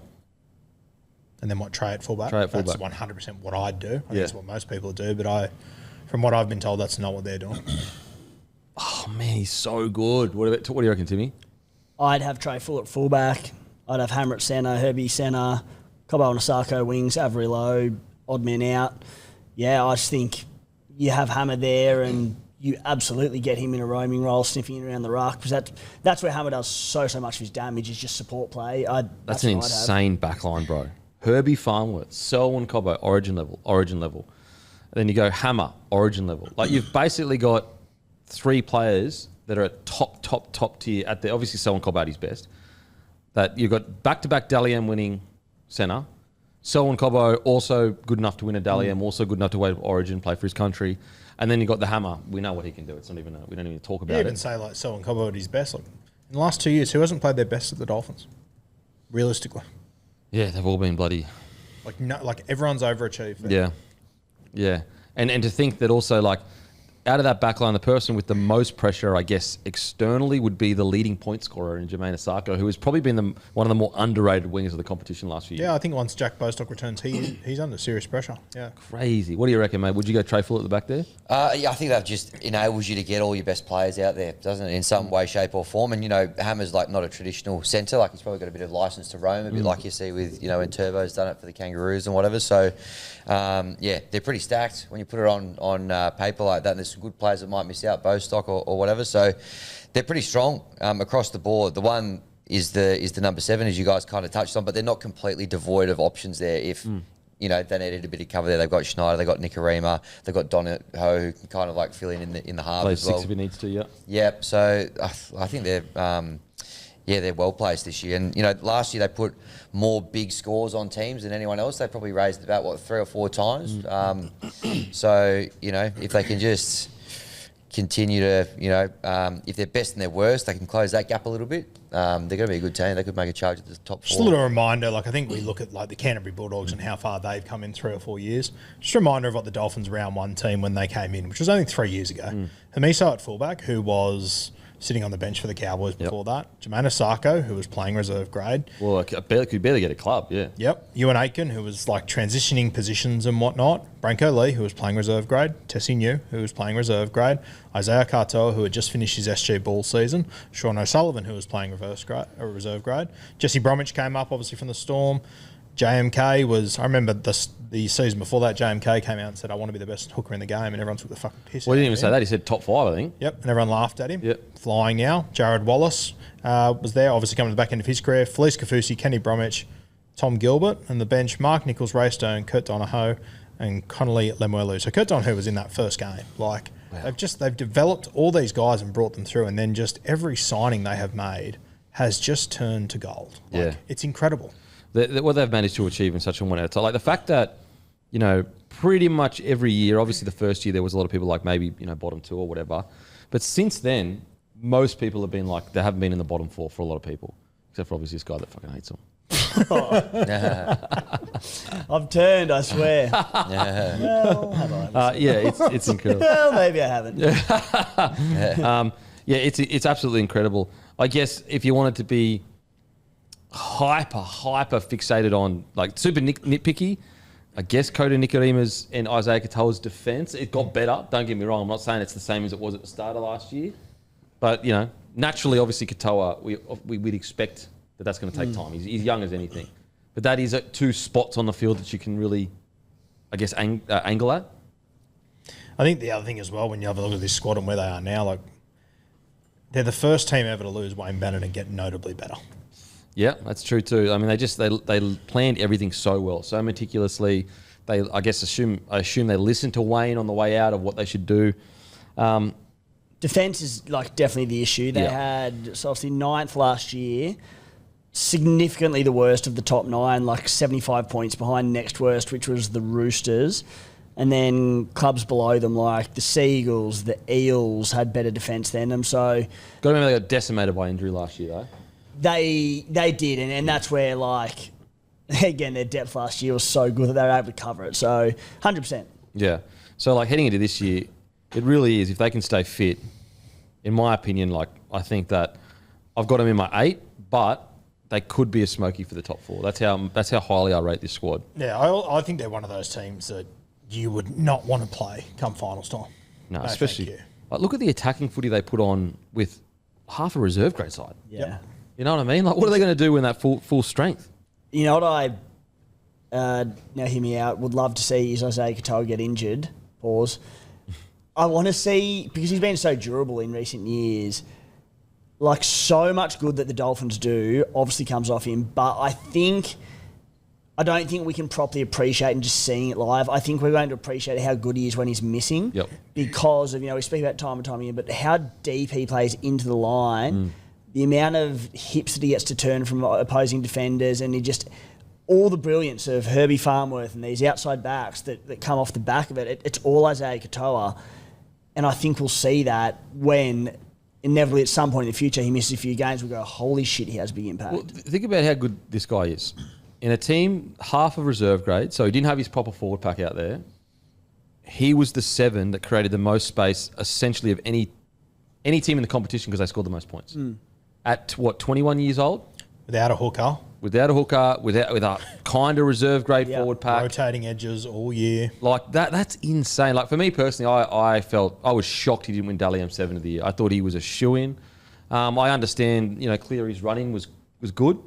But I thought Katoa was absolutely the best 7 all year. And it wasn't even a question for me. It was Katoa, Gap, then Cleary. Yeah. And it's also a pretty good indication, and I know he's already a good player before Katoa arrived, but if your centre wins Dalian Centre of the Year, or is right up there with him, which if he didn't get injured, he would have won it in my opinion, also a pretty good indication how well he's going. Yeah. He's just, as I said, I guess my only super nitpicky thing is like, it is so around him, and as it should be. This is what's so, I guess it's stupid of me saying, but I feel like almost more than any other team than maybe the Rabbitohs, like it is totally dependent on Katoa playing each week, every week kind of thing. Yeah, as far as we know, though. Yeah, true. Yeah, they've proven before every time you doubt. Like I remember a year ago we were sitting there going, if Jeremy Marshall-King's not playing, they're fucked. Yeah, they fair. weren't. Fair, that's fair, absolutely There's fair. an argument they got better last year at different points. Like I think the really exciting thing as well is with this World Cup coming up, Christian Wolf, Isaiah Katoa, another year together, and then they go into this World Cup for Tonga. Super exciting. Yep. Okay, I'm going to put you all on the spot though. Starting forward pack, off the bat. Just starting forward pack. Give us your starting forward pack. For the Dolphins? For the Dolphins, yeah. Just off the top. I think I just did mine, so. Is that with everyone available? Everyone's fully fit and firing. I've got my round ones. That's with injuries. All right, so number 9, Jeremy Marshall-King. I've probably got Tom Gilbert and Daniel Saifidi props. Edges, Finny Fuiaki and So you're not starting Flegler? Not. Just end of set, yeah. When he gets runs under his belt. But now, no, he hasn't played in 2 years. So maybe by round 10, sure. Yep. He's a hard one to place, obviously. And then Max Plath at lock. Okay. Yeah, Hammy? I got Plath starting. I think when they're all fit and firing, if you can get back to his best, Flegler's probably starting with Saifidi for me. And then can either have a look at Gilbert in the back row or off the bench in the middle as well. Sorry? Nah. Any takers of Morgan Knowles starting at 13? Nah. I think he will start jersey 13 to start the year, but I've seen what Plath can do. He's one of the best 13s in the game, in my opinion. Yeah. So. Okay. And I think if you've got Plath and Knowles and both can play 13, I think Knowles is going to be more effective as playing as a middle forward. Okay. Than Plath will be. So I'd play Plath. So do we think Plath has almost forced Gilbert and Knowles into being middle forwards, like as in front rows? I kind of think so. Yeah. Because I think the existence of Donahoe as well. Yeah, you can have him as well. Mate, it's insane. A team, 3 or 4 years into existence, has this depth is insane, bro. It's mate. Fucking I know I just read out that team before, but we take the piss out of Tim. We all had him down the bottom. We're sitting there, we're looking at this squad, going, "What the fuck is this? This is all reserve graders. This is not going to work." Okay, and this is just rough guess, guys. But that back line, put Trey Fuller at the back, Herbie Farnworth, what we just spoke about, Selwyn Cobbo. Is it one of the best back lines in the competition? I think so. Yep. Cody Nicaramu's playing unreal footy at the moment too. He looks confident. So think about what we're saying here. We're saying one of the best forward packs with one of the most depth. One of the best back lines with plenty of depth. Yep. Plus the best young 7 in the competition. And they've shown that when the house is on fire, they can overcome it. Yep. Still And they're play good tough. footy, which most teams can't. Jeez. I'm so excited for the Dolphins this year. Alrighty. In regards to where I think they will land, I've got them. The fuck? 5th to 6th. 5th to 6th. A little concerning about depth in halves if Katoa goes down, as I said. And obviously injuries are only other concern, but I got them 5 to 6. I've got them 7 to 8, and I think I've gone unders on them. I think they could be higher. I'm willing to put a little bet on for this one. Oh, okay. If Dolphins miss the 8, what did we say before? Mr. T? You got to shave a fin in your hair. Yeah, I'll shave Finn in my hair for NRL finals. I have got a wedding the day before the grand final, which I'll be losing it for. But outside of that, I'm in. Okay. Fine Ruiaki. That's one of your best there. Yeah. That's one of your best. There's your captain. Okay, locked in. So, Guru's gonads have been laying on the line. Wow. Okay, Guru's gonads, eh? I have to grow my hair out for the last few weeks. Yeah, okay. Mr. T, that's great stuff. So Imagine they if I'm missed you. standing at the hill. Oh, no, it'll be out before that, won't it? Yeah, before that. Thank Big God. couple of weeks for you, mate. Tell me about it. Okay, I like that. Where are you going to finish, Timmy? I've got them 8th or 9th, and like Guru, I also feel like it's too harsh on them. As you said, Kempy, this team can compete for top 4, but yeah, I've got 8 to 9. Hammy? Yeah, I got him 7th or 8th, but same. Like the way we've just been speaking about him, like that feels like kind of top 4, but that's where I'd locked him in. The $21 to win the comp. They are $1.90 to make the top 8. Wow. They are $4.20 to make the top 4. That's probably all we've got to look at for them because I can't see them featuring any of those other Matty? lower. I got them 9th or 10th, but I don't like it. I just couldn't put any teams below them who I have above them. So, yeah, I'm not happy with this selection, but I've got them 9th and 10th. Yeah, That is the greatest conversation we will have for a team that is ranked 7th and 8th on our list. Yeah. And that's where I feel like, because I have the same feeling of you guys. When I was doing the ladder, I put them around that. And I said, listen, take away my bias. Let's take away the fact that Dolphins, they're new, and just ask yourself, best forward pack essentially, or one of them, best outside backs, best young 7 that should have won Dally and 7 of the year. Why aren't they solidly in the 8? And so that's why I came up with 5th or 6th. But we'll see. Time will tell. Time will tell. Okay. On to the Roosters. Last year, they finished 8th, wins 13, losses 11, points scored 653, points against 521. Attacking stats. They came 5th for points scored, 6th for line breaks, 2nd for tackle breaks, 16th for metres, offload 6, errors 2nd, completion rate 16th. Defensive stats. Points conceded, 10th. Missed tackles, 16th. Penalties conceded, 8th. I mean, I feel like because of the whole DCE thing, we've spoken about this quite a bit, but we'll obviously go into more detail. Will it click? Will it click? Will it click? I know a lot of people are super bullish on the Roosters, and when you see my rating, I'm still relatively bullish of them. But I just want to see it. I need to see it. I can't be convinced that they're going to win a comp until I see them playing together. Now, if you had this same conversation with me 3 or 4 years ago, I would have said, yep, they can win a comp because I'm still high off the back-to-back. I'm still a big believer in Robbo, and I am still a believer in Robbo, not as big of a believer as I was after back-to-back, which is only natural, obviously. And I need to see what is the plan. How are they going to play certain players? You know, I saw Luke Keary talking on the buy round recently, and he was just talking about the similar effect that Cooper Cronk had. He wasn't saying he's the same as Cooper Cronk, but he was saying basically the effect of looking across and seeing a guy like DCE makes you feel safe. He did say something that was interesting, and maybe, I'm thinking way too much into it, but he said, we just know that when the game's on the line, DCE is going to know what to do. And I was like, I'll stop you right there. I don't want that. I want Sam Walker, when pressure ramps up, I want him to be the guy that gets the ball, because otherwise it gets confusing. And so that is my, and as I said, mate, I'm probably looking way too into this, but that's my biggest question is, when the game's on the line, whose team is it? I don't know. I need to see. And they have all the recipe to be the best team in the competition and towel teams up. I just need to see it come together. I don't even think it's when the game's on the line. I just think in general. You've just got, it's just so many pieces that need to fit. We've spoken about it for weeks, so I'm not going to go too in-depth on it. But it's just, I don't know what to expect until I see it. I don't know how Sam Walker's going to gel. I think everyone always looks at these squads and go, oh, they'll be top 4, blah, blah, blah. And I've fallen into that trap myself. But the most consistent thing the Roosters do is not work out how to make it gel for a whole season. That's the reality of it. They find little periods of time where they put it together and you think they're going good, you think they're premiership contenders. They haven't fired a shot the last few years, let's be honest here. They've had a much better squad than most sides. They haven't fired a shot. Personally, I have them higher than the Dolphins on my ladder, but I'm now looking at it going, why the fuck do I have that?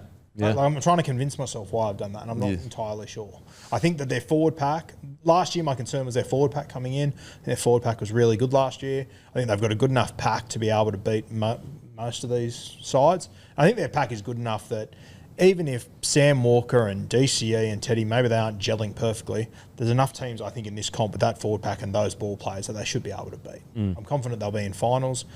And when we do get to the back end of the season, if Brisbane are firing and Penrith are back to themselves and Melbourne are just being, consistent, I still don't know if I see the Roosters competing with those sides.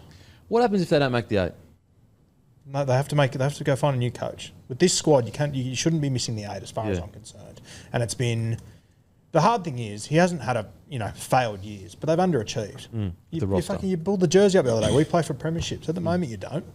You haven't for 5 or 6 years since Cooper Cronk. And I'll grant, and I think you'd grant it too, that you could probably give away 2 years where they got smashed by injury, Sure. But the other ones, they've been there or thereabouts. I know they finished 3rd in 2024, but they got bounced out. Didn't they go? They got pumped by Melbourne. Yeah, beaten by Melbourne. Even the injury years, that allowed Sam Walker to play more footy. That allowed CY Wong to play. It allowed these other guys to sort of get more games under their belt. That should be paying dividends now.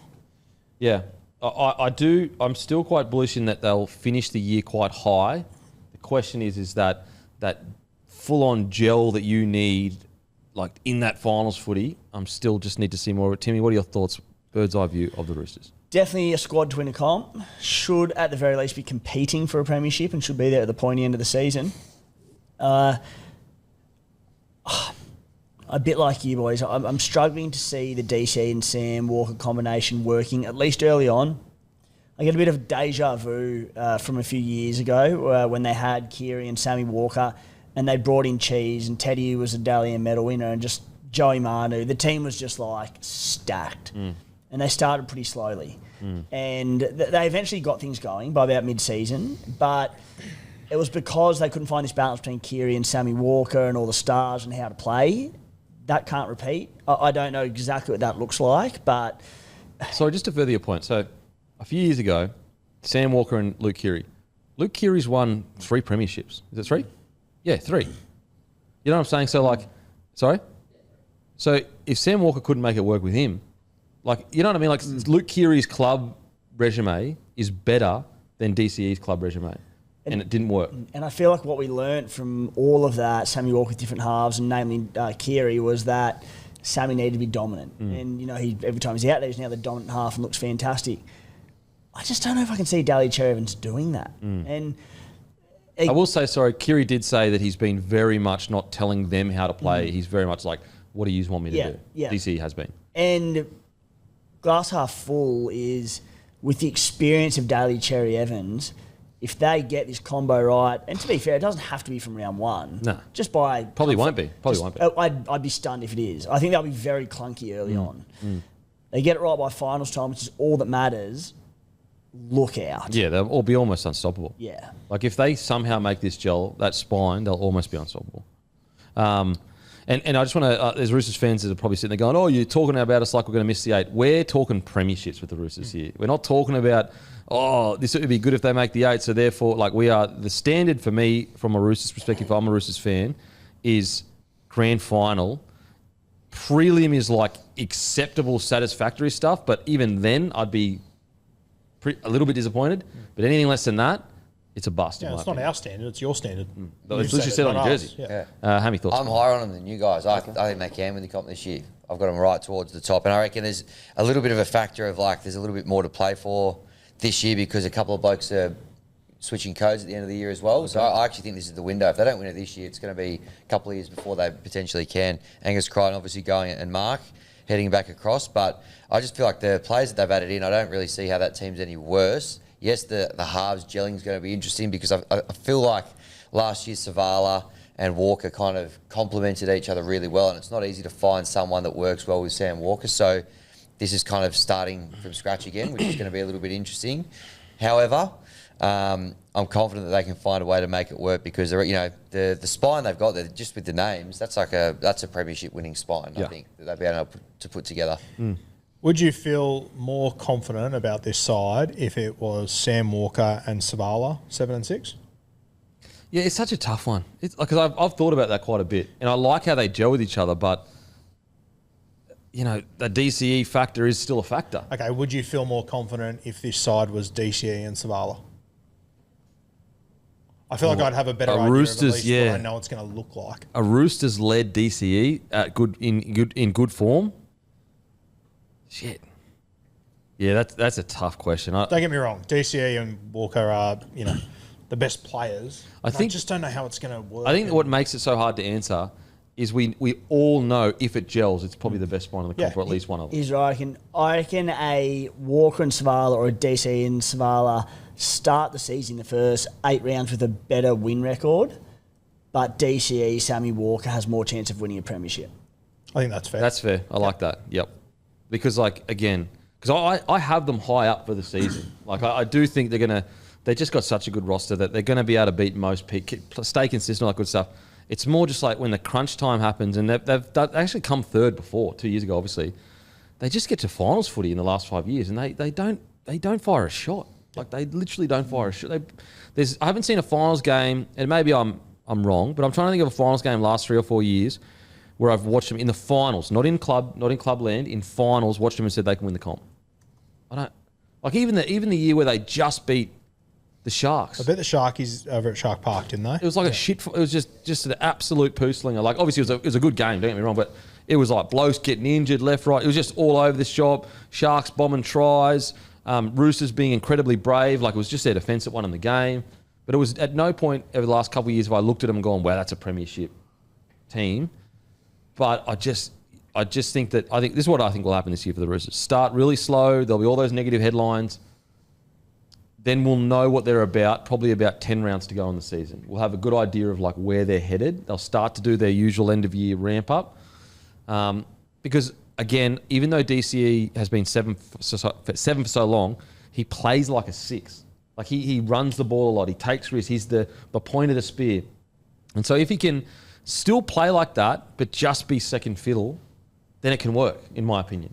But if he just naturally just needs to be the one calling the shots, it's just gonna one of two things will happen. Sam Walker will just become irrelevant, and you'll just have a really quiet year, or DCE it just won't click. They'll both be over calling each other and that. Anyway, we've spoken about that so much, but obviously it's a season preview. We need to talk about it. Let's talk about some other stuff. I'm just having a really quick look at their last few years, essentially since Cooper Cronk retired. I think they've won 2 finals games. One of them was against the Titans. Another one was Sharks. And Sharks, yeah. Which is a very brave win, but it was scrappy. Yeah, I've just done that very quick on the laptop, so do your own research. And the Titans one was when Thinger didn't pass the ball. Correct. Wow. Okay. Let's talk about, we were talking kind of about positives, but obviously Reece Robson, for what he's been brought to the club to do, I think he's going to do it unbelievably well. I spoke about it last week. We're talking about top signings, but in regards to being brought to the club to be an extremely good defensive 9 and give good service to your unbelievable spine, you couldn't have asked for a better signing, in my opinion, with Reece Robson. He complements, the Walker DC nicely. If it was Connor Watson there or Cheese there, who are running, playmaking number 9s, then there's way too many chefs in the kitchen. Robson's perfect for them. Well, I think by the end of the year, if you don't watch Roosters footy regularly, you're going to think Robson had a quiet year. Yeah. But if you actually watch closely, I think a lot of Roosters fans are going to be very, very happy with what he delivers in the middle there. He will be the glue to this team. I think that, and so people were confusing. We're talking about top 5 signings. He's not going to make enough noise to be a top tier signing, in my opinion. But that's not what he was brought to the club for. He was brought to the club to be the glue, to offer good service and be a great defender. But we've spoken about this quite a bit, but it really is the year of Nafahu White.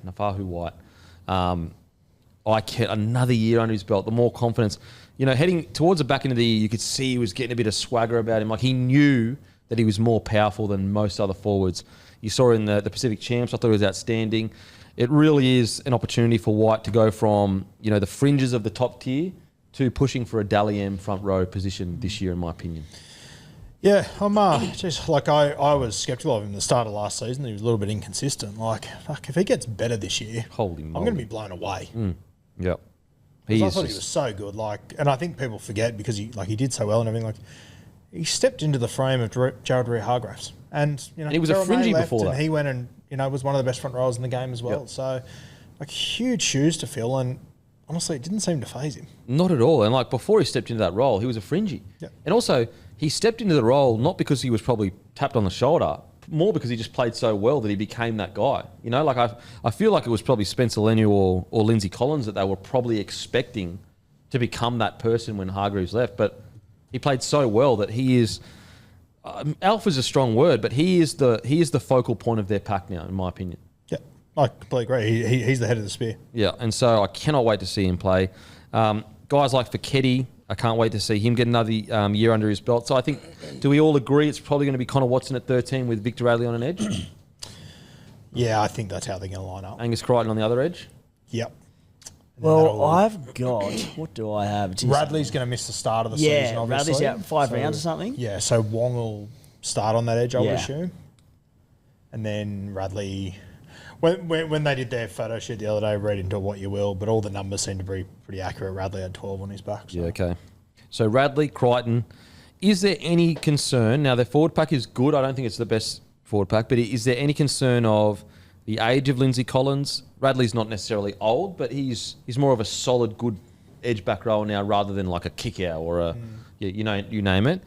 Spencer Leniu, a bit hot and cold. Like, he hasn't been bad at club. Yep. But he has hot. Is there a concern that I've just named 3 players that aren't necessarily currently, at least, now they could come out and be in red hot form, but currently at least in career best or close to their career best? Potentially, but if Lindsay Collins was the tip of the spear, I'm worried. But I think he's the 2 or 3 guy. So you reckon White carries enough of the weight now, so it's. I think he does enough. Yeah. Any concerns? Angus Crichton last year signed with. I'm not saying he's going to pack it in, but you know, he's played really well when contracts are on the line. Understand? It's like most players do. Yep. He was quiet for most of the year last year. I thought he was great towards the back end. Any concerns that he has a quiet year because he signed with rugby union? No, I'm not too concerned about that. I reckon Angus will be sweet. Yep. I think also coming off a bit of a down year he had that 2 year ago, best back row in the game. So he had a down year last year by his standards, the disappointment of Origin. I think he'll want to go out with a bang. I think the reality, like Crichton could come back to league, but I see Angus Crichton sailing off into the sunset playing same. French rugby. Yeah, or I do Japanese too. rugby or something. So I think he'll be viewing this as, I can go out with the premiership with the Sydney Roosters. Yeah. No, I think he will do well. I just think I do think it's a question. If Connor Watson starts 13, Nafahu White, Lindsay Collins front row, Leniu bench, will Savala be bench utility, do we think? Or will they have a utility off the bench? Well, I mean, they've got the 6-man bench shit. It changes everything. Like Savala will sit there every week, but he'll only play when they need him. Is there a world where Fiketti gets the jump and Connor Watson comes off the bench at 13? Yeah, potentially. Like, there's so many different ways you could go about it. But Yeah. Like, for example, like, is Connor Watson, because he is a ball running, like, gets his hands on the ball quite a bit at 13, could that affect the spine, getting I around? fucking oath it could. Yeah, there's a lot to gel here. And we're assuming that they play Radley on the edge. If they want to play him through the middle as well, that's another one they have to get used to. And this is... Whereas I feel like Fiketti, although he has that, he can pass in that, but because he's such a rookie to a degree, he'll very much be like, yes sir, no sir, wherever you want me kind of stuff. Yeah. Just to touch on my numbers I did before, I've just been doing while we've been talking. Since Cooper Cronk retired, they've won 3 finals games. 2021, they beat the Titans. 2023, they beat the Sharkies in that shit fight game. And 24, they beat the Manly Sea Eagles. That's when Turbo was busted. And Jake Trbojevic got knocked out as well. And either Yes. side of that, they got beat 13 plus by Melbourne and Penrith. Like, the wins they're having in, with all due respect to the Sharkies, in 2023, they're not even teams that are competing for comps, realistically. And the Roosters, they're supposed to be on the Melbourne Storm Penrith level, like not on the... That's how we talk about them. That's how we act. That's how I still see them. Yeah. That's my expectation of a Roosters side. Granted, is to they're be- playing finals every year. That's Yep. good. But, yeah, like the... It doesn't say play finals on the back of the jersey. No, it does not. It might on Hammy's. Yeah, I'd take that. You know what? Tigers should have that. We play finals. Absolutely, especially this year. Yeah, this year they need to. Interested to see Egan Butcher this year. He's always had so much talent and has these moments where he really does show, wow, okay, it's a bloody good player.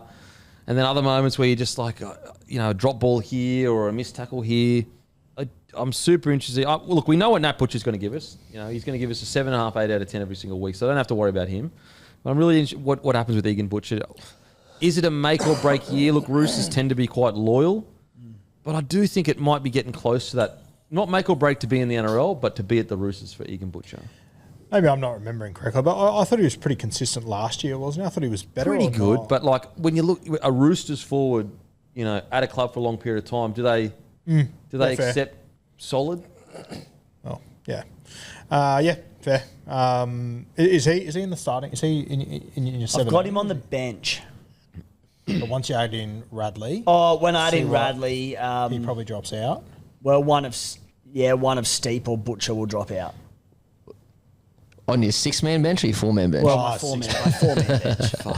I have put a lot of time into my starting 17s at scplaywith.com.au. Shout out. But I think and this extra bench. Do we have to go and add more to these, Roo, or what's going on now? It's difficult.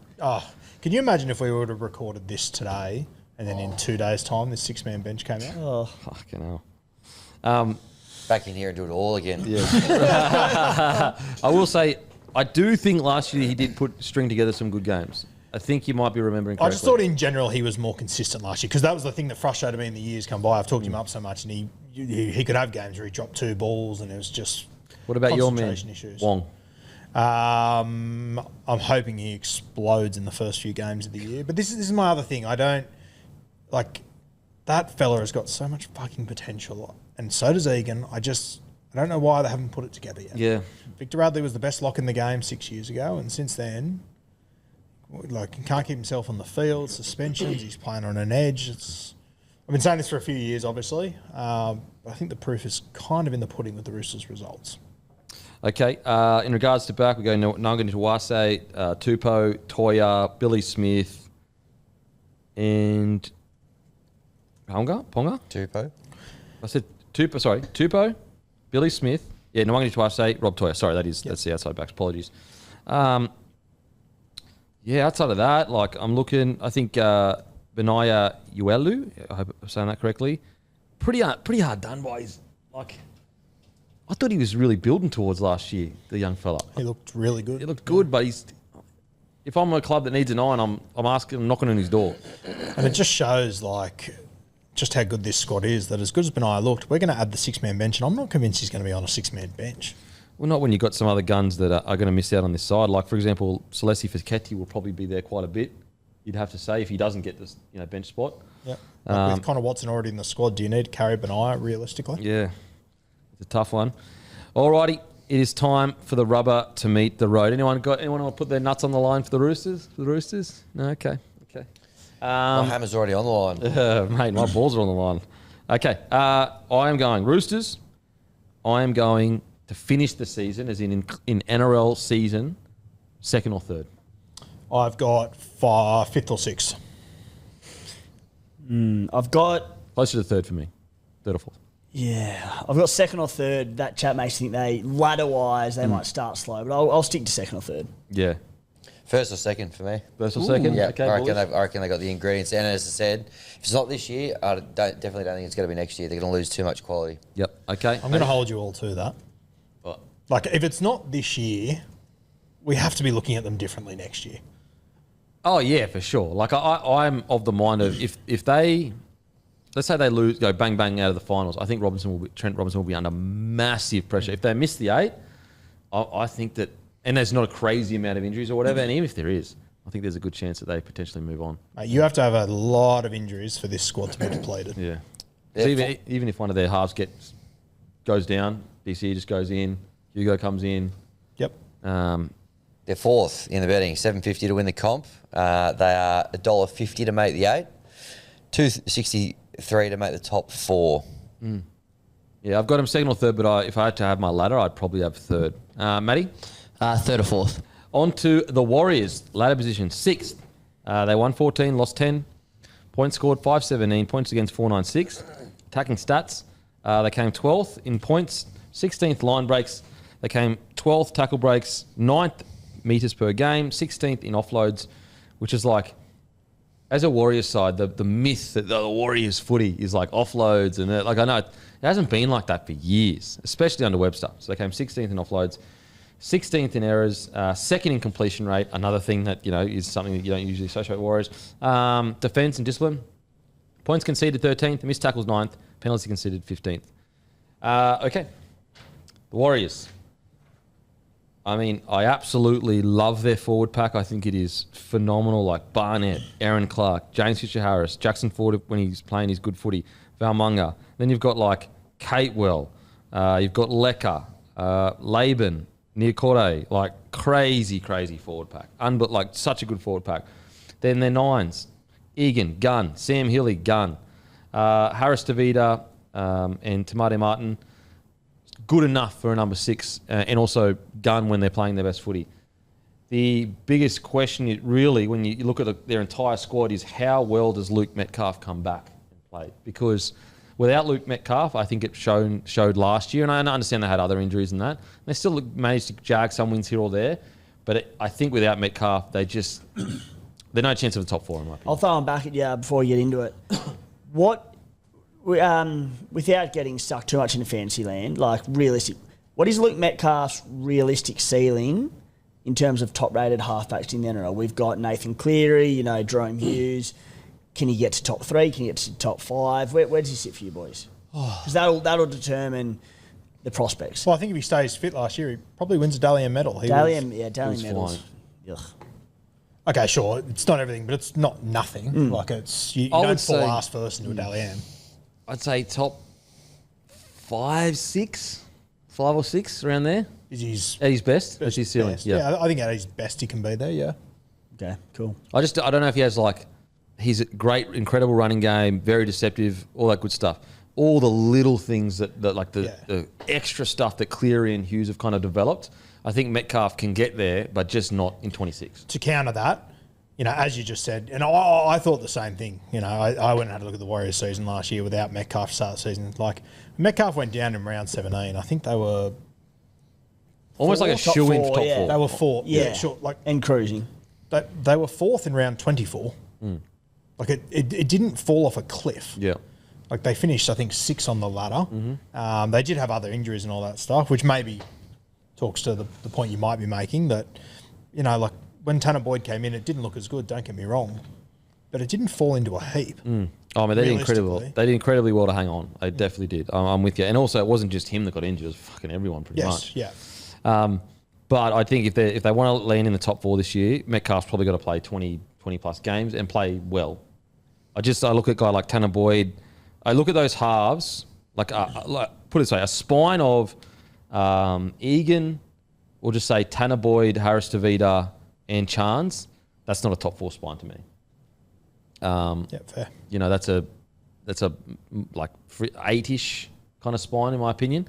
However, that's not the case. Luke Metcalf is there. I will say they do have fantastic depth in the halves, like really good depth where you can put like NRL level players across the board, really like Harris Tavita, Tamate Martin, Tanner Boyd, and Luke Metcalf. Like, you've got to have a fair few injuries to get to reserve grade level halves because of that. And that's a real strength of this squad. I'm just interested to see, Webster now, he's been there for a few years. Culturally, everything's been set in place. Like, is this the standard now for the Warriors? Are they a side that can almost guarantee you a B+ season? I know last year things fell off a little bit. Would they come 9th or something like that? Where did they come last year? No, they 25. No, they had that 23, they had that crazy year. 23, they had that crazy year, and we said the same thing. Is this the new standard? Then they finished 13th. 13th, okay. So finish. And then they bounced back this year, finished 6th, played like a top 4 side most of the season, but I have I don't think we have enough evidence to say that it has smoothed out and this is the consistent way. So that's the question, this will be Webby's 3rd year, I think? Fourth year. It really will be a question of, is this the standard now? Like, are we a top tier side? I'm working off similar to the Dolphins, they're all relatively injury free. Nearly any team you could say injuries are going to not go well. And I just look at these outside backs, I think Canberra is a genius signing and I'll put a lot of pressure on the wingers. RTS, Dallin Wateni Zalesniak, you've got Liatawa, you've got Adam Pompey, Rocco Berry. Like, the fact that, Pompey, Berry might not have, and maybe Dallin Wateni Zalesniak might not be in the bloody side. Like, there's 3 guns, in my opinion. Pereira might be struggling to make the side. And I know he didn't make the Titans side, but I always thought that was friggin' insane. I couldn't believe it. Well, Dallin probably doesn't get picked. Him or Pereira. See, I'm going Can't pick. depending on his defence, because I know he had some like a lot of defensive issues last year. If he sorts that out, I'm putting Dallin in over Canberra. I think Dallin I think they'll go with the experience early. No But Canberra. I think Loffy can jump him for sure. There's also Hazen Mellors that they've got from South Sydney Rabbitohs, so I think he'll give them both a real shake too. Gee, that's a good problem to have. It's an unreal problem to Canberra have. v Dallin. Yep. And then RTS on the other side. Then you've got guys like Ali Liatawa. That is a gun. He's gun. one of the biggest watches of the year Oh. for me. Like, Oh. his potential's through the roof. And he was sort of a bit stop-start last. He started really well in Vegas, and then I think got injured, didn't he? he had injuries Yeah. to the mid to back end of the year. So hopefully the full preseason behind him. Yeah. Talk about the old school scary outside backs. Liatawa is that guy. Oh. Yeah. Oh man, big boy. Cannot wait to see how he goes. Like the fact that a guy like Rocco Berry, I know he's had injuries himself, but like he might not be in the starting side. Rocco Berry's a gun. I think he's injured again. oh fuck. Yeah. The other one is like Tane Topiki. Like he's injured at the moment, I believe. But so it looks like Chance will start the season, but I would still love to see him become the fullback and Chance move into the centres. Warriors, how you seeing him, man? Yeah, Warriors, I think I'm seeing them pretty good. I think they're obviously Metcalf getting injured last year kind of took the wind out of their sails. They definitely missed him towards the back of the year when they ran out of steam a little bit. But I think they got a great forward pack, you know, some big names, a lot of experience in there. Mitch Barnett as well, I think was a huge loss for them through last season. So having him back in will be huge as well. A lot of good kind of young guys coming through. Halasima, we saw some good signs last year. You know, Good Leotello. signs. Jeez, that's an understatement. Do you know what I mean? They're like, they've got some absolutely. really good ingredients here. It'll just be interesting to see, you know, Chance, Taupiki, you know, which way does the cookie crumble there? Do they just go, let's go all in on Taupiki, who, when he had his opportunities there last year, I thought was really good. Had probably, I don't know, gives them another little dimension in attack as well. But I'm pretty hot on them. I probably don't have them top four, but I think they're playing finals footy. Yep. Going over to New Zealand as well, it's always sold out, tough place to play. You know, they're going to win a lot of home games over there, I would have thought. Full strength. Let's get their forward pack out because their full strength forward pack is fucking unbelievable. So you're starting with Fish, Barnett, Clark, Kurt Capewell on one edge, starting Lecker. Absolutely. Hope so. Yeah. So their bench could be Niokore, Laban, Vaumunga, Forward. and then Ford or Healy. Tomorrow. Healy will definitely be there. No, tomorrow.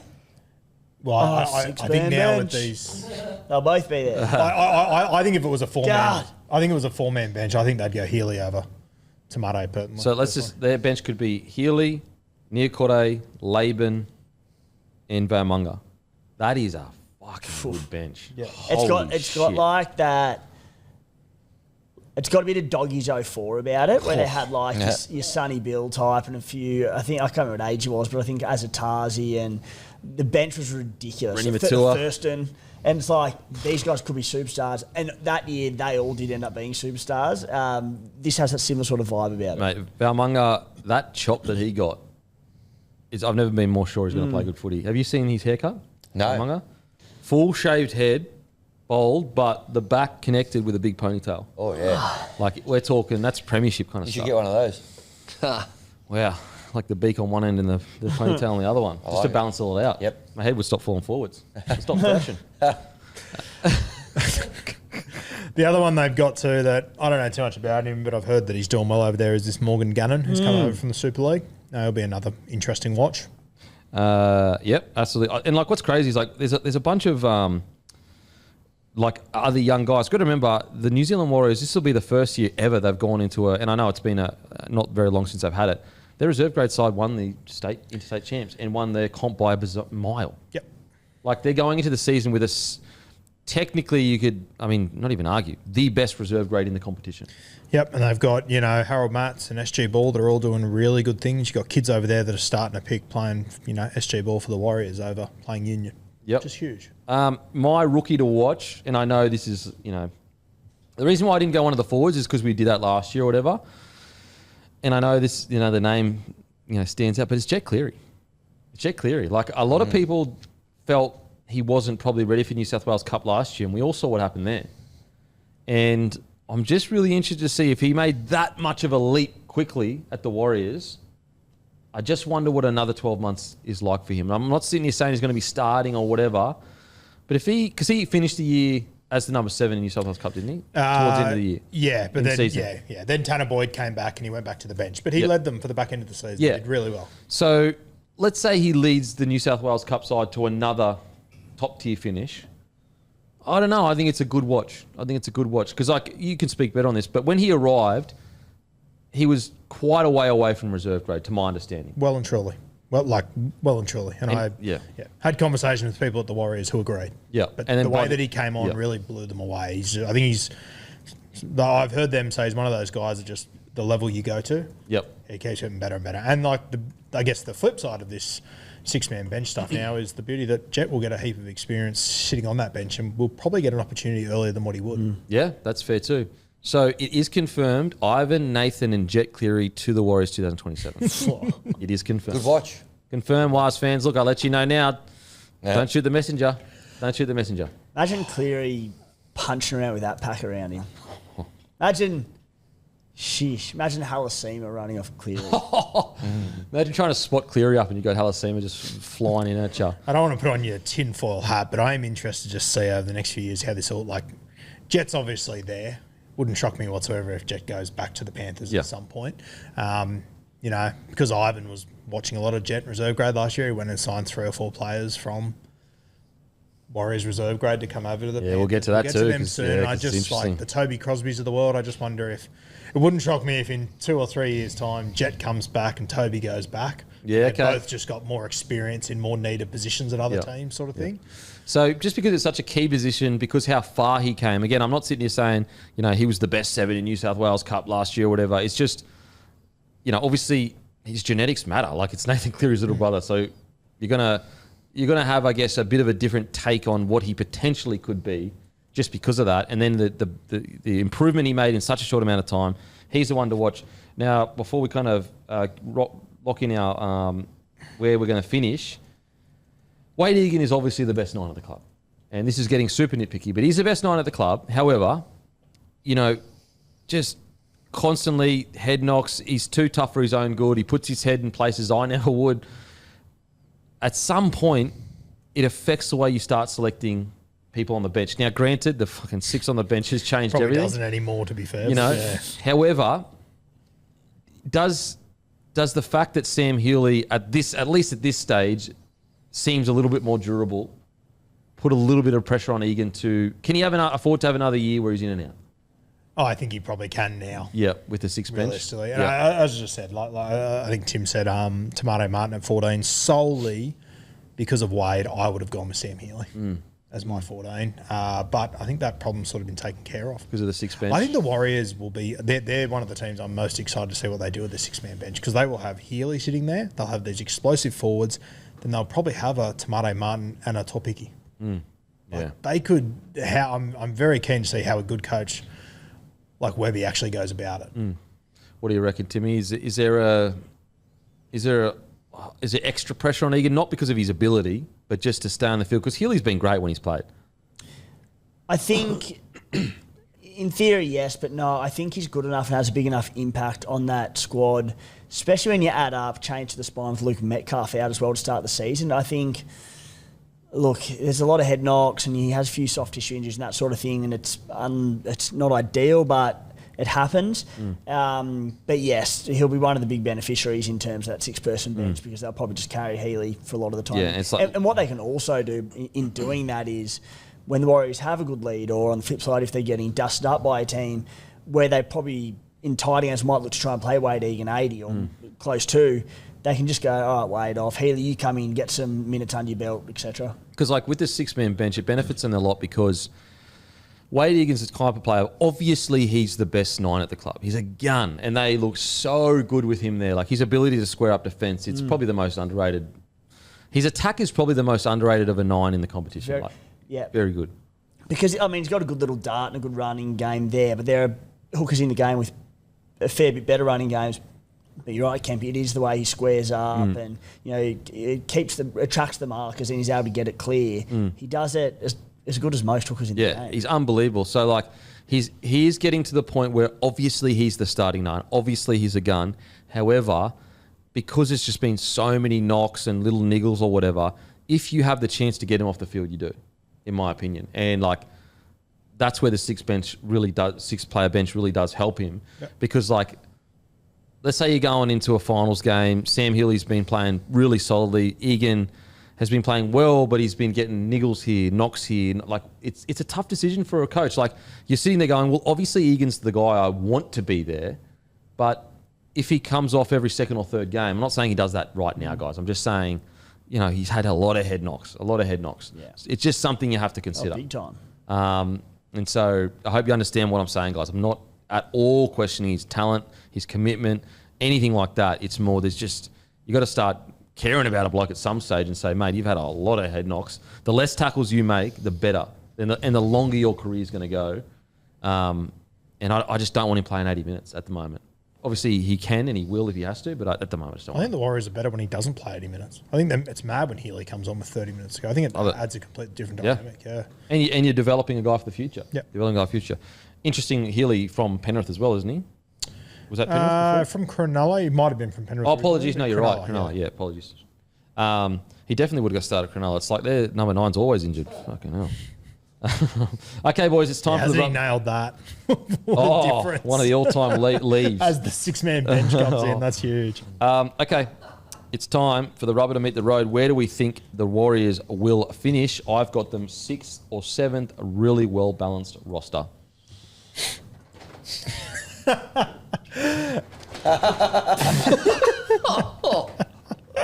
Wow. Oh, dear. It's getting deep. We're getting deep, boys. We're going a bit fucking deep. Cool deep, Yadav. Hammy. I still want to see the consistency year to year. I'm going 9th or 10th. I've got him 9th, 10th as well. Warriors fans are really understering. They won't be. No, they won't have an issue this at will all. be taken well. Yeah, for sure. So top 4 wouldn't shock me, but someone's got to miss out. I've got him 9th, 10th. 5th, 6th for me. Yeah. Okay. Yeah, can't see him making a charge for the 4, but look, they lost a lot of good players last year that probably cost them a spot in the top 4. Okay. $26 to win the comp, $230 to make the 8, $550 top 4. I reckon 230 make that's pretty good. That's not Don't mind bad. that, not bad. If the Warriors make the 8, are you still going to their round 27 game over there? Oh, we'll look after each other. Me and us Wires fans, we get along. Kindred spirits. Matty, who you got? I was hoping you'd skip me for this, but I've got them 10th or 11th. No, Warriors fans are super understanding. They won't put shit on you at all. Keen. They'll be like, yeah, look, that's just your opinion. You know, you've spoken reasonably about it. You know, it's all good. They'll be, sweet. Okay, on to the next team. The Bulldogs, ladder position. How bizarre. Like, when I went back over, you know, their squad and where they finished or whatever, I don't remember them as a third finishing team. In my mind, like, because their end of season was so dramatic of a fall off, when I went to look at where they finished, I was just thinking for some reason like 5th or 6th or something like that. But they finished 3rd last year, which is outstanding, to be honest, where they came from. 16 wins, 8 losses, 534 scored, points against 414. Attack stats, they came 10th for points scored, 7th for line breaks, 11th for tackle breaks, 6th for metres, 4th for offloads, 11th for errors, 9th for completion rate. Defence, points conceded, they conceded the least points per game. Wow, that's crazy. Missed tackles, they came 7th. Penalty conceded, they came 2nd. Okay, look, I know we've already kind of spoken about this. Sorry, keep going. I know we've already spoken about this, but I do not want to see Lachlan Galvin in a 7 jersey. I don't want to see it, not even for round 1. I understand Mitch Wood is a rookie. I get all that.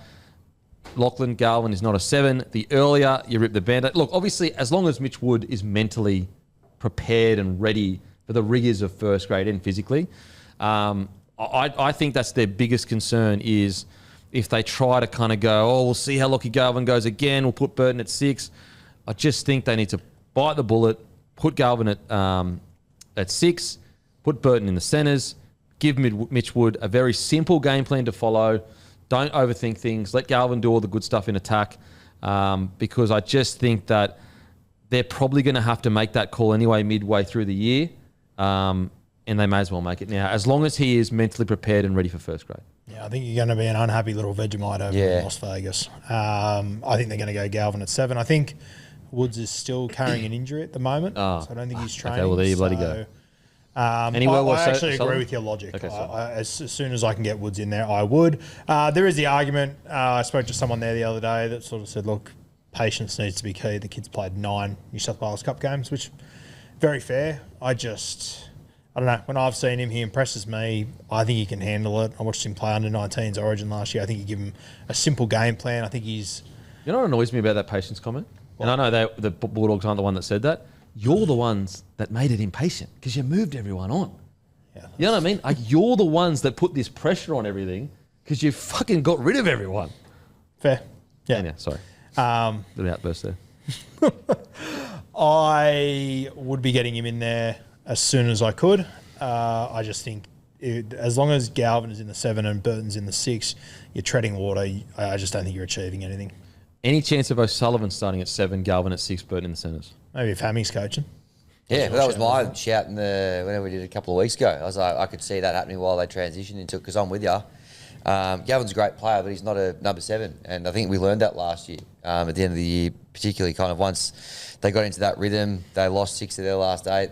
One of the wins was against the Panthers who arrested everyone. So it really did completely fall off a cliff. So I think you need Gus Gould has come out and said, when he met him finally, and he was literally publicly said he's not a... Yeah, he's met now. Okay. He said he's not a 7 publicly. That's what Gus said. Yeah. So how can you put him in? Yeah, it's not fair on him, really. But anyway, yeah, I don't think it's the most outrageous thing in the world to see O'Sullivan starting there to start the season. But we'll see. Timmy, thoughts, mate? Thoughts on the whole... I think it's their biggest Achilles heel. Like, I just don't think it's worked. Yeah, I agree. They're just out and out 5'8", those two. You could also argue that Burton, is a centre at his best. Yeah, there's obviously the injury concern for Mitch Woods. I think they can make Burton and Galvin work for a year, sure, and they'll probably be top 8. They might push for top 4, and they might make a prelim final. Can they win a comp with that? I don't think so. Are they in the window to win a comp this year? Like, possibly, but what I do know is that I think by 2027 they should very much be in a premiership window. Mitch Woods is probably the 7 to do that. And I honestly, just without going too far into things, I just think the writing's on the wall for Matt Burton at the Bulldogs. For reasons we've spoken about on the past, that the future is they're clearly looking at Woods and Galvin. Yeah. Because I don't think anyone there is saying Galvin long term is a 7, which forces Burton to centre, which is fine, which probably cuts $250K off his contract value, which he probably doesn't want to stay for. Maybe for a year to try and win a comp. Yeah. So I just think the writing's on the wall. So I'm with you, mate. Like, unless they were... And internally, they're probably sitting there going, look what we did last year, we can win a comp this year, and as they should. But realistically, are they going to? I think there's probably teams better placed than them, and just be going, you're not dismissing 2026 by any means, because Mitch Woods could come in and kill it. Burton kills it at centre. Bronson Cherry moves to the wing. Like, that team is unreal. If Woods is ready, he's 19. Yeah, when Woods is ready, like physically and injury-free, I'd be very tempted. Yeah, the thing with the Burton situation, and I know they've tried to come out and say, no, nothing, it's all good. They signed another 6, bro. Like, the be-all and end-all of it all. Like, you can smoke and mirrors as much as you want. You were the 6, and I'm not speaking of Batty Burton specifically. I'm just saying, like, publicly, like, you had a 6 and you went out inside the best young 6 in the competition. It's that simple. Like, you can try and dress it up as much as you want and smoke and mirrors the whole, we want Burton. Like, spare me. It's just nonsense. Like, Gus Gould is coming out and saying Galvin's not a 7. Okay, what is he then, bros? If you're Burton sitting there, okay, what is he? Oh, he's a 6? Okay, well, what am I then? I'm a 7. And it's also, Mitch Woods hasn't come from the clouds. Like, they've known for years, like, what this bloke promises. Yeah. I personally think Burton gets a big deal with Perth. I think that's probably what's going to happen. That'd be so funny. Sexton and Burton in Perth. Oh, Well, especially when they beat the Bulldogs. That'd be great. when Tyron Wishart signed, all the talk was him being a 9, which I think is insane. Yeah, I can't. That would make total sense. Yeah, that's the only thing that, because like I'm trying to think now, right now, who else would give Burton $1 million to play 6? Even though I rate Burton as 6. Like, look, the question of, like, is he a centre or a 6? I'm not sure. I think he's a bloody good 6, though. I think he is a good 6. But what squad has a vacancy of $1 million for a 6 role? I don't. Maybe PNG if you wanted to wait a little bit longer, I guess. Sure. But outside of that, like you think, like I guess you could think Dragons potentially. Yeah. Warriors maybe. They wouldn't have that much money to go. So that's where I think that maybe Wishart is a 9, even though I disagree. I think his best position is a 6. Maybe Wishart is. They are going to put Wishart 9 and they're going to put Burton at 6. I just think with Woods as well, like, even if he's not completely ready right now, if you're telling me he's not ready and I'm going to bring him into the Dragon side, I'm concerned. Yeah. Canterbury shot themselves in the foot as much as they fucking could last year. They finished 3rd. Yeah. And they're so system-based. They're a fantastic system. They're well coached. They've, their biggest hole last year, in my opinion, was they needed an alpha front rower. They've gone and got that. Like, you're going to have guys like Marcelo Montoya not making the side, Josh Curran not making the side. Like, it's a good. I don't think there's many better landing spots for a young halfback. And like the way I see it is, it's like Sexton is a solid 7. He just had to do a job, really. Like, especially with Galvin being such a dominant 6. Like, all you would say to Mitch Wood is, mate, seriously, all I need you to do is make your tackles and kick well. That's it. No, anything outside of that, obviously around the ruck a little bit, like just talk to the boys, get there. But the system is so strong at Bulldogs, like you'd almost don't even need. Like, you do need a 7 to direct them. But you know what I'm saying? It's such a strong system. And then when they get in good ball, mate, whatever Galvin wants, just give him the ball. Yep. That's how good Galvin is at 6. Also, depending on what edge they wanted to play on and if Mitch Woods has a preference, but you don't need to be a well beater because on the right edge, you're going to have Jacob Preston and Stephen Crichton. On the left edge, you're going to have Viliami Kikau, Bronson Sherry. Yeah. Like, you don't have to be pulling all the strings yourself. Or Burton. Yeah. Or Burton, yeah. Yeah, just early ball. Early ball. Like, seriously, just get him early ball. So, look, it's going to be interesting to see what happens. I think that there is a... I don't mind your shout of like they start the year with Sean O'Sullivan if Mitch Woods is injured, obviously. SOS. Just because, again, I just think Galvin looks super uncomfortable at 6. At 7. As soon as he moved to 6 last year, he was great. As soon as he played any of the... And what? Galvin's 14? No, sorry. Galvin's 6. Burton will be centre. Oh, okay. Sorry, right. Yep. And then, Sherry wing, Montoya drops out. Or vice versa, like whoever plays well on the edge there, I'd assume it'd be Sherry, but we'll see. It's like, for all, I agree with you. Galvin isn't a halfback. Like, when he came in last year, up until finals, like, I'm looking at his numbers here. I think they won 4 games. They lost 3 with him at halfback. Didn't look pretty, but it wasn't a total train wreck. Then they got to finals and they got beat by Melbourne and Penrith. Yeah. I think, put it this way, I think the Doggies will be fine with Burton and Galvin at 6 and 7. I'm more thinking, as you put it, rip the Band-Aid off and just move it early, Campy, because the other thing we've got to remember, boys, he came in with no notice. And that's true. Jumped into a position he'd, to my knowledge, never really played before, certainly not at the NRL level, with new combinations and new players. He should have a whole pre-season to work on this. So, again, long-term, no. 2026, it'll be fine, the combination. Look, I'll put it this way, though. Like, I'm with you. Like, is the team better right now with Galvin at 7 and Burton? The betting money would suggest it is technically a better team right now. Will they win a comp? I don't want to say absolutely not, but I don't think so. And I just think that, like, what did the Eels do so well last year? Granted, they're not even close to where the Eels were last year, but the Eels went, let's try Josh Papali'i at 6. If he doesn't go well, we need to know that we can go into the market and get another half. And I just think that, like, with Mitch Wood, even if it is a year where they take a couple steps back and he's developing his game or whatever, rolling into 2027, he will be a completely different man if he has, 15, 20 games under his belt in the NRL. Compared to in 2027 when they really are, okay, we want to win comp now. It's like, well, it's my debut season. Like, fuck.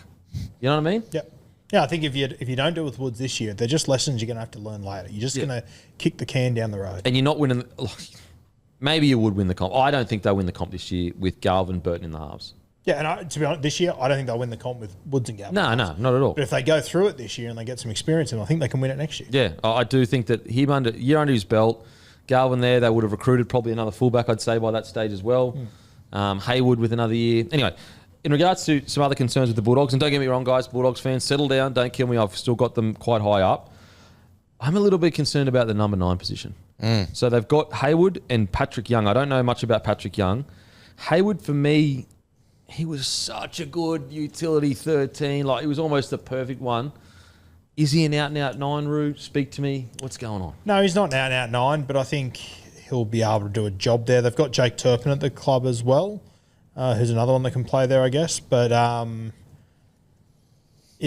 think he'll Do a be job. okay. Okay. Yeah. It's not where I would play him, personally. Man, he was so good as a utility, either 13 or off the bench. He was so impactful. Every time he came on, he made an impact. Yep, completely agree. They've got a lot of guys like that, though. Like Kurt Salmon, Kurt Mann of the world. And what was it, hour 6? CBA? Yeah.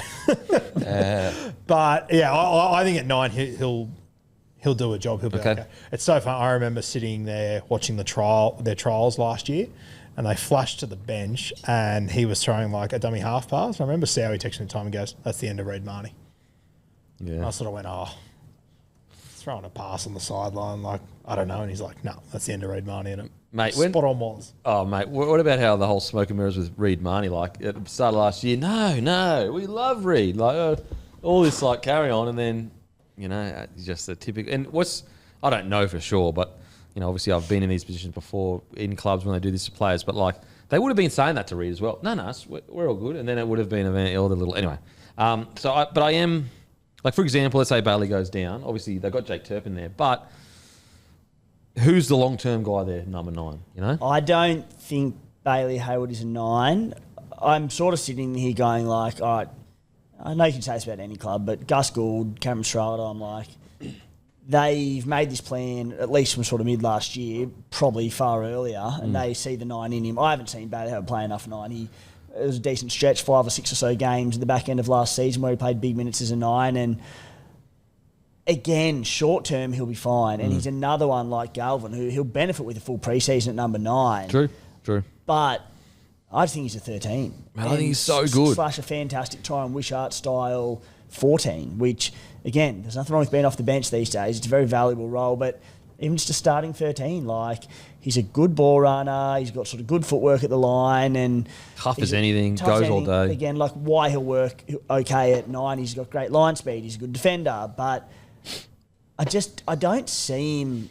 And apologies if he's played more 9 coming through the grades than I think, but I just don't see him as a specialist 9. The doggies who are they will continue in the next couple of years to get good names on their books that are going to a club in a good position to win a premiership and probably get them at unders a couple of people.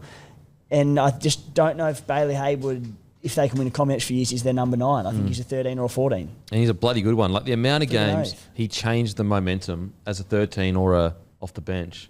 Like, I'm such a fan of him. So don't take this as me being not a fan of Hayward. I feel like it's a bit unfair on him, because I think, if I recall correctly, he was more of a 6 a couple of years ago. More of a 7, Yeah, 6 or 7 or something like that. And so you've gone,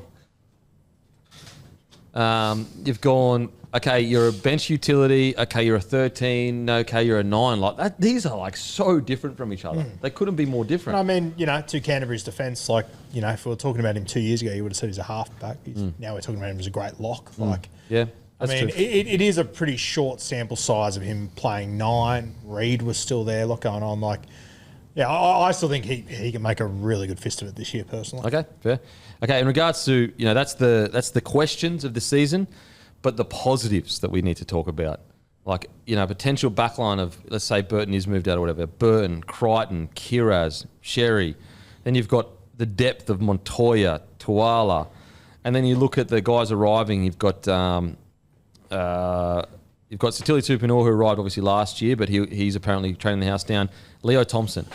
I cannot wait to see what this system brings out of Leo Thompson, because I think we've all sat here when he was at the Knights and gone, there's a bloody good player in here. I'll never forget that 30-0 drubbing that New Zealand gave Australia. He was one of the metres per minute. He was the best on the field against an Australian forward pack. So that's the Leo Thompson that I imagine his potential's at. And I just cannot wait to see what he's like at a Bulldogs preseason. Like there was a period there where they had Josh Curran as statistically one of the better front rowers in the comp. That's how good this system is. Josh Curran's an edge back rower, 13 on a good day. And they had him as a front rower in the middle. And so Leo Thompson in that system with the smarts of Serraldo, I am absolutely so pumped for him. Yep, I think he's going to be an enormous sign. I think he was the main thing that they missed, and I think he's going to make a huge difference. I think it'll be unreal for Max King not to have to be the guy. Oh, yeah, for sure. Just get in, do his work. Like Max King, Leo Thompson, this is their starting forward pack. We always talk about the size and whatever, and granted, I do think that has related to them in the last couple of years. However, the starting pack would be this. Leo Thompson, Max King, Kickow, Preston. At 13, you would have... Salmon, Man, take a pick. Take your pick, Man, Salmon, even Curran potentially if they want to put him there. I'm happy with that forward pack. Mate, it sounds like Curran's likely to miss the side. Which is Really? wow. Well, because you're going to have Satilli on the bench. I'm just That's doing this. crazy. Harry Hayes, Would you Kurt start Mann. Tilly? Harry Hayes will be there. Satilli will be there. Just start Sorry, Satilli. with these 6-man benches, he might be there. Yeah. But I think if it's going to be 4, I'm not convinced he I've would got have been Man, Hayes, Curran, Tupanua. Who am I missing? there. Who are we missing? And that's if Jamin Salmon's at lock. Well, you got the young gun that we saw a bit, but he got injured. Jack Todd. Who's an absolute Yeah, well, if he's gun. available, he'll be another one. Sam Hughes. You've got Martu, Zion. he's injured. Zion from the Warriors. I don't know what's happened there, but he was touted as a... I reckon at full strength, I don't think Josh Curran's any certainty to be in that side. Wow. I'd probably find a spot for him if I was picking it. I like Curran, but it sounds like there's a good chance he won't be. I mean, he's the perfect 18th, 19th man. Yeah. Because he can play essentially anywhere. I mean, nearly. I've got to say, Viliami Kickout, Preston. Is that the best back row pairing in the comp? It's right up there. Right up there. I think it might be the best. Like when they're both at their best. I'm trying to think. So you've obviously got Papali'i, at the Panthers. You've got Liam Martin and Sorensen or Papali'i. Sorensen. Yeah. At the Broncos, that's their weaker spots. At the Raiders, obviously Hudson Young, Nicholson. Yep. Man, I'm probably going Preston Kickout. Preston's probably going to be in the Origin squad. It's not like he's already been in the squad. Sorry, he may play Origin this year. We know what Kickout can do. That's I fair. reckon their back row might be one of the best back rows in the competition, and it probably doesn't get the credit it deserves. No. Each week, and then you add in Max King. I know his last game in Origin wasn't the best. However, his debut was great, and then you add in Leo Thompson. Like I feel like that this forward pack has gone from the weakness, even though their fitness and speed was what they dominate other sides, to one of the better forward packs in the comp. Not top 3. I wouldn't have them top 3, but I could probably land this forward pack in the top 6. If I had to squeeze it? I I think now with Leo, it's top Yeah. 6 for sure. Yeah. I think it's definitely the best back row. Just going through the teams, I think it's definitely the best back row pairing in the comp. And we don't really talk about it that much. Like we don't really talk about the doggies having the best back row pairing in the comp. So I am, as I said, I mean, we haven't even brought up like Sam Hughes. He does a job. They got some young fellas as well coming through.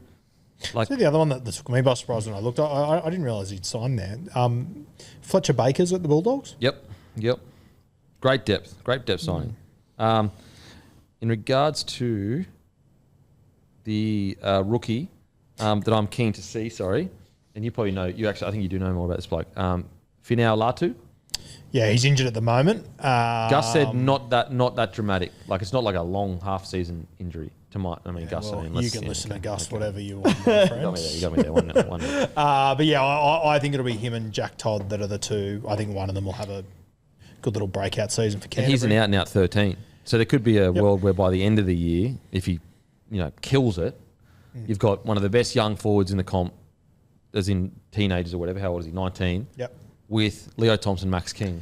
Yeah. The other one that we didn't talk about at all in the Bailey Hayward conversation is Gordon Chan Kum Tong, who's come over from the Manly Seagulls. Yeah, true. Who I've always really liked him, and it wouldn't shock me if a guy goes from Manly to the Bulldogs and improves out of sight. Yeah, we talk about systems and getting the best out of them. I don't know how much you read into it, but my God, Gordy has been all over their social media the last few weeks. 'cause he's cute. He's front and centre. Very cute guy.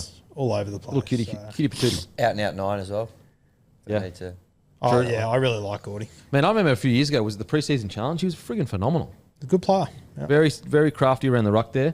I love the balance of the squad too. They got 3, obviously if you include Galvin, but 3 genuine halfbacks, plenty of genuine 6s. As I said, 9's probably their most question, but as you said, the Gordon's Yeah. there. also 9 got- middle forwards. Yeah, they've also got, like, people that are listening to this would have already seen it on the weekend, but the halfback that's playing on the weekend, Alex Conti. I think if Mitch Woods didn't exist, this kid would be very hyped up. So their depth in the halves is They've insane. got- yeah, you heard much about Conti? Alex Conti? Yeah. No. Yeah, he's another one that's just younger, but he's another very talented kid. Okay. Look, I can't wait to see how they play the Doggies. I think that I'm very, very excited about them. Anyone want to put their nuts on the line for the Doggies? And any bets? Any takers? Takers? No, I'm not going to put my nuts on the line for Okay. him. What about your piece? No. Keep my nuts dry on this one. Okay. So I have the Doggies 5th or 6th. My concern I've put here is about their 9 and obviously the spine as to what is going to happen there. I've got them 5th or 6th. Dogs, 3rd or 4th for me. 5th or 6th? Ready? 9th ready. or 10th. Oh, wow. I've got them missing. I've touched Stop a few. clickbaiting everyone, I've touched bro. a few times on the way that they finished the end of last year. For me, Is this a spite? Is this spite No, based? not a spite one. Not a spite. But for me, too many question marks around the spine. Okay. We don't know who's playing where. You know, Okay. it's highly likely that the guy who we know is not a 7, great 6. I feel like they're going to start him to your point, Rule, around in Vegas. I reckon there's every chance he's got the number 7 jersey on there. Look, if Mitch Woods comes in and kicks on, you know, good chance there's egg on my face. But I'm concerned that, you know, you got a 9 whose probably best spot's not 9, potentially a 7 whose best spot's not 7.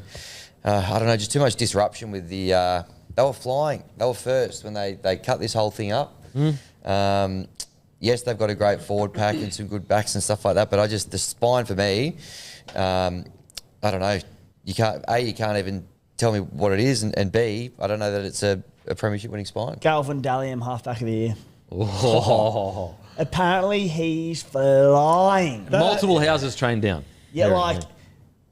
what's the max amount of houses that you can train down in one whole pre-season? apartment 'Cause- blocks. Yeah, he's done the whole block. He is Mr. Preseason. He always dominated all the metrics and stuff. Even broke all the Well, records. it's easy to do with the Tigers, though. I can't.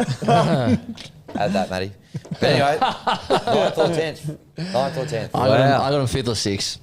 Okay. Okay. So, Some markets on them. To miss the 8, $2.10. To win the comp, $14. To make the top 8, $1.62. Top 4 finish, $3.60. Not bad. Yeah. Like $5.50. if Mitch Wood hits his, let's say he has a breakout season. or then if you're Galvin laughing. spends a pre-season playing halfback and gets a little bit better. Yeah. Don't mind that at all. Juicy there. Watch There's a bit your of jam space. there. Watch your space. Hammy, officially a Bulldogs hater. Okay. Onto the Raiders. Ladder position first and then choked. I think. Did it say choked there? Oh, no, it doesn't say choked. Shit, You do sorry. this again? Yes.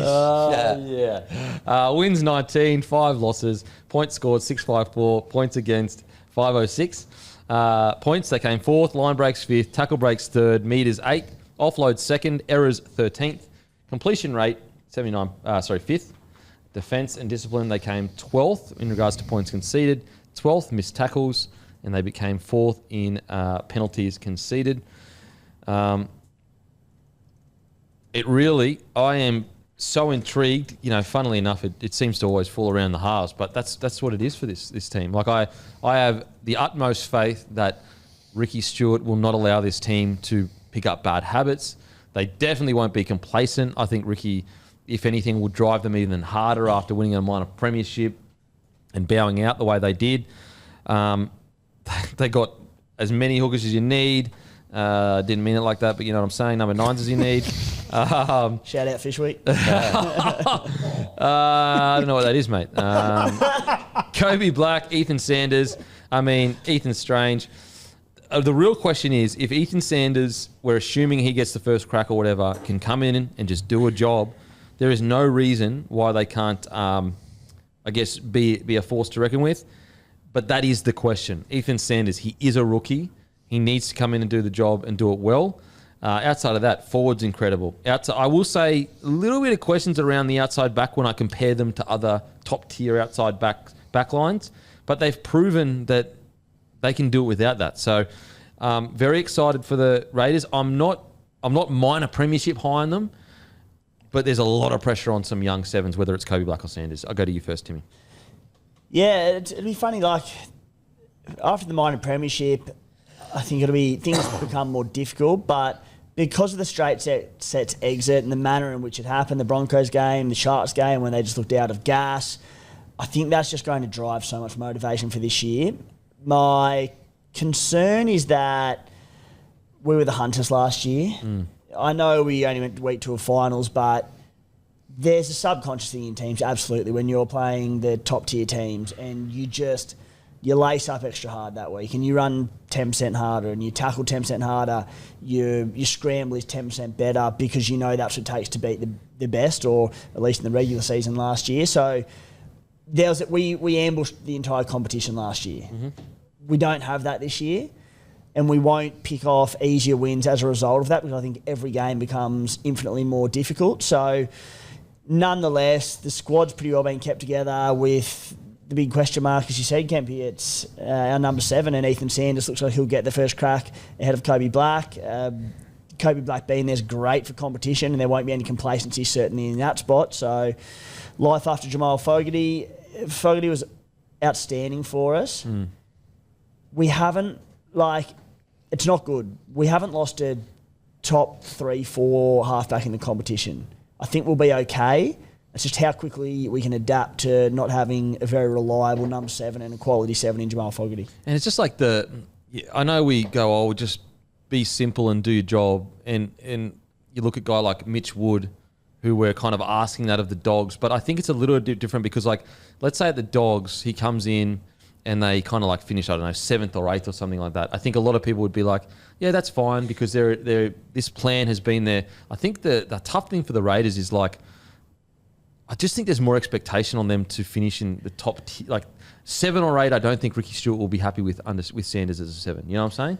Yep. I think the key word there was expectation. My worry with the Raiders, and I agree with you, Fogarty's not a top 3, top 4 guy, but he's an experienced footballer. He's an older head. You take him out of there, all of a sudden you've got KO Weeks at fullback coming off a career high year.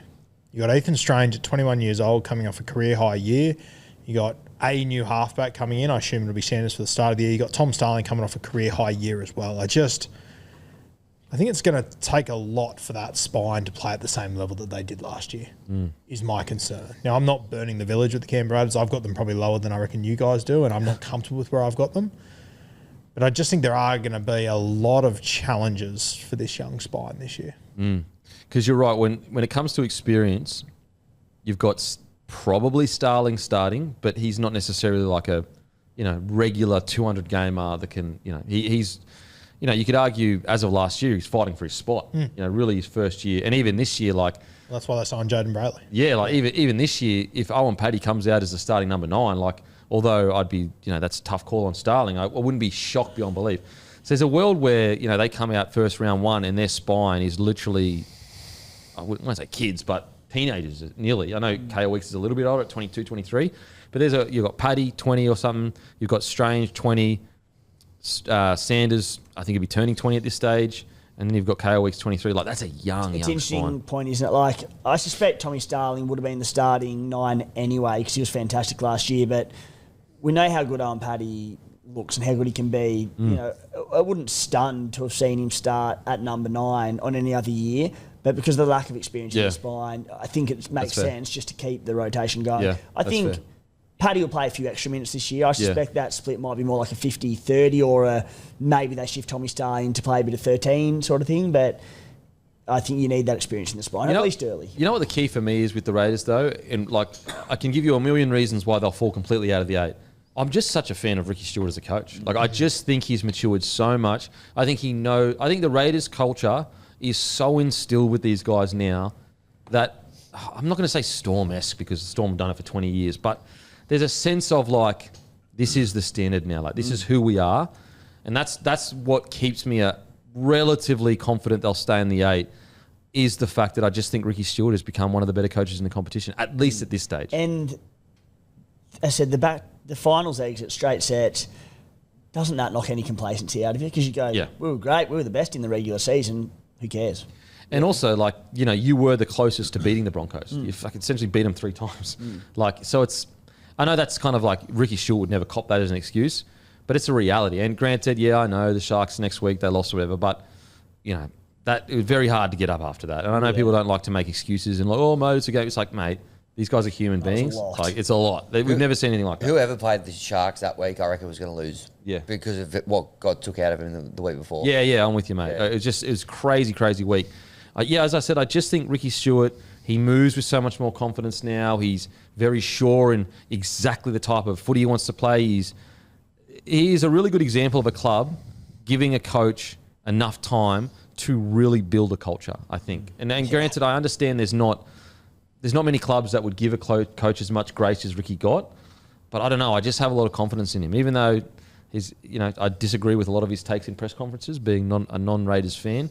I can't help but be a fan of him as a coach. I think he's developed so much. Hammy, how you feeling about the Raiders? Yeah, I mean, look, the main skeleton of the side is still there. It's just really the number 7 which changed, and that is significant. Like, Fogarty, is he a top tier halfback? Possibly not, but he's a pretty good halfback, and worked out some great combinations. Brought the best out of a lot of other players in this side. So Sanders kind of came in a couple of times last year. I thought he did okay, to be honest. So that's just going to be the watch. I probably don't have them as high as they were last year, but still, in September, I think they're still a good enough team to feature. And if Kobe Black can kick on, depth is crazy at 7. Ethan Sanders can kick on, or then they've obviously got Kobe Black there. They've got probably 2 of the best young options to have a crack in that position. So I still think they're pretty well set up, but obviously I just think it's such a key position, number 7, to lose that after what was such a good year last year. I'm going to be glass half full here. Glass of milk. Glass of milk as well. Strawberry, no vanilla. Yep. Vanilla milk. You're a strawberry guy, are you? No, vanilla guy. Look, don't get me down. I'll go a huge vanilla rant. I think it's unfairly maligned. I think it's only considered conservative because it's got no colour. I think the flavour, if you actually be honest with yourself, it's not a conservative flavour. It's a beautiful flavour that's just as nice as chocolate or strawberry, but you're getting put off by your eyes. That could be the most intelligent thing you've ever said on this podcast. I know the bar's low, but Oh, how dare you, no, I'm with you. I'm sick of it. It gets bad raps. I'm sick of it. It is like It's the best. Close your eyes and drink it. Tell me there's not enough flavour in it. you Give me a break. take colour out of it literally with vanilla. Take colour out of these, all the best flavours. It's the best tasting one out of all of them. Yep.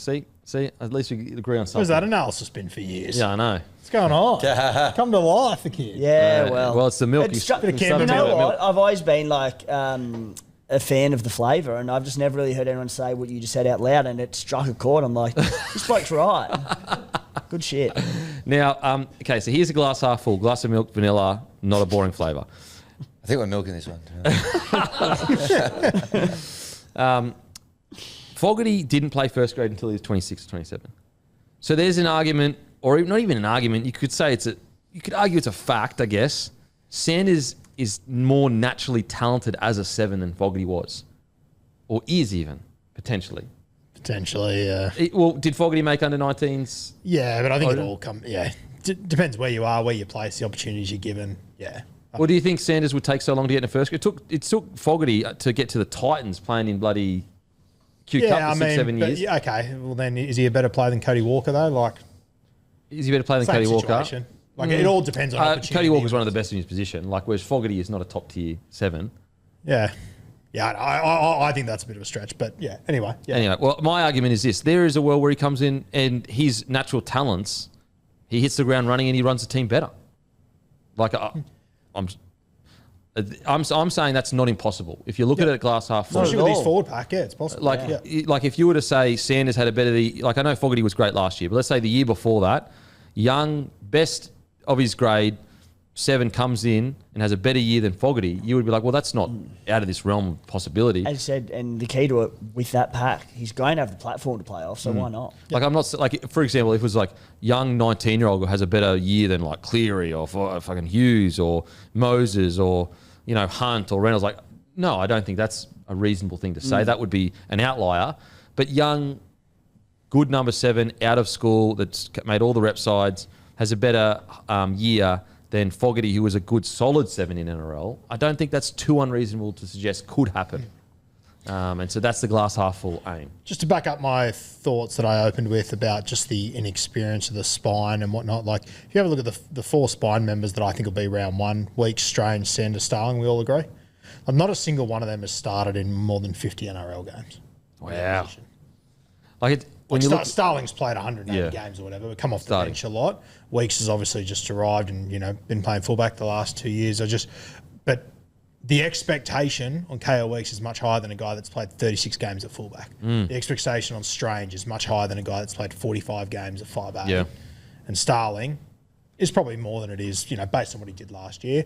I just have my concerns that, as Tim said before, they were the hunters. Now they're the hunted. It's just going to be looked at very differently and approached very differently. I think it really is depends how you're looking at it. You could look at it, wow, our future is incredibly bright. Yep. The fact that there's even these expectations on this side with a spine like that, that means that we've gone from a team that we're happy to just get in the 8 to a team that hopefully is fighting for competitions. But yeah, it's a big question. Again, my fallback for it though is I just think Ricky Stewart is a good coach now. Like he's always been a solid coach. I think he's a good coach now, good rugby league coach. Some other guys to talk about. I know we spoke about him a fair bit last year, but I just can't wait to see Sasangi the GOAT. Mate, he was so good last year.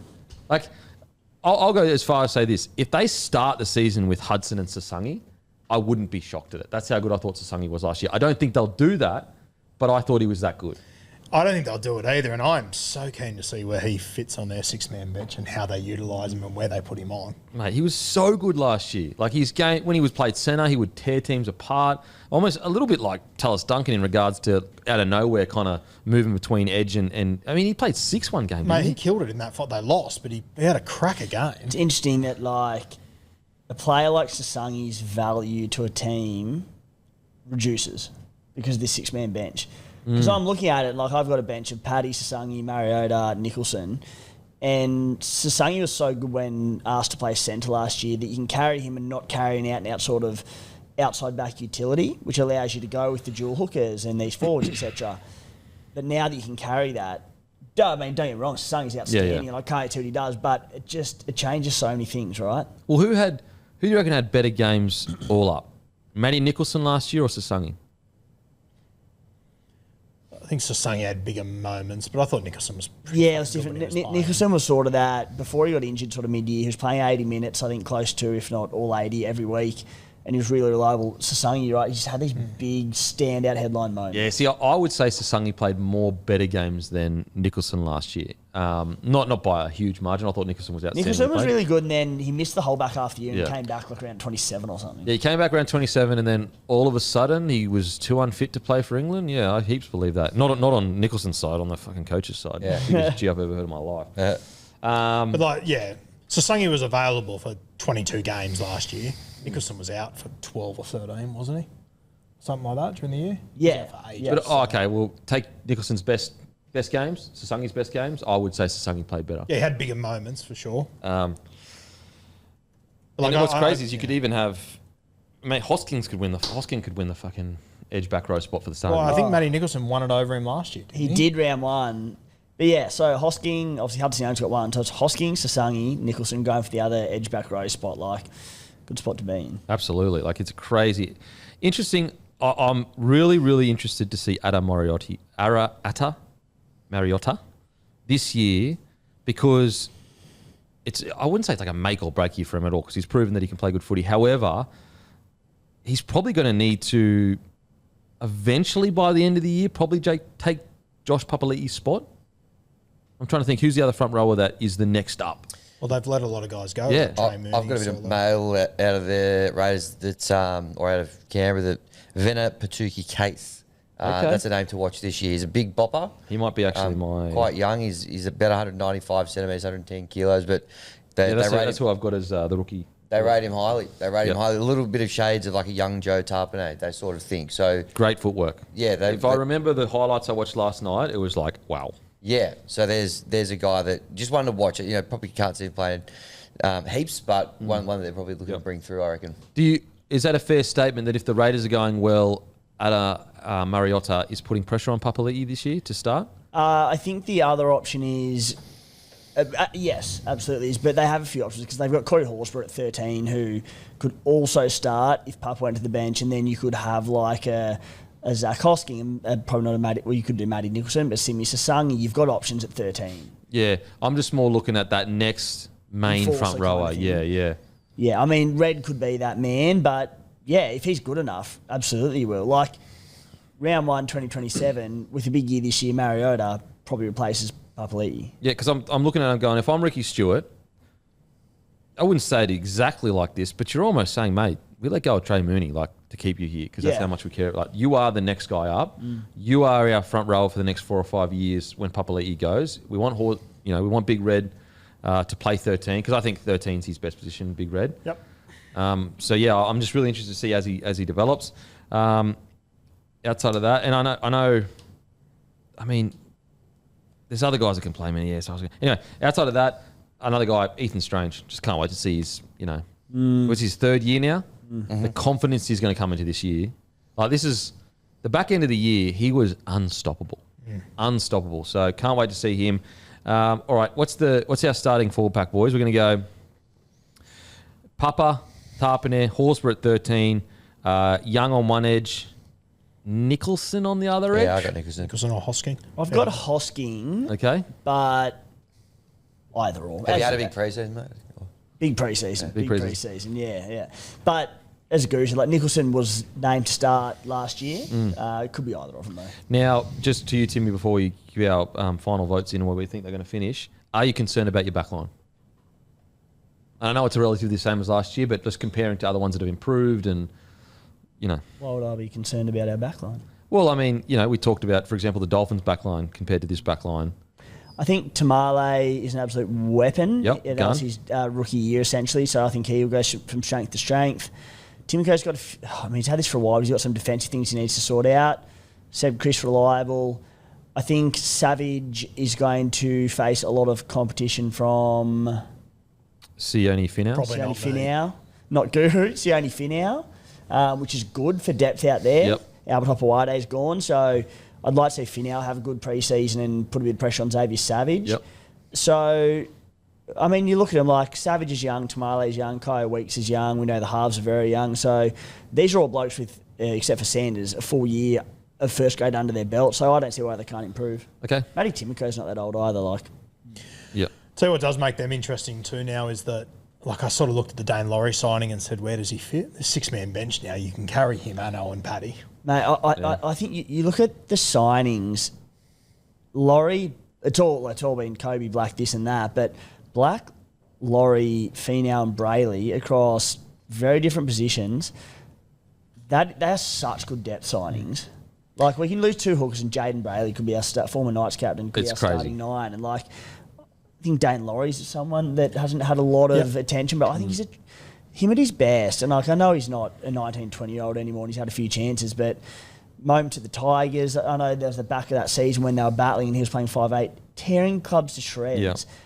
Decent in different positions for Penrith last year. I think he's a really good depth signing. Yeah, I agree. Look, the recruitment for the Raiders the last couple of years has been second to none. Been crazy. With Jaden Brayley there, we assumed Tom Starling would be the starting 9. I know that, like, during bye rounds last year, the Raiders were just putting Owen Paddy back in the New South Wales Cup to get some minutes and whatnot. Do you give Owen Paddy some weeks in reserve grade just to get him playing 80 minutes some weeks if you can afford to have Jaden Brayley on your bench instead of just chucking Brayley? I'm okay with Starling starting. I'm not fully convinced though. Just because he brings so much impact off the bench, I think Owen Paddy might. There's a chance he might start this year. I know the experience thing. I don't know. Maybe. Yeah, I doubt that personally. I think it'll be Brayley or Starling with Paddy on the bench is their best choice, but I think it'll definitely be Starling. It'll be Starling, 100%. After what he As played in, last like, year. as in Brayley be playing New South Wales Cup, or he won't be needed on that 6-man bench. So they'll be the hooking combo. I think Starling will start. Like, Owen Paddy's that good that if he blitzes pre-season, it could force the hand, but they will be the pair. I will say in regards to your question, I wouldn't play him 80 minutes in reserve grade. In bye rounds, I might. Yeah. But the reason I wouldn't is he's played 9 his whole life. It's not like you're making him play a different position when he does play first grade, so he has to train in that all week. Whereas, let's say we'll go back to the Tigers, Latu Fanu. If he's playing as a lock forward every week, that's a very different week of training than what he would do in reserve grade. Okay, so I have got the Raiders. I have them 4th or 5th. 4th or 5th. See how the 7 goes. This is my pick I feel the worst about, but I've got them 8-9. Oh my God. Clip that up, send it to Ricky. Clip it up. Timmy? I've got them. Please don't send it to Ricky. I've got them 7-8. 7-8. Okay. I feel great all of a sudden. Yeah. His own team. I've got them 3rd, 4th. I still think they got a lot of good ingredients there. They had a great year last year. Culture's good. Team's pretty similar. It's just how's this 7 going to gel and go? And who's it going to be? Sanders probably get the first crack, but how's that going to go? That's the little question mark. But I still think they can have a very good season. Best forward pack in the comp. Very, very young team. One of the best coaches in the comp. They had a learning couple of games last year in the final series because they're so young, but could have easily gone the other way. 1st or 2nd. Yes, Matty. 1st or 2nd? Wow. I've specifically got them 2nd, but I'll give them 1st or 2nd. I think it's one thing we haven't spoken about. The way that they finished last season, it could go one of two ways. Yeah, could it It hurt could them? be scars there, or it could be the exact thing they needed. I don't think Ricky... Ricky will use it for the I think it's almost like if they weren't going to win a comp, you'd almost want that because it's like... See, I think it hurt them for the Sharks game. Like that Broncos game. Like that obviously hurt them. They couldn't come back from that. But I reckon it'll be the best thing for them. It writes the preseason motto for them. And like the rev up talks, just going to be Ricky saying, people said we were undeserved minor premiers because we went out in straight sets. The refs ripped us off in the finals. Yeah. And he'll be saying like, people think we were pretenders last year because we went out in straight sets. And he'll just use that as hype. Yeah. $14 to win the comp, $1.72 to make the 8, $3.75 to make the top 4. I just want to stress, I think there's more of a chance Sanders kills it than maybe I've put across. I don't know. I just got a feeling that this idea that that the team can't take another step with him in there. I don't know. I just want to put that out there. I got a feeling. I think what I saw was pretty good. And the other thing, he's not been rushed. They've been patient with him. So Super, he's got the reps super under the Belting Cup. Like a whole preseason as the guy, pressure underneath him from Kobe Black, a big kick up the arse, but also the opportunity to cement yourself as the 7 for the next decade. I don't know. Maybe I'm being naive, but I can't wait to see him play. Alrighty, it's time for the Penrith Panthers, and do not forget our biggest ever sale, 50 to 60% off everything on bloke.shop tonight, 6 p.m. That's Monday. All shirts, $25 and under. All hats, $20 and under. Undies in the pack, $25.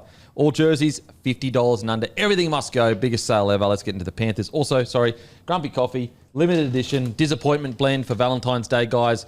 New blend. You've got to give it a try. It's absolutely outstanding. grumpycoffee.com.au. Okay, ladder position finish is 7th. 13 wins, 1 draw, 10 losses, 576 points scored, 469 points against. Defence stats, they came 15th in points conceded. Missed tackles, they came 3rd. Penalties conceded, they came 10th.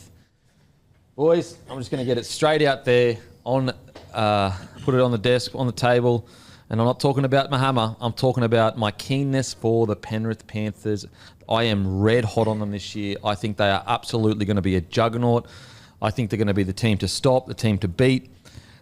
A lot of people, for some reason, because they didn't win their 5th premiership in a row, have kind of began to count them out. I look at it as the opposite. They were 1 try, 2 points away from a grand final berth where they very well likely had a chance of beating the Melbourne Storm against a Brisbane Broncos side at Suncorp Stadium, 14-0 up, needed a Reece Walsh absolute magician performance to get them across the line. That's with 2 guys, or at least one, in a key position that's a teenager that's only going to get better. Casey McLean, only going to get better. I am red hot at the Penrith Panthers. I think they're going to be absolutely phenomenal this year. I cannot wait to see them play. I've already looked at images of Blaze Talangi on their Instagram and that. He looks bigger. He looks more solid. He's still got many years before he gets his kind of man strength. But every year these boys, we're talking about guys that are like 6'2", 6'3", super athletes with a year under their belt. Tom Jenkins might not make the starting side next year to start round 1. Their forwards, we've gone through it. We're going to get to it, but some of their recruitments, I cannot stress to you enough, some of their recruits are absolutely phenomenal, but we'll get to that. I am super high on the Penrith Panthers this year. Penrith are at $6 to win the comp this year. I think that's unreal. Brisbane are at $5. Won the comp, credit to them. But that was the most unbelievable final series we've ever seen. 100%. To come from behind 3 games in a row in the finals to win, absolutely unheard of. Melbourne are at $6.50. look at the players they've lost, the amount of change they've had. The Roosters are at 750. Realistically, when we get to this time of the year, when you're talking about these teams, the Roosters don't compete with those sides. The Canberra Raiders are the next side at $14, who have got a new halfback. Mate, Penrith at $6. I think that is unreal value. I think they're the team to beat for the first time in half a decade. They're coming into a season, 1, unhappy with the result of last season, 2, with the exact same squad. How people don't have them as the team to beat, I can't help you. And with their recruitment that they did in from reserve grade, from New South Wales Cup, we'll get to it, but it is like you couldn't have asked for a better recruitment from reserve grade. They got key players from the best team in reserve grade. Like you look at their backs, like you've got Alamotti was flying towards the end of the year. You've got obviously Jenkins couldn't make the finals team. Casey McLean going to be better. Jesse McLean, we haven't even. He's the older brother, isn't he? Yep. Who is an absolute gun. Then you've got Brian Toto, probably more rested than he was, before. I just cannot express. I'm so high on Penrith Panthers this year. I think they're going to be absolutely phenomenal. Barring a bunch of injuries, I'm so high on them. Timmy? Yeah, I'm with you, boys. I think the Brisbane Broncos were the best team in 2025. Obviously, they won the comp. I think, and it's completely subjective, but coming into this season, I think Penrith are the best team in the comp. For all those reasons, they haven't lost basically a top 17 player. Brad Schneider played a bit off the bench, but they haven't lost anything. They said we know how close they came to another grand final after making finals from the impossible position.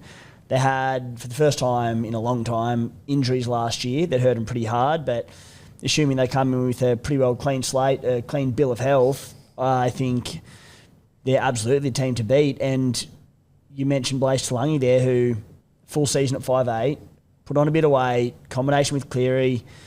Yeah, how do you knock them? And, not to single him out, but it was the rookie edge, those two, that last try was scored on. And again, it's not just their fault. What I'm saying is those guys are going to be a better version of themselves this year. Imagine the level that they're going to go to with those guys being better and the same 17. Nathan Cleary, chip on his shoulder now. Multiple chips on his shoulder. Didn't go into a grand final.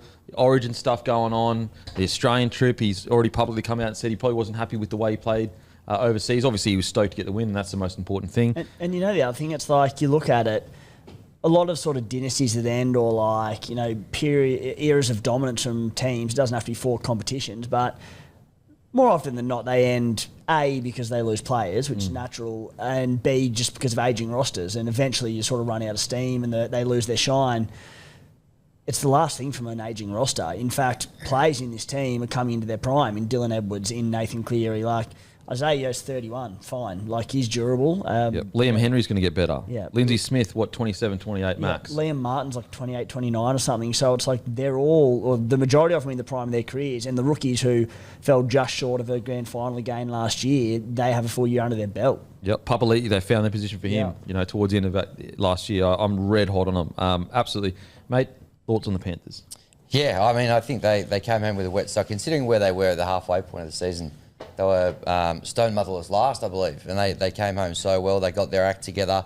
I've got them competing for a title as well. I think they're not too much has changed. Most of their key spots are still, the same kind of makeup as it's been the last few years. Lots of weapons in all over the park. So for me, I'm certainly not one of these people who think the dynasty's over. I reckon they were this close to being in a grand final last year against the eventual premiers up at Suncorp. So we saw something you don't see in finals. They came back from 14-0. That doesn't happen in finals games.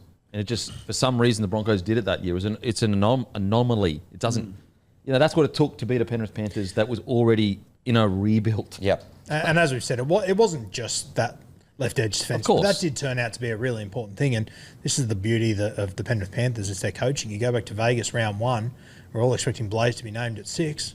Ivan knew it was a problem then. He went, Jack Cole's playing 5'8" to start the season. Yep. Then he started to persevere with Blaze because different things happened and whatnot. And I'm sure he'll be better for the run. But that's, coaching is just so key. Ivan told you in round 1 in Las Vegas, this is our problem. Yep.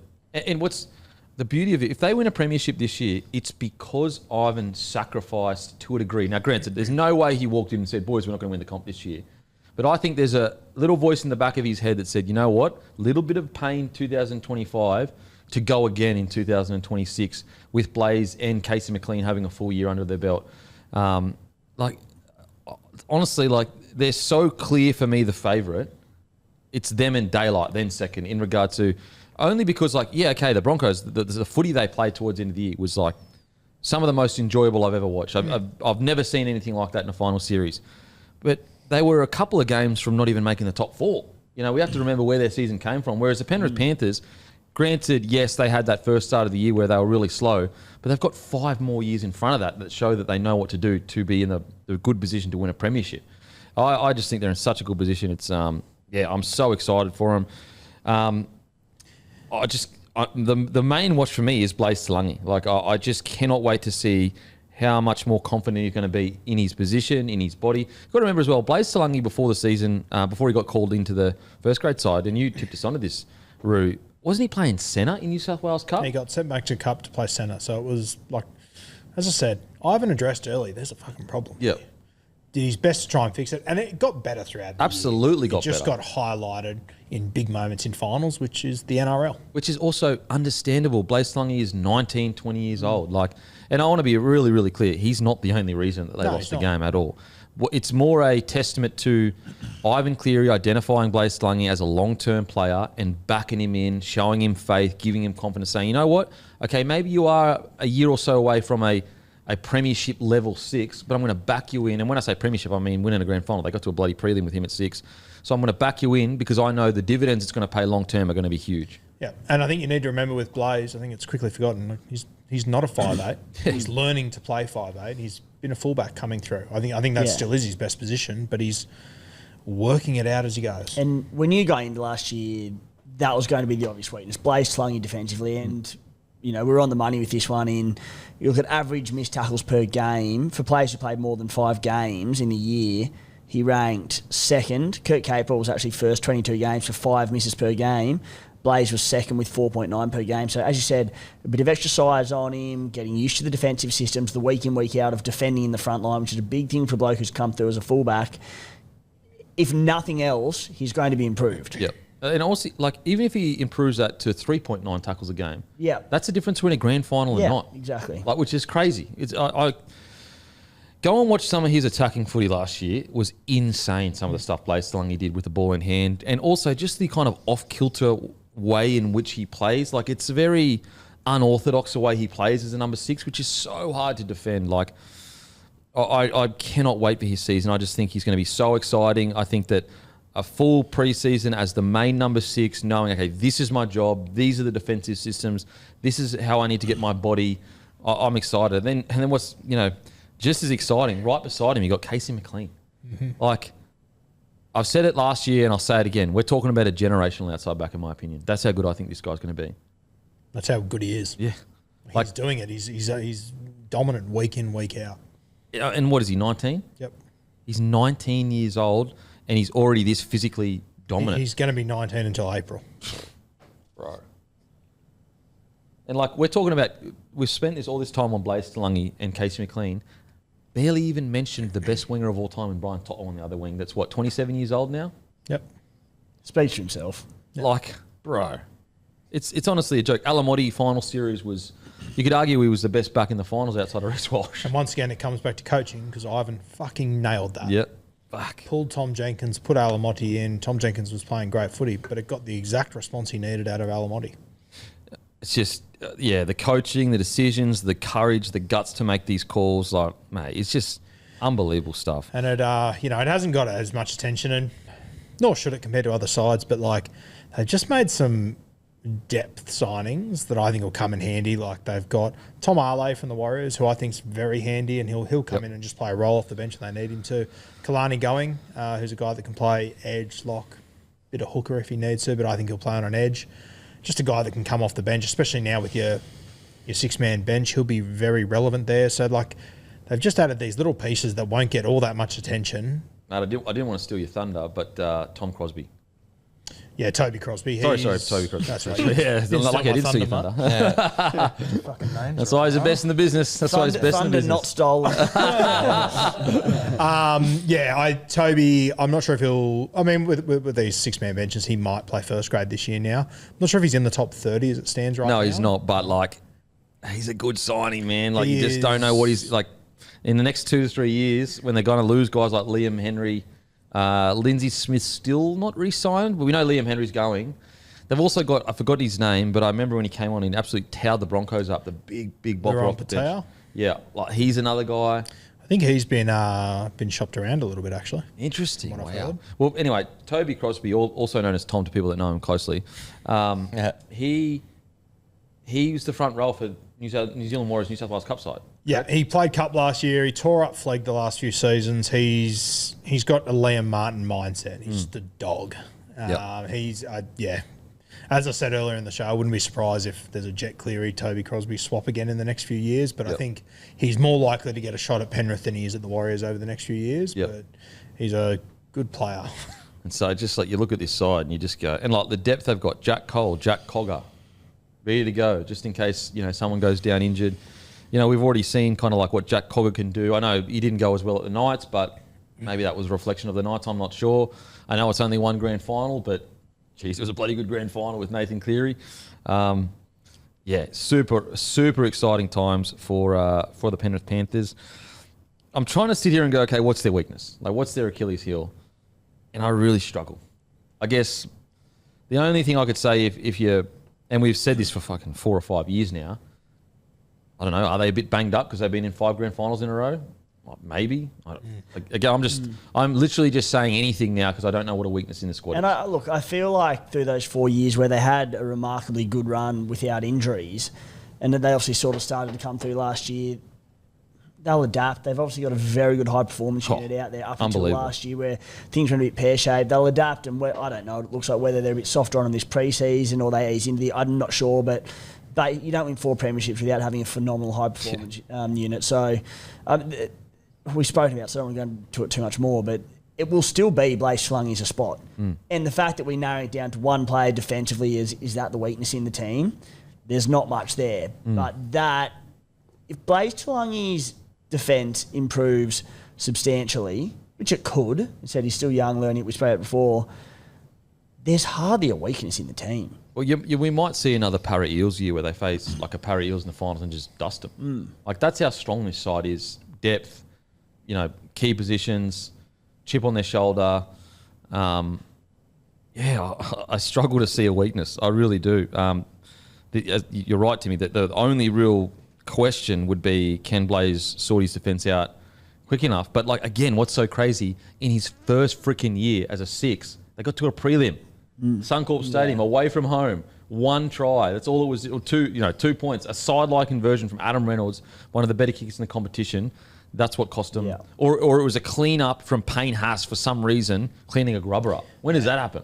And even more interesting, if you go back to that game and you watch it, like I remember with about 20 minutes to go, it flashed up to Ivan. You could see on his face, he could see it wasn't working. Yeah. So, once again, he's able to address everything and work it all out. Just a quick little story. We went away on that Jack Golf tournament, and one night, it was about 11 o'clock at night, and there was a game of cricket that started. There was 2 guys batting and about 40 blokes bowling. We're all taking turns and everything. And we were sort of laughing and joking about Lindsay Smith was there.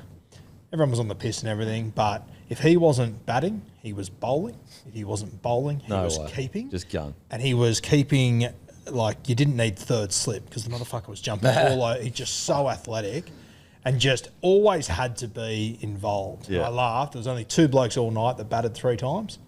Lindsay Smith, and who else do you reckon? You. Tim Williams. Because hog. Well, because I was seeing him like beach balls. And when you see him like beach balls, you occupy time at the crease, mate. Funnily enough, you look a little bit like Lindsay Smith. So I do. Well, you know cricket, mate. When you're seeing him well, you spend time in the middle. Watch seeing him like pumpkins, mate. Even him, like on the piss, playing cricket, when he got out, he was beside himself. So underrated, Lindsay Smith. Yeah. Like, doesn't get the raps he deserves, but you look at him each game, he just gets through so much work. Like, even just watching him, like run around there up close, I couldn't believe how mobile he was for an Australian front row. Yeah. Crazy. Yeah. My key watch out of all the obvious ones, like your Leota, your Papali'i, it actually is Liam Henry. Because, he's 23, 24 now. He signed a big deal, so he's obviously on his way. I'm assuming he's going to want to go out with a big season, but he is getting, I know usually we wait till like 26, 27, 28 for front rowers to go crazy, but in the Penrith system, he is getting into that 3rd or 4th year where we really see these forwards kind of ramp up. Like Lindsay Smith, when he first came in, he's not nowhere near the player that. A little bit like the Melbourne Storm. Like each year they just get a little bit better, and then you close your eyes, you wake up one year and you're like, oh my god, he's one of the better forwards in the comp. Now I'm not saying Liam Henry's just there just yet, but again, there's assumption because they've been so dominant for so long that they're an aging kind of pack, but it's just not the truth. They've got a bunch of young guys in key positions, so I'm really interested to see if he can take his game to the next level this year, Liam Henry. I'm also keen to see, and you sort of mentioned earlier with Nathan Cleary about how things didn't go right last year. Like, I think if you ask the average punter on the street who's the best player in the world, I think a lot of people are saying Reece Walsh now. Yeah. I mean, even little things like me saying that Katoa should have got Dally M7 of the year, I'm sure Cleary's watching right now, angry. I'm sure he's angry right now. We'll have that much sway in the rugby league world. Yeah. I think he's one of those guys. I think he hears everything, and I think he... Mate, I've got him for. I think he's going to have an absolutely massive year. Yep, I agree. I think he's getting to the age where normal number sevens start hitting their peak. I think that he has. Obviously, he's got all these premierships, and he really has nothing left to prove in clubland. However, everything going on in Origin, the last year situation, even though like they still made a prelim, which is like this is their last 6 years. Grand final, 4 premierships, and a prelim. And people talk last year like they had a dog shit year. That's how good that's how good the standard is for these guys. But I think Cleary's going to have a. I don't want to say best year of his career because he's had so many of those years, but I think he's going to have a ripping year. He's 28 years old now. He's got 4 Prems, 2 Clives. I'd be shocked if he doesn't win another 2 comps in the next 6 years. He's probably odds-on favourite to get a Clive in every single one of them. Like, fuck, if you've got a guy that finishes a career with more than 2 Clive Churchills, that's off its head. Literally I don't know if that ever gets beat, realistically. Yep. And it's not insane to say he could finish with 4. No, I don't think so. He's that crucial to that side, and always he pulls the string so much that it's mate. So I cannot wait for the Penrith Panthers. I cannot believe. I'm surprised anyone's even counting these guys out. Anything short of internal conflict or whatever, I think they're going to be the team to beat. I really do. They were already the team to beat at the back end of last year with rookies in key positions. I guess, again, if I'm going to be super nitpicky, Dylan Edwards, I want to see, he has seemed a bit battered and bruised for the last, what do you reckon, 12 months? Maybe a bit longer than that? Yeah. I think that they're probably heading into this season. They obviously know way better than me, but if I was looking at him, I would try and rest his body as much as possible in this off season. Maybe even give him a shortened pre-season potentially, so he's as fresh as anything heading into this year. Similar-ish to Toto, however, he hasn't looked as battered, as Dylan Edwards. He's always kept that level, but as I said, that's me looking for things. Like I'm trying to look for things at the moment because it just looks so good at the moment. Yeah, I think Dill, he went over for the Kangaroo Tour, obviously. He didn't play in any of those, so from what I've gathered, he enjoyed himself. Yep, respect that. And that's the other beauty with teams like Penrith, when you've got this 6-man bench now, it might be a case of we're up by 30, Dill, come off. Yeah, bloody hell. And you can Sure. Jackson Edgar, go jump on, go get some reps. There'll be heaps of that. Especially in teams like this, 100% there will be. Yeah, so even if they are a bit banged up, the 6th bench kind of will help them probably mid-year because I'll just go, we're ahead by fucking 30 against some low-tier team. Yep. See ya. I mean, it doesn't have to be a low-tier team. Yeah, true. It could be ahead by 30 against the top 8 side and go come for a spell. All right, it's time for the rubber to meet the road, boys. Panthers, first or second, most likely first for me. Red hot. Yep, first or second. First or second, and I've got a minor premiers.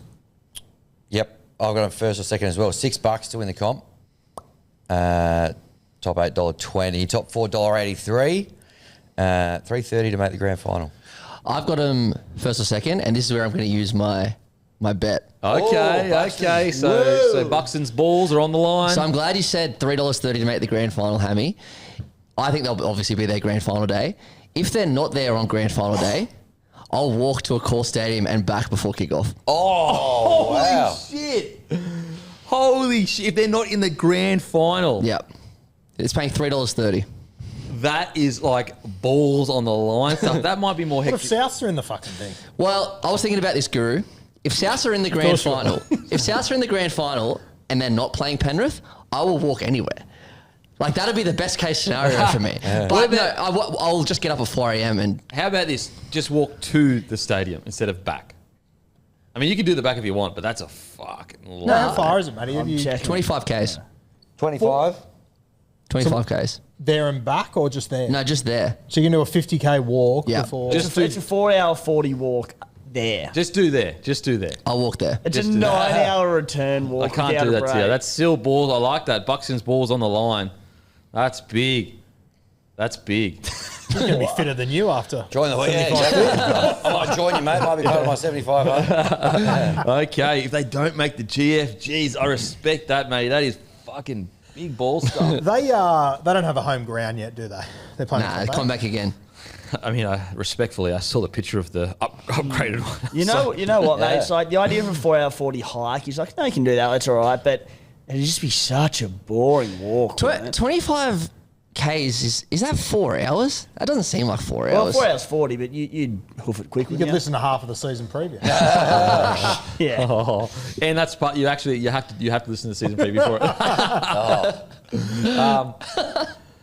Yeah. Okay. Onto the Sharkies. Finished 5th. Wins 15. Losses 9. I was going to make a real quick call. You guys. Yeah. Sweet. Of course. Points. They came 6th. Line breaks 11th. Tackle breaks 7th. Meters 3rd. Offloads 12th. Errors 9th. Completion rate. They came 4th. Defensive stats. They came 14th. Points conceded. Missed tackles 13th. Penalties conceded 6th. Now I know I am the local Sharks glazer. I am him. But I am sick of the disrespect towards the Sharks. Look, I've seen, and look, obviously it's a bit of a tongue-in-cheek with Jimmy Graham saying they're the least exciting side in the comp. I can't believe Jimmy Graham thinks that. The least exciting team in the comp, like, they've played in 2 prelims. How's that not exciting to see the potential if they go a step further? I am sick of the Sharks slander.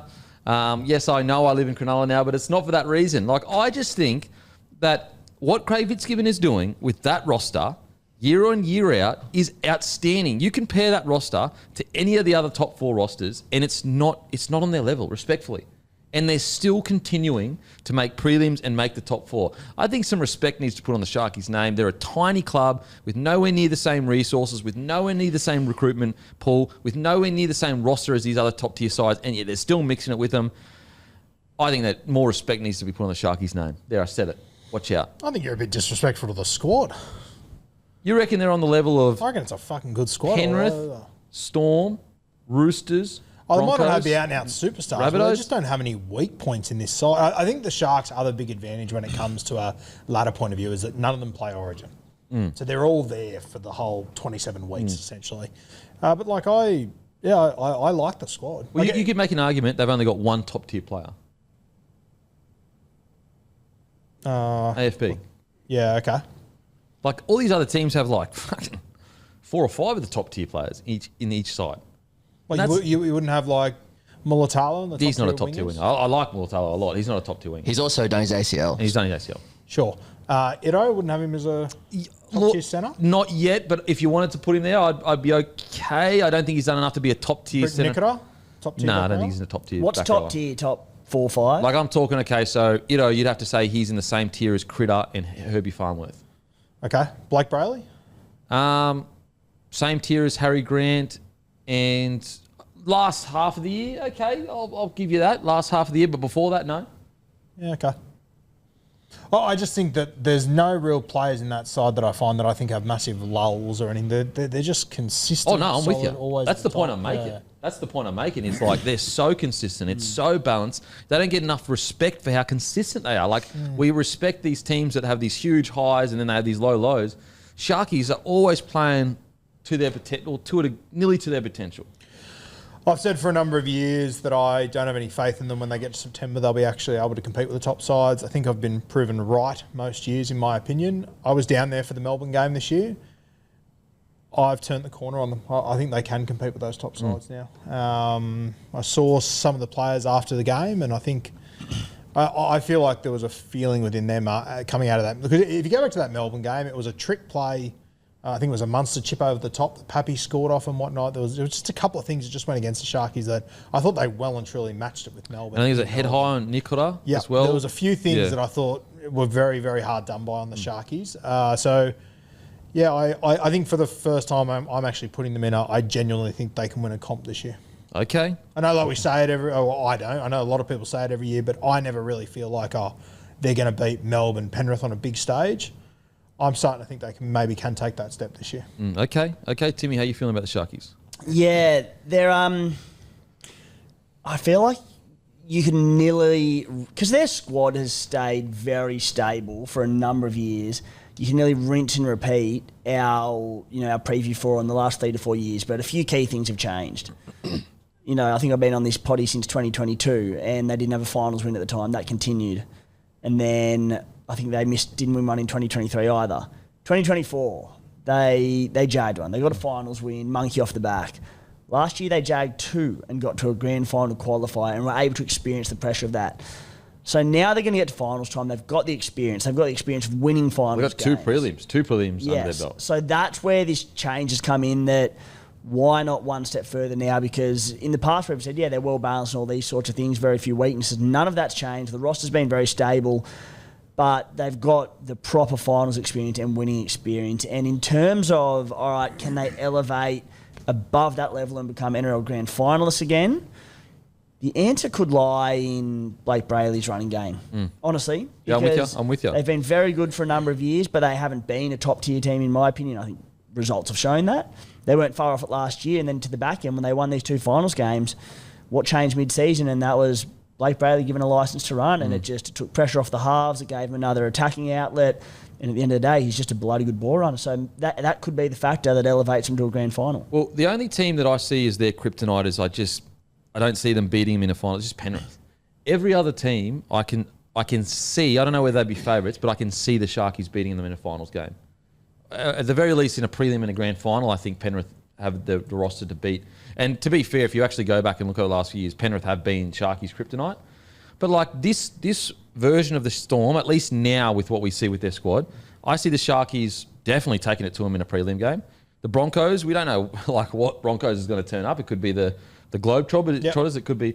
And so then you've got the Roosters, again, they could click. So that's where I look at the Sharkies side as long as they avoid, look, it's a long season. We don't know what's going to happen with Penrith. But at least right now with the information we have, as long as they could avoid Penrith on the way there, I think they can make a grand final. I really do. And I think that, as you said, I looked at them at the start of last year and went, I don't think they can beat Melbourne on a big stage. Yeah, I know they didn't, but as you just said, they can compete with them.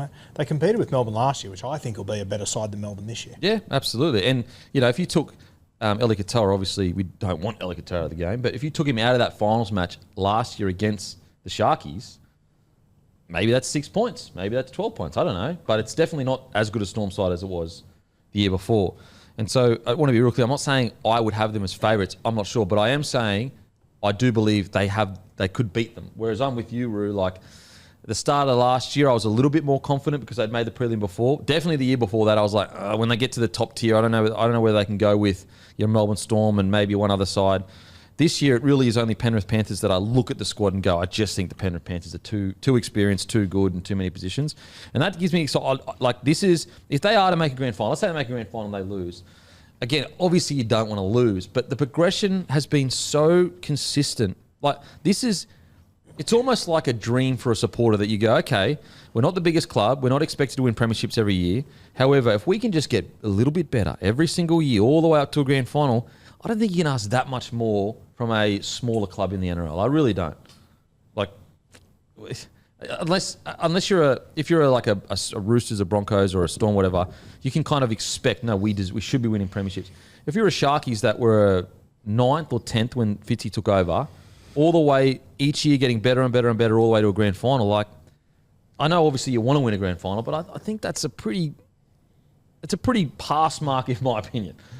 My other thing with the Sharkies is I think they've built this squad incredibly well over the last few years in order to keep everyone. And I just think it's sort of this year and maybe next year is kind of the apex of it before salary cap has to do its job at some point. Well, and the reason why I'm going to glaze the Sharkies, but a lot of these players come off contract at that time. Yep. So they've already planned for this as the final. Yeah, this is the peak. apex. Yeah. Yes. And so, again, how often do we see clubs that come out and say, this is our 5-year plan? And they never hit it. Yeah. If the Sharkies had said this is their 5-year plan 5 years ago, and they nailed every year, essentially, I think they deserve credit for that, especially as a smaller club anyway, So I'm excited for them. Now, one little, thing that I think could take them to another level as well, whether Will Kennedy plays career best footy or Liam Eisen, who was injured last. Is it Eisen? Yep. He was injured last year, but he's a bloody good footy player to my list. From my understanding. Yeah, good player. If he can either put pressure on Kennedy to play career best form, or he can come in and really add spark to that fullback role, maybe that's the next step for him. Then you look at their outside backs. That's already really set in stone. I think they're going to miss Mulatalo so much for the first 10 weeks. Like, he truly is the heart and soul. If there is one Achilles heel to him this year is like, the reason why the Sharkies are so good is they bank all these like early wins or like consistent wins throughout the year. They like put him in a strong position to kind of hang on there and get into the top 4 or 5. The problem with like Mulatalo being out for so many games is like you lose the heart for so many games. Well, you also lose Cam McInnes for the first 10 weeks, something along those 4 to lines. 6, I think it is, or 6 to 8 or something. Yeah. Now, don't get me wrong. I think they're positioned well enough to handle it, but it's the heart and soul part of Mulatalo I think going to really miss in that side. Yeah. It'll be interesting to see who takes his spot. I think like Sam Stonestreet's the obvious one, but Michael Gabriel, who's come over from Canterbury a couple of years ago, apparently he's doing really well over there. Could be a little smoky to grab it. Okay. How good are the Raptoroo on Liam Eisen? Because like Will Kennedy's very solid, but he said they need that pressure, and we're talking like premiership credentials now. Like, do they have that X factor to go over and above and win a comp? And maybe they can do it with Will Kennedy, maybe they can't. I'm not sure. But if they had a real X factor young fullback who came through and was that man, well, things change a lot. Like, he's 21, he's had his injuries from Penrith, shock. When I say that, birthplace, don't know where he came through juniors, but are we talking like potential as a Iongi potential, or is that a bit of a stretch? Or I don't think that potential. Yeah. Personally, I think Will Kennedy will still hold the fullback jersey. Okay. That's where I say if they can next year go all in, and like I look at what happened in the finals last year and how well they did without Cam McInnes. I can't believe how well they did. Like, I wonder if there is a world that you move Cam McInnes on to maybe go and get like a purger. Well, okay. For the work. So I've got some good news in regards to the lock position. So my rookie to watch, it's Thomas Dello, and he is a lock. He was the 2025 Australian Schoolboys captain. Now, granted, he's 18 years old, so however, long term. So he's Australian Schoolboys captain, skillful forward, already training with the NRL squad, and he was named the best player of the entire All Schools Carnival in July, and he is a lock. So I think that's exciting for the Sharkies. As I said, he's quite young, but I don't know. Who knows? We've seen 18-year-olds do well in forward packs before. So who says he can't this one? So Thomas Dello, I hope I'm saying that correctly. He is he's a guy that I'm keen to see whether it's this year or next year coming through the ranks. Yeah, they've also got obviously Jesse Colquhoun, who re-signed the other day, who I thought was fucking lights out in finals. They got Sam McCulloch, another one there who's come through. Billy Burns. Him and Billy Burns towards the back end of the season were outstanding for the Sharkies. Yeah, mate, the depth is there now, and it's I think now you'll be able to carry with this 6-man bench. You'll have Eisen on the bench, I assume. You'll have Puru, and then it'll just be all forwards, and you play it as it comes. We're going to name this episode 6-man bench, I reckon. Another thing that I guess probably doesn't get enough credit, but this is what was to be the third year of Hines Trindle. We don't really talk about the fact they haven't really been together that long as a partnership. And Kennedy as well, and Brayley. So they just spined together. This will be their third year together, I think. Third or fourth year. Third year. And they're getting better each year. Yeah, so it's like there's that as well. So look, I'm excited for the Sharkies. I think they always punch above their weight. I think what Craig Fitzgibbon has done has been phenomenal. I think he's a bloody outstanding coach. I guess when I look at this forward pack, probably needing Tapahua or someone to step up and partner AFB as a week in, week out bloody good front rower. Like, for example, if I could take Jensen from the Broncos and pair him up with Adam Fanua-Blake, like that's the kind of form I need from one of these front rowers, whether it's Hammy and Welle, Tapahua, Hazelton, Kofusi, or Rudolph. One of them I think needs to stand up and be consistently good beside AFB.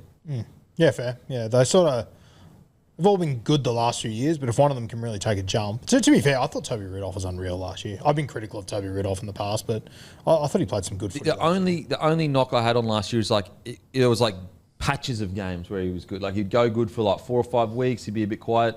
I just want to see a whole season from one of their front rowers, good, consistent. Almost, as I said, a little bit like Jensen, where it's like, no, he's not going to get the headlines, but round 1s to 26 6 or 7 or whatever, he's playing 7.5, 8 out of 10 every single week. That's what I'm hoping for. But I agree. I thought, especially towards the back end of the year, I thought Rudolph was way more aggressive than he usually is, and I thought he played quite well towards the back end of the year, Rudolph. Yep. Alrighty, overview, thoughts on the Sharks, and then we'll get to where points are and everything like that. Yeah, Sharkies, I mean, they've kind of just been at the same level for a couple of years, you know? They've kind of got into the finals. There was a period there where they were struggling to win them. Then, you know, last couple of years, they've done all right. They've got to a prelim, but I just wonder the sort of being in purgatory sort of bit. Have they, you know, got what they needed to make the charge to take that next step? I don't know that they have. Okay. How long can you kind of tread water in that same sort of area for? I wonder whether maybe some of the air comes out of the tyres here for the Sharks a little bit this year. Okay. That's my little concern. Like, still, you look at the names on the page. There's some good names here. You know, the Spine's got the halves have got another year into their combination, which will probably you know, help as well. Still some question marks over the fullback. Couple of good forwards, but I don't know. I don't know that I can have the ceiling that high that they're going to you know, make a real tilt at it. I've probably been a little bit harsh on it with my ladder position. Maybe a little bit more of a product if it got towards the end of my ladder and I had to put him somewhere. Yeah, of course. Without jumping too far ahead. But, yeah, I don't know that I don't think they're a walk-up start to finals footy. Okay. Alrighty, I have got them. Sharkies finishing 5th or 6th this year. I've got third, fourth. I've got them 7 or 8. 5th or 6th. 11th or 12th. Wow. Now, the good news, if you're a Sharkies fan, is I've been... every time I've made a bold prediction about the Sharkies, I've been wrong badly. And there was even a period last year when I was doing Give Me Something. Every week I'd tip them, they'd lose. Every week I didn't, they'd win. So if that's anything to go by, you might be in for a really good year. Okay. But I just wonder whether, don't know. Okay. Yep. Fair enough. To win the comp, $21. To make the $8.67, top 4, $3.30. I don't mind the top 4, 330. It's not I'm bad. very interested how many of you don't have them in the 4. What were you? Well, Roosters squeezed mine out. So right, my okay. top 4 would be Penrith, Broncos, Roosters, Storm.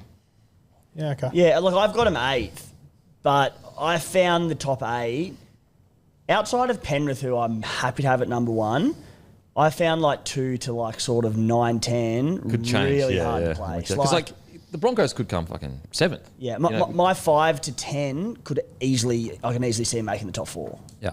Okay. Hey guys, before we get into the Broncos chat, just so you're aware, this was recorded before the Payne Haas news. If you want to hear our thoughts on that, or my and Matty's thoughts on that, we've already shot a podcast. It's on YouTube, Spotify, all that good stuff. Anyway, let's get into the preview. Wins 15, losses 9, points scored 680, points against 508. Points for, they came second behind the Dolphins. Line breaks, they were the best in the comp. Tackle breaks, they were best in the comp. Meters, they were 10th. Offloads 11th. Errors 7th. Completion rate 13th. Defense, points conceded 11th. Missed tackles 14th. Penalties conceded, they had the most penalties per game. Obviously, refs against us, which is okay. It's all right. Okay, my feelings on the Broncos. Look, everyone stays fit. They are going to be a problem for teams, especially Willison developing another year. You know, Ricky finding his feet and really knowing what kind of player he is. Piakora, if he can stay on the field. I think, obviously, the recruitment of Orblux Tougher. I think that, I won't say it changes everything, but just that edge back row position. It could. It really does make me confident. If we can get him on the edge back row every single week, playing really tough, aggressive, good footy, that's good for us. I guess the Achilles heels for us, and the biggest concern I have, is just the age of Reynolds and Ben Hunt.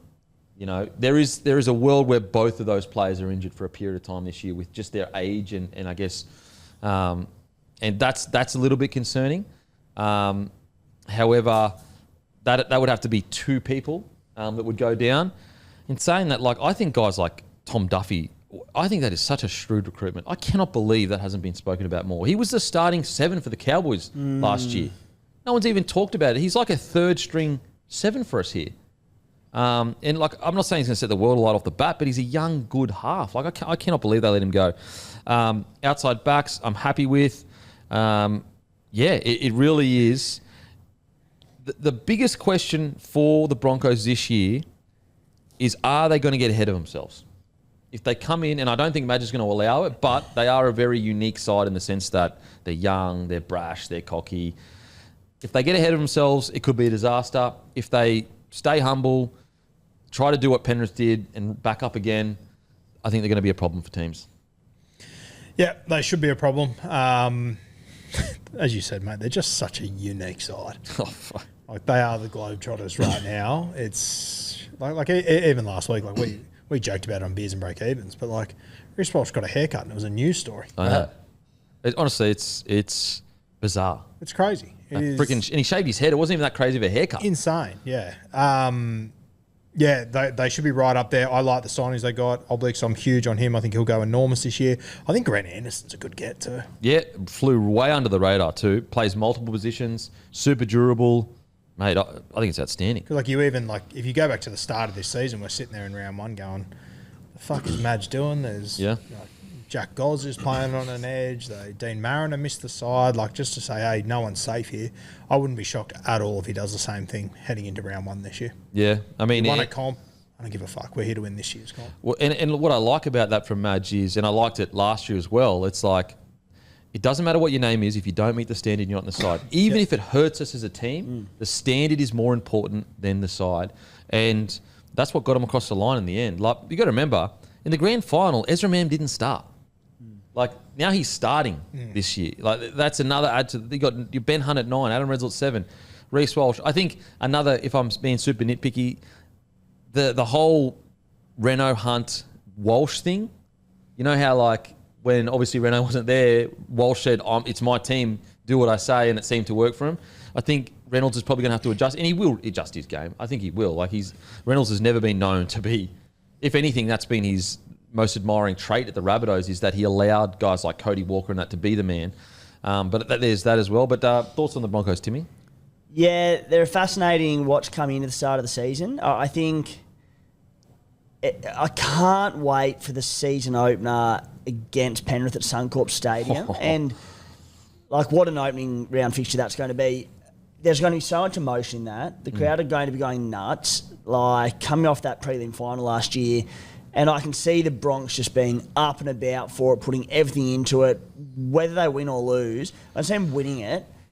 And then because the tails will be up, I can honestly see that complacency setting in with this roster. And I can see them having some early losses and sitting outside the 8 by around 7 or 8 kind of thing. And that'll just click them into gear. Well, that's you're right, because that's the problem. Is what happened last year, they're always going to think, oh, we'll be sweet. Yes. Like, it's all right. We're coming 12th right now. It's fine. To call it what it was, like, there are lots of brilliant performances, don't get me wrong, but Reece Walsh is just absolute brilliance. Just about everything he did came off in that finals and the back end of the season. Like, that won't continue to happen where everything goes to hand, every bounce goes to hand, all that sort of stuff. Do you think Reece Walsh is going to come out there and not take a back seat, but stop chancing his arm doing all that? No, it's Reece Walsh, and things are going to go wrong against much like the Raiders. Like, they're now not hunters. They are the hunted and magnified because they're the premiers, not the minor premiers. So that changes everything. And I can see them losing games early on, and that'll kick them into gear. They'll then win about 8 in a row, and they'll be fine. Don't get me wrong, but I'm almost, I'm very much thinking out loud here, but I almost feel like the best thing that could happen to them is Penrith just come out at Suncorp and smack them and go. And that'll be Madge going, there you go, boys. Like, this can be handed to you because you've got some brilliance. And on the selections and what they did last year, I almost feel like Madge will almost intentionally, someone who's been at 95% instead of 100, he'll drop him for round one. Mate, Wayne used to do it all the time. Yeah. Wayne used to do it all the time where you'd be like, he's getting dropped. But like, he wasn't playing as good as he could, but he was still playing decent. Still the best for the position. Yeah. But just going, this puts everyone on notice. Yeah. Penrith are at $2.30 for that game. Yeah, crazy. Really? Yeah. Crazy. I'd argue Penrith have more to play for than the Broncos do. I think as well, like Broncos have to go to England and back. So that's a disadvantage. In Madge's talk when that game up massively, he's like, it's almost like, he says, what do you say? It's like almost bigger than a grand final. I was like, fuck it. To be fair, when South won the comp, I think South still hold the record for biggest ever World Club Challenge win. Like, they took it seriously then as well. They smashed St. Helens. I like his mindset of the dominance, because what he's saying is, we're not just winning a grand final going over to have fun. We're going to win the World Cup Challenge. We are the best team of the last 12 months. There's no question about it. I like that kind of mindset. But, mate, thoughts on the Broncos? Yeah, I mean, they had a great year last year, absolutely stacked in basically every position. Some nice, I like Oblique's tougher as well. I think he's had a good couple of years at the Dolphins. That's a really good get. They're going to be right up the top there. The one thing that they did do last year, probably the best of any of the teams, was they peaked at the right time, didn't they? Like, they saved their best for the most important games, and you can't really, I don't know, you can't really plan for that or whatever, you know. But the way that they did that was what got them over the line and got them the win. So can they kind of bottle up whatever it was or repeat that? I don't know if I've got them, they're definitely going to go back to back, that sort of area. But I think they're going to be there like the last 2 weeks of the year. I've probably got them there. Yeah. Yep. I think if I'm, and I think Madge will probably be doing this, my whole preseason would be defence, because they have proven beyond a shadow of a doubt their attack is just with Reece Walsh, he'll make it work. Whether it's round 23 or it's round 26, eventually it's going to click. And I think that I'd be almost telling these boys, like, if we want to give ourselves permission to do what we did last year, we have to be able to defend errors. We have to be able to defend our errors. Or at the very least, boys, if you want Walshy to never, ever doubt himself in attack, you've got to be able to say to him, doesn't matter what error you make, we'll defend it. And if they can do that, it frees Walsh's mind to just go, I can do whatever I need to do. I don't need to stress about it. Again, when I was playing with Wayne, he was a big proponent of there were certain players in the team where we almost owed them defence. Like, if you are allowed to make these errors, like Hodjo, for example, even though he didn't actually make that many errors, but if Hodjo wanted to throw a flick pass, we owed it to him to defend his flick pass because he's the guy that can win us the game. And I think Madge will be very similar to that. In regards to guys specifically I'm looking at, it's guys like Xavier Willison and Ben Takora. I'll let you have the tougher. I'll let you have him. But Ben Takora, genetically free, gifted. Xavier Willison, we saw what he could do at the back end of last year. If they step up this year, that forward pack will be like just rolling through teams. I think we spoke about it the other day, but you keep both of them on the bench, right? Yeah, I was thinking Willison to start, but just the natural progression of his age and, you want to keep him at the club, you want to keep him happy. I'm assuming you want to start.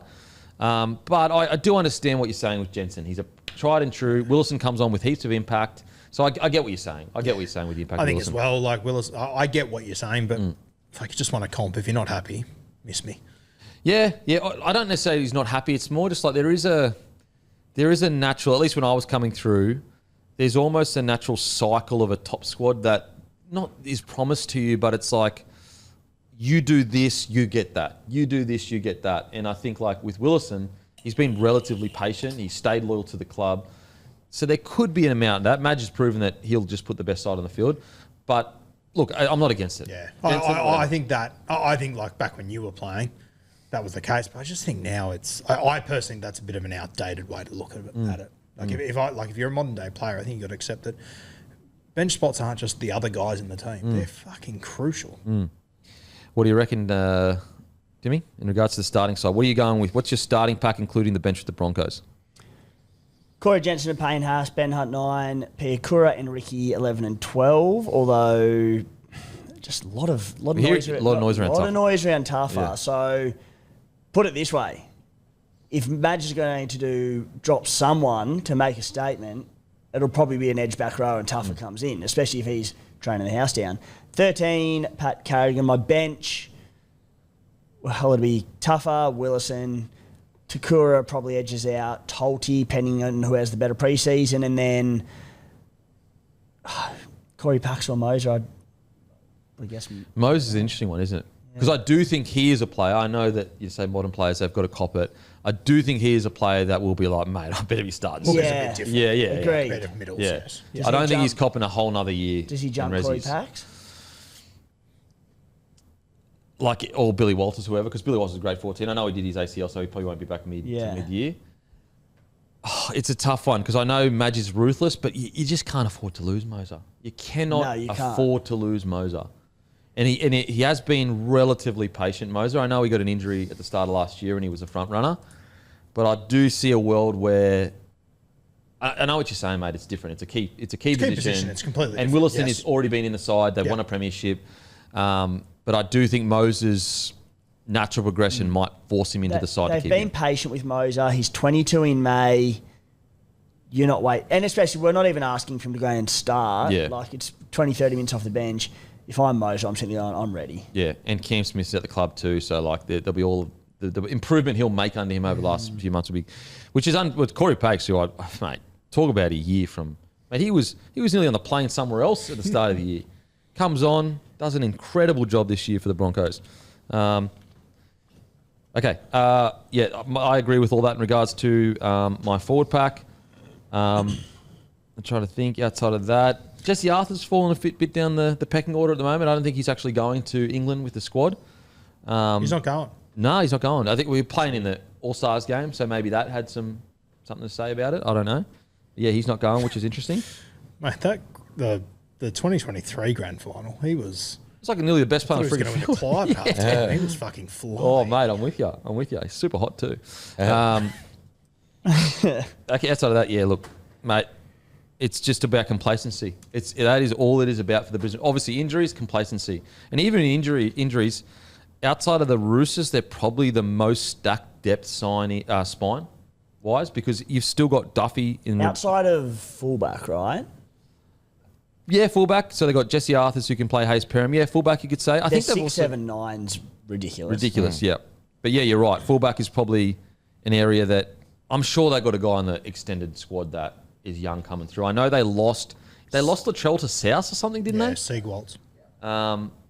Mate, Brisbane always have a young outside back that can play fullback. Surely there's a young fella coming through that can just get the job done. Anyway, all right, it's time for the rubber to meet the road. Oh, in regards to rookie, who did I have here? I think it was just... it was... Antonio Verhoeven. So he's a winger, and he signed a long-term deal early this year. Outside back in the Australian schoolboys. I watched highlights of him. It says wing, but I watched him at centre. Big boy. Very, very explosive, quick. First 10 is great. Strong in contact. So Verhoeven is a guy, he's quite ways down the pecking order, but just kind of keep an eye on him. He's 18 years old and he went to Palm Beach, Currumbin. And his favourite player is Denon Kemp. That's crazy. Oh, nice. Yeah. And also Tupou Francis, who is a brother of Tony Francis on the Gold Coast, and he plays lock. Also, Denon Kemp favourite player. That's weird.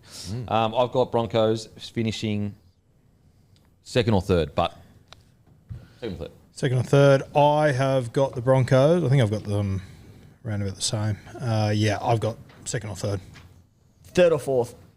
Hater. Third or fourth as well. I think this is a watch, and I don't want to be negative because I've wrapped Madge for the last year and a half, and I owe him everything because of South and Blues. But I owe him everything. Seriously, I owe him everything. But after South won the comp, South fell. After he took Tigers to ninth, they only got worse. New Zealand, when he had his big 30-0 game, he left. Blues had this series win, he left. So those two, we didn't get to see what happened. So we're kind of in an uncharted territory with Madge a little bit. I know with Wigan, he did win the Challenge Cup the next year. That was 15 years ago. But I don't know. It's a big challenge for Madge to try and back it up. It is. It's the unspoken thing with Madge. I look, mid-year, Elisa reports, the players went to him and said, brother, you got to chill. We're willing to work hard. You just need to chill a little bit. The fact that he responded so positively to that gives me hope that he's aware that if there's any... And I say weakness, like look at his fucking resume. Like, but is there anything that he could, take him from extremely good coach to potentially start talking about great coach?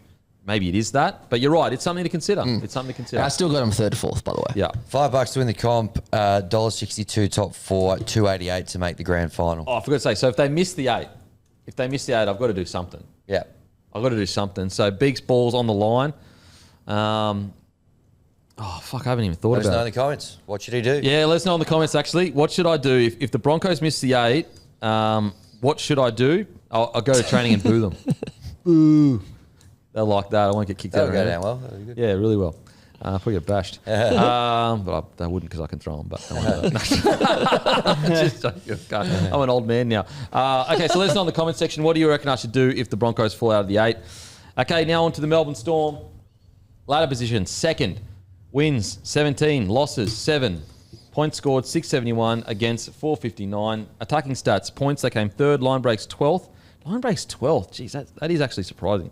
Tackle breaks 6th, meters 5th, offloads 3rd, errors 5th, completion rate 6th, defence, points conceded 16th, which is second best, I think. Missed tackles, they were 15th, and then penalties conceded, they were 3rd. Melbourne Storm, like we've already kind of spoken about it, but it is just some of these big, lost Nelson, lost Pappy. Obviously, Katoa won't be playing for the season. You know, I know Nelson wasn't necessarily playing regularly and his best footy, but it's still a loss. Like, it's still a presence in the changing room, a presence when you have to play him at times. Katoa, their best player last year? Right up there. I think he was the best player last year.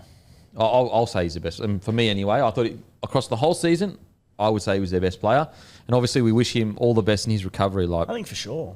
Yeah, I'd lock him as best. I thought he's just everything, not everything, but a lot of the good things that happened in that game, in their team was around him. I reckon. Huge loss. And so, like, the worry, look, to be clear before Storm fans lose their shit, I still have them finishing well. I don't think any Storm side under Craig Bellamy at least in season is going to be disappointing. It's just that next step in finals footy without these key players that I'm a little bit worried about. But anyway, a lot of times throughout the year, anytime Storm were kind of like, struggling or being a bit clunky, they just go bang, bang to Katoa and it would just open the whole game up. And also, Jerome Hughes' combination with him was like probably the best combo in the NRL, do you think? Definitely. And so it's like, he loses that weapon to use for his right foot step, for his dummy, for his short ball. That's going to be interesting. They're all a little bit older, not too old at all. Like, it's still around the 30 mark. The fact that they lost 2 grand finals in a row too, that's also something to think about. So there are questions, definitely. Are they in as good a position heading into this year as last year? No. They were my favourites to win the comp last year. I feel like they never fully hit their potential, even in the grand final. I don't think they did. Heading into this year, I think they're not as good as a side on paper as they were heading into last year, in my opinion. Still good enough to be solid. Question around when they get to finals footy, though. I don't think there's any doubt whatsoever the team's not as good as it was last year. Maybe they can prove us wrong and play better, but I think on paper it's like, as you said, Nas wasn't playing all that much, but they got to finals and they wanted him in the team. That matters. Pappy's an enormous loss for me. I love Sewer, but I'm very interested to see how that plays out. It sounds like they are going all in on him. The thing with Sewer is like, it's weird because the relationship with Pappy seemed a bit strange towards the end, but it didn't seem like Storm were rushing Sewer into that spot. You know what I'm saying? And then obviously you got the soft tissue injuries. There's 2 hamstrings now that I think he's done last 2 years. Incredible talent in attack. Like one of the best attacking fullbacks in the comp when he gets the ball in hand. Defensively, some questions. Talk-wise, he's probably not going to be on Pappy's level just yet. I also think just in attack, he's a very erratic sort of footballer. Hard to build around. Huge highs, but I worry about the middle stuff. But, I know that Slater's been spending a lot of time with him down there. And he's young too. He's young, he's energetic, he's keen is what you want. Absolutely. I do think there is going to be some teething issues there. Yep, okay. How are you feeling about the Storm, Timmy? Yeah, okay, but definitely going with more question marks than like we have in the past. I mean, I still say that, and I sit here and look at a Suafa-Alongo who has absolute star potential. It's that and only that at the moment. Yep. It could go the other way quickly, but Munster, Hughes, Grant, like it's still unbelievable. I just, I'm looking at edges of probably Chan and Lasati or Blore, pending availability sort of thing, which is probably Blore and Lasati. It's still a very good roster. I just think they maybe look a little bit light on in the pack. They're going to need like your Josiah Pahulu, Lasati himself. Sorry, when you say light on, do you more mean like just the standard? Because I've actually, quality. Because I was going to say, maybe I'm looking too far into this. That's a big middle forward. Like they are big middle forwards for today's game. Freaking oath. Like Hetherington, big body. Kamikamitha, Josh King, Mawali. Like you could argue Pahulu is quite agile across the ground. But all these front row middle forwards, they're all pretty big boys. Yeah, they're big boys. And I was looking last night, going, it just shot out at me. Like, hang on a sec. Like, we haven't seen a forward pack like this in a while. That's probably the biggest forward pack in the comp. Like in the middle. in regards to depth-wise. Yeah, big three. Well, Loiero will come in at 13. Apologies. Yes, he's quite agile across the ground. Yeah, Yep, so you're he's right. suspended for the first 2 rounds. You're right. So, yeah, I'm feeling him trickier to place than I have in other years. You add in the off-field. You know, I know, Roo, you're very high on saying the Zach Lomax distraction of the Eels. I know it's not going to have the same impact at the Storm being on the other end of it, but it's still an off-field distraction. I'm sure Craig Bellamy and this very professional Storm organisation won't let it get to him, but, you know, just little things like Nick Meaney's leaving next year. Does Zach Lomax enter the club this year, which means Meaney, who's been a staple of this backline for a number of years, he's the one who drops out, I think, if that's the case. So, fascinating early watch. We won't go into details of it because this is not what the show is. It's a preview of the season. But is there a sense that even the Storm, with how strongly they're chasing Lomax, that they're even feeling the pinch a little bit? Well, without a doubt, they're feeling the pinch. They've had it pretty tough this off-season. Like, Nass leaves, Eli Katoa fucking goes plays for another team, and they don't have him anymore. Ryan Pappenhausen decides he's not going to play anymore. Like, they've been dealt a pretty rough hand and pretty late to be able to go out and find guys. The only thing I'm surprised at, though, is like they didn't really lose an outside back in centre winger, and they're desperately chasing. But he's the best guy on the mark. Oh, he's a gun. Yeah, I'm not begrudging the chasing of it all. Yeah, I don't know. I've never seen the Storm really like this, to be honest. You know, maybe they've never been. I don't to think they've ever been in a spot like this. Like, it's a pretty unique spot. Like you just said, they lost their best player when he wasn't even fucking playing for them. Yeah. Oh, Pappenhausen's a Clive Churchill medalist. They've lost him. Nass, who they wanted to pick in finals, is gone. So they've sort of had to just make do. Like, I think they're getting Davey Wiley for one season. Yeah. He's gone down Hetherington's down there. They plucked Jack Hetherington out of nowhere. Like, they've sort of been left in a spot where their back is against the wall and they've got to make moves. And I'm sure Melbourne would absolutely hate. They're never in the media. They would hate all this shit that's going on at the moment. But I don't have much else choice. And I do wonder, like as you said, if Lomax does come in, does he play centre? Does he play wing? You would assume he plays centre. Then, you know, Meaney could potentially be a fullback option too then. Definitely. Okay. I can't believe I didn't frigging think of that. Yeah, so that, like, I think there's a few more moving pieces that could. I mean, that makes a lot more sense with desperation's the wrong word, but how strongly they're chasing Lomax, that makes a lot more sense. But I think they are just desperate for striking players. Because once you get below that starting team, which is good, the outside back depth, like Tyrone Wishart's dangerously close to being the next best hooker, halfback, 5'8", and centre in the side, and he's not going to be there next year. Yeah, so likely to be the other option if they don't get the Lomax and Fa'alongo gets injured or doesn't hit the ground running like they're sort of hoping. It'll be Meaney to foot, probably Moses Leo or someone into centre, so which is fine, but it's... How's Moses Leo been? Because he's from Union, looks talented. Has he been heard anything in reserve? No, I haven't been overly blown away with what I've seen from him. I think the other thing with trying to get Lomax now is that if they don't get him this year, I would say he probably ends up in Union. Do we agree? Yep. I don't see Lomax staying at the Storm long term, respectfully. Well, I reckon that if he does come to the Melbourne Storm this year, that gives them a chance to be able to convince him to stay longer. Whereas if he goes to Union this year with the World Cup next year, I don't know how much chance you're going to have realistically. I think Moses, sorry to jump into the Lomax chat, but Moses Leo, it's been a long day, Matty. Sorry. He only played 5 cup games last year. I think he was injured because he had a stellar preseason apparently, came over from Union, looked really good, and then was injured round 4 in Cup and didn't come back to round 18. Okay. Now, we've spoken about it from a negative angle. Is this exactly what the Storm need? Craig Bellamy, backs against the wall. Got a chip on the shoulder. Look at all these people talking shit about us. Everyone's off us about the Eel situation.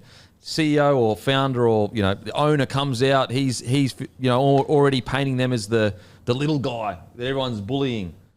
Is this what they need? Did you see the interview that Munster did yesterday? I saw him say it was the hardest preseason he's done in a very long time. Well, before that, he sort of went... He sort of, like, they asked me about Zach Lomax 3 times, and he was like, yeah, my pub's going good. Preseason's been really hard. Thanks for asking. Deflecting it so well. And I just, as I said, obviously we've got to analyse this from both perspectives because that's what we're here to do. But I just wonder, it's the first year in quite a while where they really are, I wouldn't say the little guy. I don't think the Storm will ever be the little guy, but they've got enough ammo to tell themselves they're the little guy. They've got enough ammo. And I just go, is this what bellyache needed in the belly? Which is crazy coming off a grand final, right? Yeah, but, we've lost 2 grand finals, we're done. There's so much ammo for him to tell those guys that the world's against them and no one believes in them. Whereas very hard to say that the last few years, like especially last year and the year before that as well. Like where do you pull that ammo from? And it's like, I'm looking at the forward pack that it could be excellent, but there are serious question marks around it with no Eli Katoa. I mean, I'm sort of neither here nor there with Nask because he didn't actually play a lot for him last year. So I'm like, that's okay. And as we spoke about on a recent pod, the game is phasing out the big boy a little bit. So I think that's okay. But, pardon me, as you said, Kempy, a lot of time last year and in recent years where they didn't have anything going for him, it was just spin it to Ellie and he'd just get momentum. Yeah. They don't... Or kick it to Ellie. Yeah, or kick it to Ellie. Like they just... I don't think they have that in their pack now. Stefano can, with a big run, can get them going, but... I guess Lomax would be that guy, really. Just kick it short, land on the half set. If they get Lomax, like whether he's playing... Like if Lomax ends up in that side and he's playing left centre, for example, like just kick the ball to the left side of the field. You've Literally. got Coates and Lomax. And then on the other side, you got Warbrick, which is a big boy. Yeah, which we saw them do for a 5 or 6 period throughout last year where we came on the show every week and went, well, you can't defend that. Bro, can you imagine trying to defend Lomax and Coates? Oh, Fuck. Imagine if you can keep it for a few years and you get Eli Katoa back. He's got guys jumping up everywhere. Jesus. Kicking on zero. They just kick on zero tackle. So, all right, boys, what's the starting pack for you? Obviously, Stefano. I want to give Stefano a lot of credit. You know, like I know there was a bit of chat in the game, Origin or whatever, grand final, whatever, but like a lot of people counted him out before he went to the Storm. He went down there, he put his head down, he worked his backside off, and by the end of the year, I thought he was playing outstanding footy. Not even by the end, probably by mid-year, I thought he was pretty good. Pretty much ever since coming out of Origin, I thought he was good. And I think he deserves a lot of credit for that because I don't think there's many people that backed him in to be a success first year. Yep, I was definitely not one of them. I can't believe how quickly it happened. Really, even post-Origin when he came out of that, I sort of looked at him and went, okay, he's going to be good, but it's going to take time. Like, he just woke up one day and was mad down there. And it's like he woke up one day and said, I'm actually really big and can hurt people. Yeah. Super aggressive, physically dominated teams. And look, I know it's very easy to sit on the internet and, put shit on Stefano because he talked shit before the grand final or whatever. But I kind of want that from my enforcer. Like, come out, talk a bit of shit. Like, at least he had the guts to say it before the game and not after. Like, there's a certain amount of respect. Like, I don't mind it, man. I don't mind it. If you're an enforcer and you've got a bit of lip about you, as long as you're playing decent footy, fuck, play on to me. Yep. Play on. Yep. I think it'll be interesting, two guys that I think have both got huge potential that just haven't got the right opportunity so far. One is Jack Hetherington arriving down there, which I'm very excited to see how he goes. And I think the other one that's not getting much attention is Davey Moali. I'm with you, mate. I'm with you. We're talking about a guy that's, 23 years old as a front rower, had moments of brilliance, had a lot of his career, under a struggling Rabbitohs. I'm with you, mate.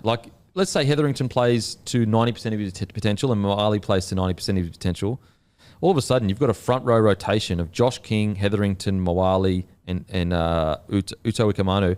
And that's not even including Lazarus Vailepu, who is a young forward also coming through. Now, I know they're big boys, so it's going to be interesting to see how they handle the speed of the ruck. Lasardi looked excellent last year, whether it was through middle, on an edge. He's very exciting. The one with Moali is the one I referred to it sometime in the last 8 hours, and it was he's been around for a while. Last team, we're almost there.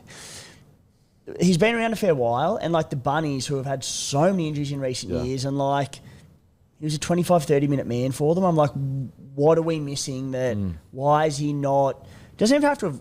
We have such hope for him to be a gun front row forward, middle forward, and it just hasn't happened, and that's in a depleted Bunnies pack. In the minutes, I should say they didn't come. He played a few 40, 45-minute games, but he was still only ever a 25, 30-minute man. Yeah. Why? Yeah, and that's why, doesn't add up. If any system can sort him out, hopefully it's the Storm. He's not the worst front rower to land down there and turn into a gun. Oh, For I mean, sure. Josh King could barely make Newcastle side. Well, what I do like about David Moali is that he, as you said, he's been around for a while, but I don't think people, he's played 70 first grade games. Yeah, Far out. which means something. It matters.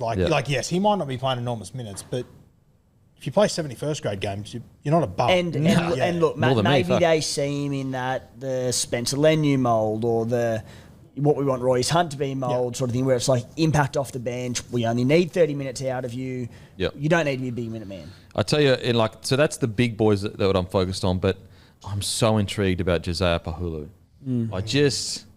that signing came out of absolutely nowhere. He obviously had the drama at the Titans in regards to pay, whatever it was. And he went down to the Storm, quietly under the radar there. Out of all those big bopper middles, he's the most suited to a modern forward or front rower. And a full preseason with the Melbourne Storm. There's something about me that says they've seen something that I probably am not seeing yet. Yeah, I the moment they signed him, I really liked the one. I just haven't heard a thing about him since down there. It's been a bit weird. And even like the Q Cup games that he was playing at the back end of the season, like I watched a few of them and he was good, but he wasn't lighting it up sort of thing. But yeah, hopefully with the full preseason and whatnot. I don't know who your young guy is you're going to talk about. But there's another middle forward down there, Cooper Clark. He's my guy. Yeah, he's he's good, Cooper Clark. I think that we'll see him at some point this year, especially with the 6-man bench. Very, very handy middle. A little bit like, as you said, a lot of those boys are just really big. He's a big boy, but he's quite dynamic as well. Okay. I think he could offer a good little point of difference for Melbourne. Because like if I'm being critical of this forward pack, and I've kind of already said it, but like it's a big middle, like a big middle, which is quite surprising. But it wouldn't be by accident. Like they're clearly doing it for a reason. And to be fair, what's the one critique we've had on the Melbourne Storm for a few years now is their pack is actually quite small compared to other packs. Is there a world where, I assume it probably doesn't happen, but first 2 rounds, Loiero out because it is such a big middle. Do they play Tyron Wishart at 13 as a bit more of a like-for-like body size? I think they're every chance to. Yeah, okay. Yeah, like if Pahulu isn't hitting the ground running, because he's a bit of a 13, isn't he, Pahulu? Yeah. Can play that. But yeah, okay, Wishart through the middle, which I tell you what, that's a freaking fast spine. Holy shit. Imagine Munster, Wishart, Hughes, Harry Grant coming at you, most likely for a longer. I mean, Meany's support play is outstanding, so it could be Meany as well. Do we assume that Lasati gets the right edge? Lasati or Chan, one of those two? It'll be Lasati or Chan. Wasn't Chan quite good towards the back end last year? Yeah, and he played, he deputised at centre a fair bit as well, Yeah. Chan, at times, and he went quite well and like shut players down. So it'll be Lasati or Chan. I think it'll depend on what they want to do with Lasati, whether they see him as more of a middle or an edge. Because I think he's destined for more minutes. It'll just be whether he's middle or edge. Yep. Boys, Howarth, how are we with his progress, his tracking? Where do we sit with him? Me personally, I think he's. It's hard.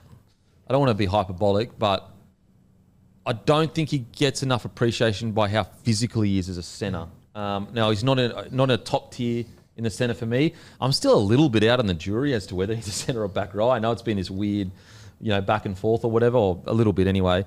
I'm pretty happy with his progress. I think if he hasn't, from what I've gathered, he hasn't popped up in that right back row spot, I think he's a centre moving forward. Okay, they're just going to lock him in there? If you're gonna test him out in back row, surely it's this year, isn't it? Especially if you're trying to sign Zach Lomax. Because they started him in the back row.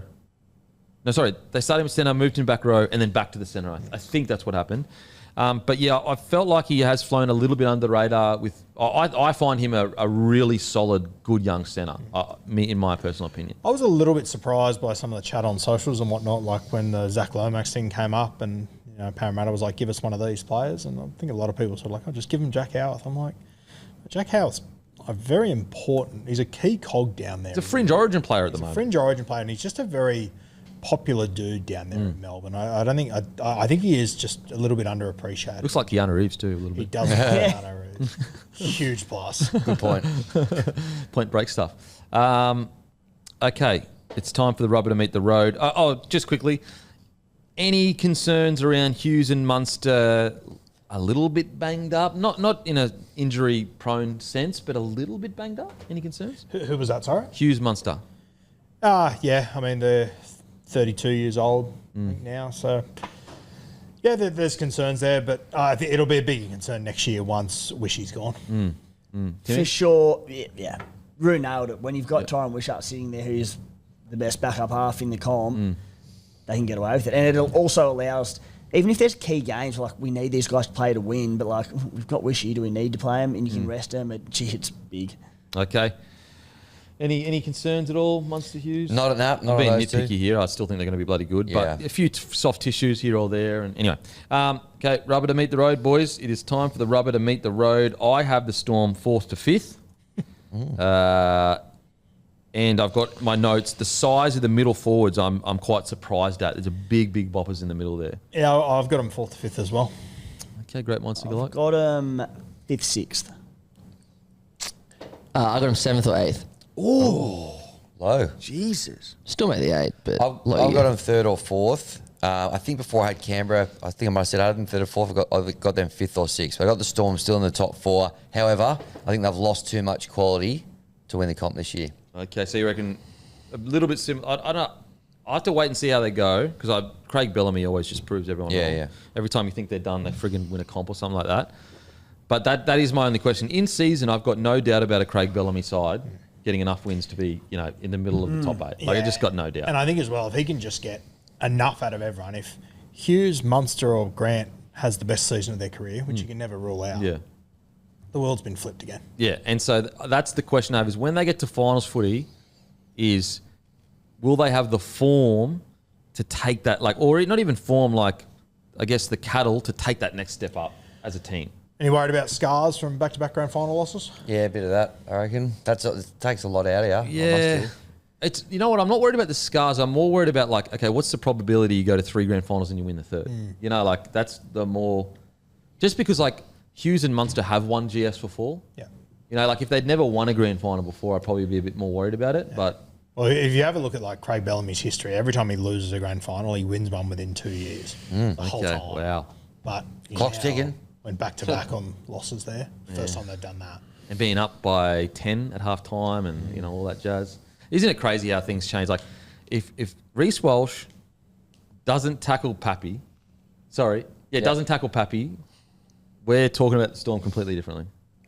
Yeah, fucking oath with It's just fucking And crazy. I probably You know think what I mean? Pappy's Yeah. still playing. Fuck. There's a good chance Pappy has 2 Clive Churchill medals and he's still playing. Fucking it's, hell. It's crazy. If that penalty didn't happen with Zach Hosking in Brisbane 3 weeks earlier, it's a completely different game. Fuck, craziness. Absolutely crazy. Storm 650 to win the comp. They are $1.90 to make the top 4, $3.50 to make the grand final. Okay. Wow. There it was. There it is. Well done, everyone. Another year done and dusted. Already? Already. It was a quick one today. Bring on boys. Perth next year. Actually, you know what? Can we do our origin teams? Or? Okay, no. Okay, so we've got Hamiso 75 days hard. Yep, if the Tigers don't make the 8. The comment section will tell me what needs to happen in regards to the Broncos if they miss the 8. Guru is shaving a fin in his head like Mr. T. You're running a trail run. And Matty is walking to a core stadium if the Rabbitohs miss the... Panthers missed the grand final. Panthers missed the grand final. And if Manly are a mathematical chance of making the 8 in round 26, we're going... We're all going dressed in Manly kit to support Manly, painted in Manly colours, pretty much to get abused by their fans. Pretty much. So that's putting our pieces on the line. Guys, the only way we can put these on if you support our sponsors or, go to bloke.shop and grab some kit. Biggest sale ever is tonight. Massive thank you to KO. A massive thank you to Sportsbet as always. Aspley Mazda, Luke Camilleri, the car man, LDC_01, Grumpy Coffee, limited edition, Lontel Internet. Without these partners, guys, we absolutely couldn't do this for you. So please support them if you can. I hope you've enjoyed this year. Roughly, what are we talking hours-wise, do you think, Matty, this year? You know what? I have no idea. I'm going to have to look it up later. I don't know. Okay. We'll see. We'll see. I hope you guys enjoyed it. Thanks, boys. I always really do appreciate it. As usual, we'll go fuck ourselves. Thank you. What's gambling really costing you? For free and confidential support, visit gamblinghelponline.org.au.